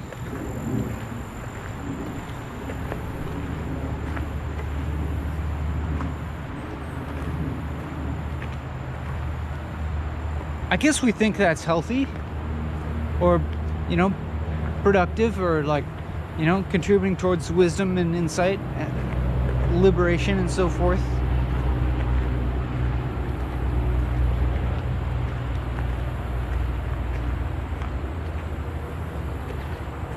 But is it a problem if we're like escaping it? Could it be like an escape of negative life narratives and like we need to actually build more positive life narratives? in order to not be miserable?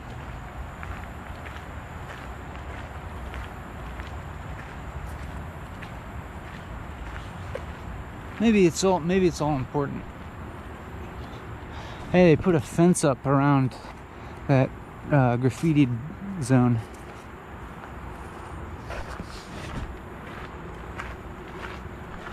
Why? What's the point? Who cares if people keep graffitiing that brick wall or not?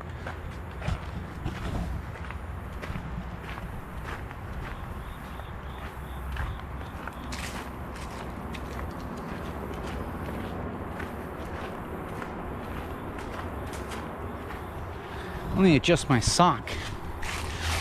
You know? Any little worldly action to make myself a little more comfortable. This is like a welcome diversion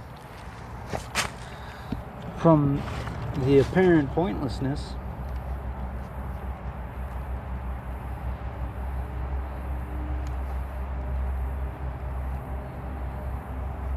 You know, having stuff to do, having obligations. It's not a bad thing.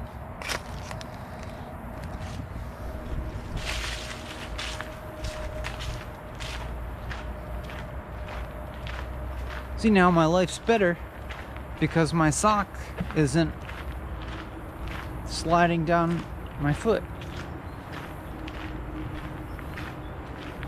I made my life better.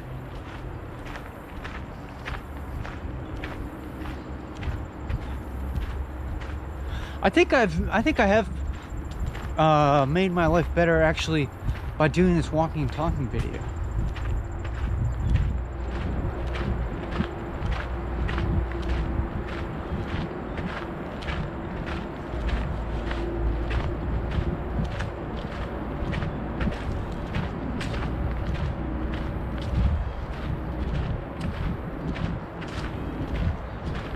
It's a good way to start the day. I should get up earlier next time. Because then I still have, you know, I have a lot of daylight left. And having done a thing like this of 4 hours without these, you know, very stimulating distractions, like, you know, looking at the internet or whatever, getting, you know, my planning mind all revved up out of control. I do something like this,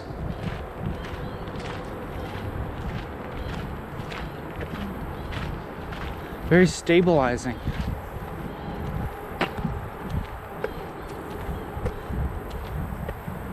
I feel, you know, ready to return to like conventional life. I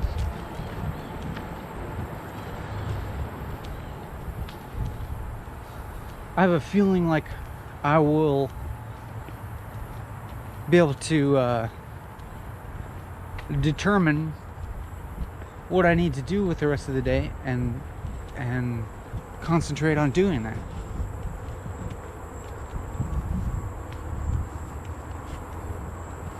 You do something for a long time like this, and then it like overrides the sort of, like, for me, kind of like a jumping around of my attention.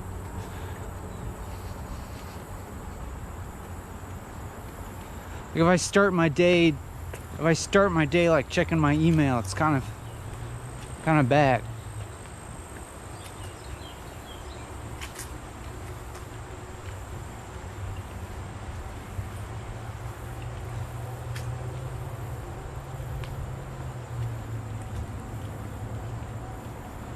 Not starting, you know, not looking at the computer first thing when you wake up, I think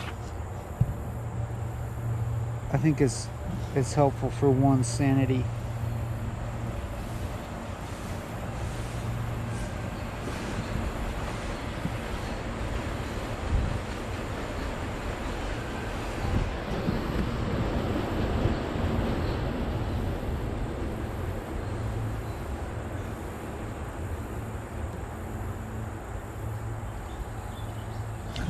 But, you know, I'm a flawed person. But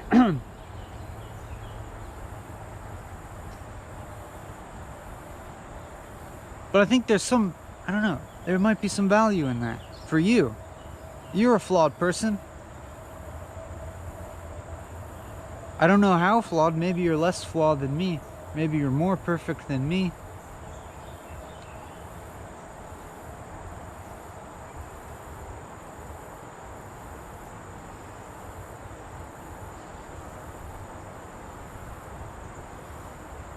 But it doesn't mean you can't go forth and do what's right now.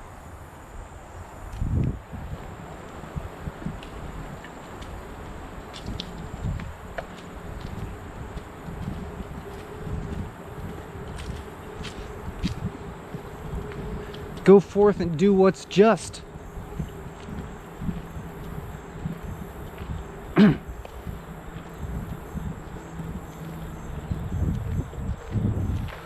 Think about how to help the world. Monkey brain.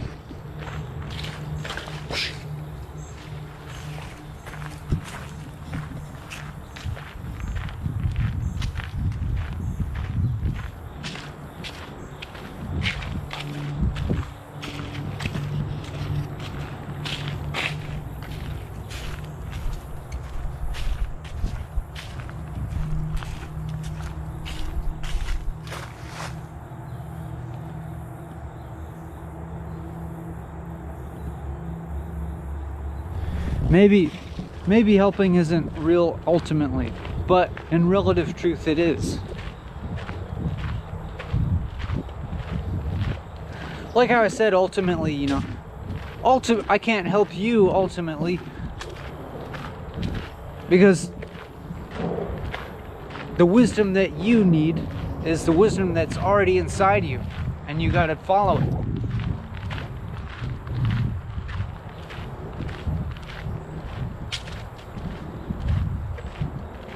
So in that sense, I can't ultimately help you, only you can help yourself. People can't do your work for you. People can't solve your problems for you. But like as I was saying earlier, your problems are perfectly suited for you to solve. You are the perfect person. You are the perfect candidate to solve your problems.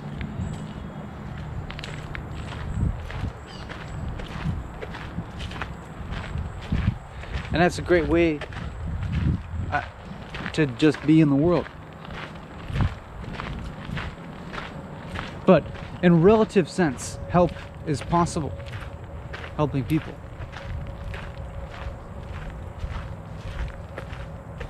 Am I helping people relatively? I don't know, maybe. If I can provide a slightly healthier alternative to what you would have otherwise been watching on YouTube.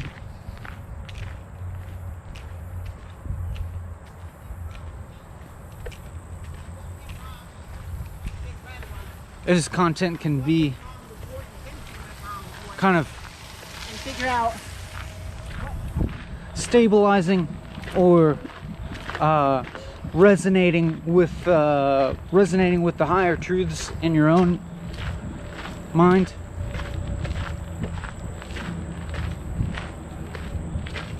Emboldening you to follow your own highest wisdom.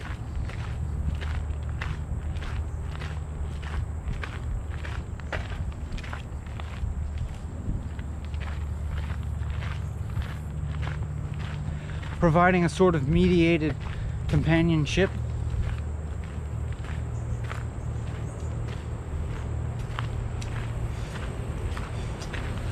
While you shell beans or crack nuts or draw or do whatever it is you do while you listen to this video. Exercise? I don't know. Oh man. Turtle Town. Seafood everywhere.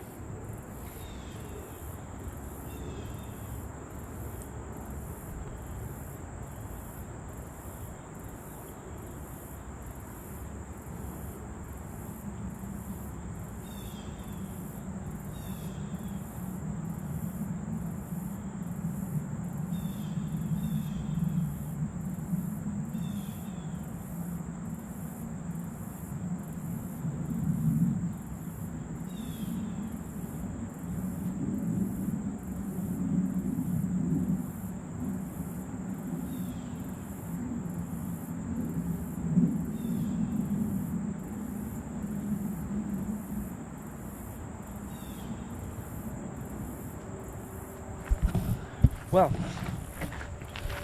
it's probably about time for me to do another episode of Sitting and Smiling. It's the antidote to all this goddamn talking.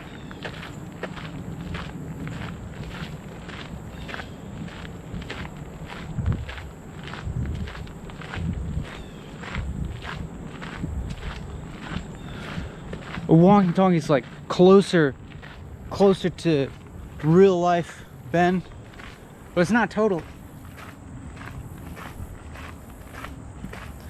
I'm not like vlogging of the sorts of like showing you what kind of smoothie that I make, but I've thought about it. I make a damn good smoothie. I make better smoothies than anyone I know.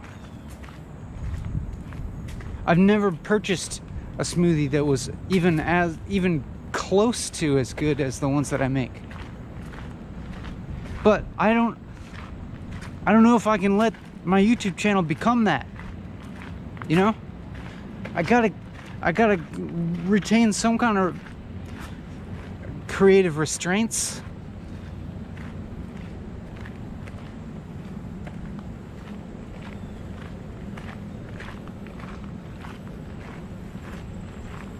Could I like make a smoothie like in the middle of a walking and talking episode?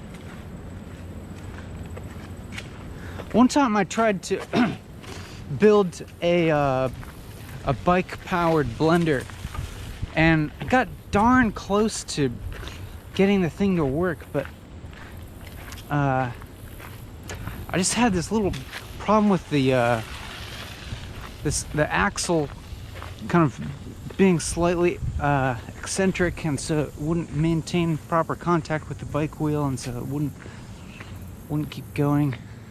I got darn close to getting that to work, and that, you know, that'd be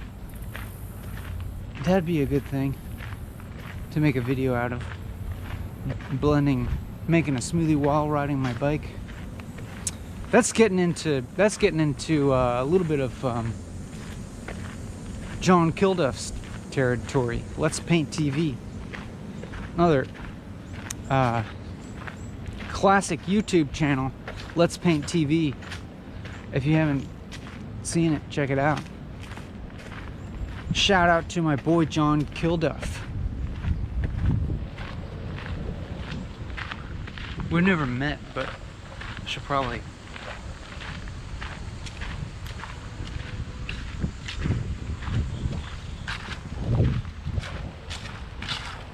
reach out to him, have him on the show, or be on his show. I don't know.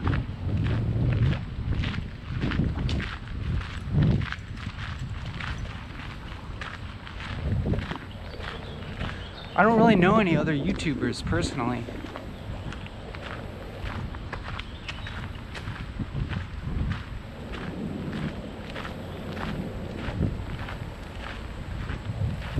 Yeah, I can't think of anyone else that I know that like is. Oh wait, I know one.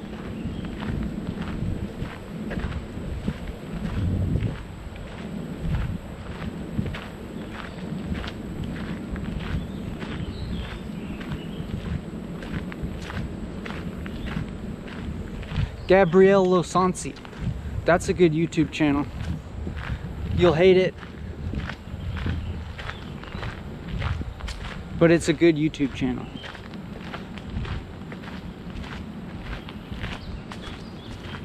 Gabrielle Losansi. It's a really good YouTube channel, and you'll probably hate it. I don't know, maybe not.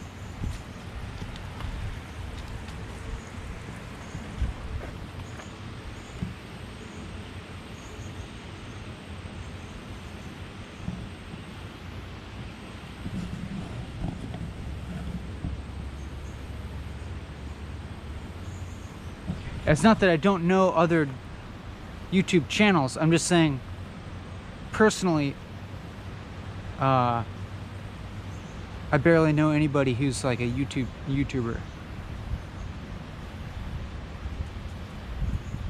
Why is that? I know a bunch of people who are weird musicians and artists.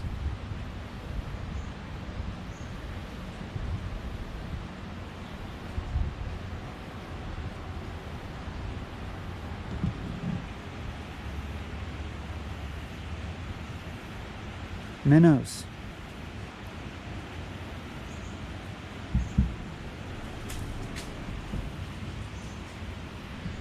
I have so many ideas for other types of YouTube videos, but I'm like, I gotta focus, you know? I gotta stay focused. This feels already too freewheeling.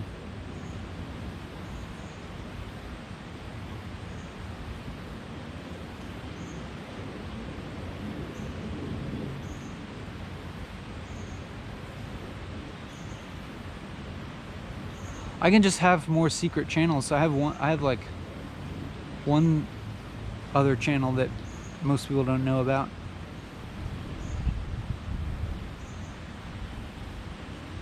I should just make a bunch of secret channels.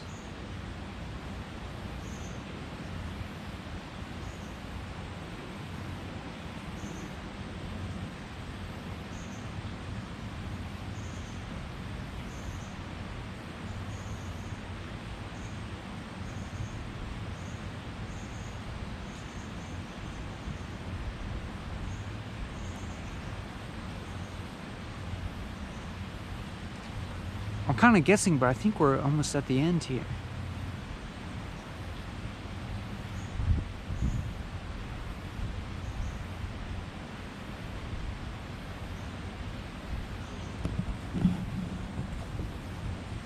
Oh my goodness, what a beautiful morning.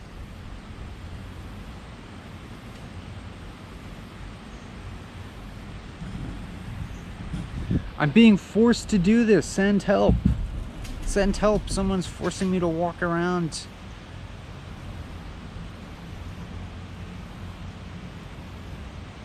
And talk.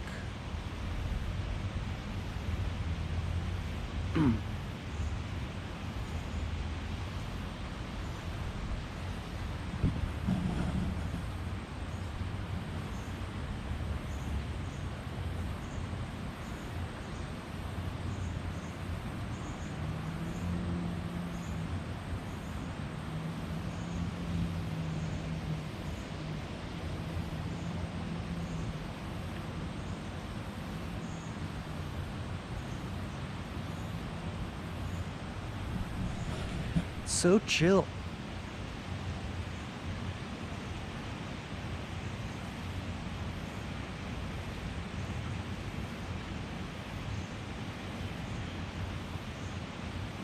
Can you believe this?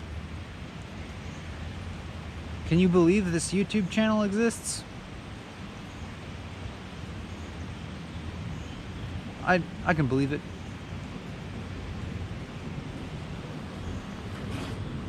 Proof is in the pudding.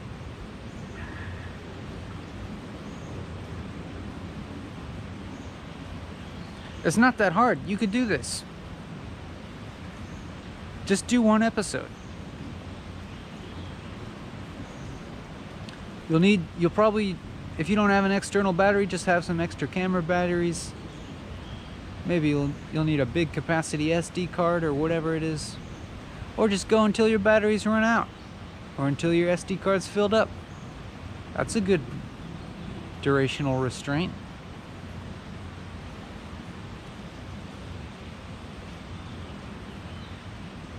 Walking and talking. It's fun for anyone. For fun and profit.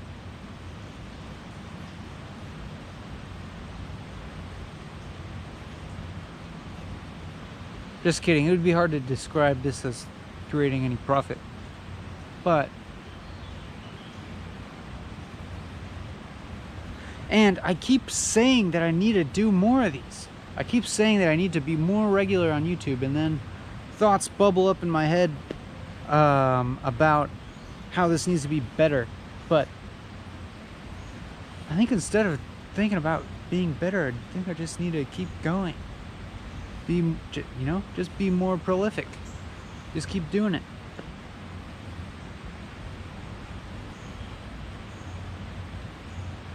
Don't let the thoughts about inadequacy stop you from doing what you do.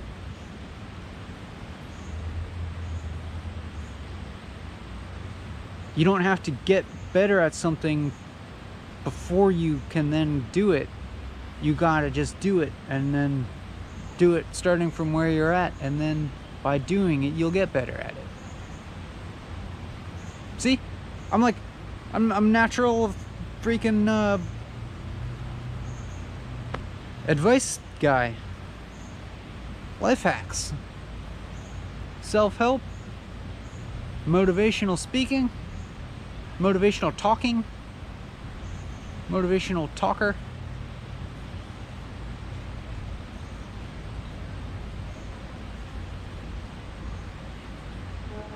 Words to live by. Just flowing out of my mouth constantly. Anyways, I'm just kind of guessing that we're past 4 hours. I don't really know.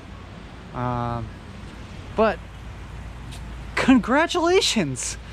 Congratulations! You did it! You made it through the video! Holy cow! Thanks, and see you next time. And give me lots of money on Patreon. Please. Okay.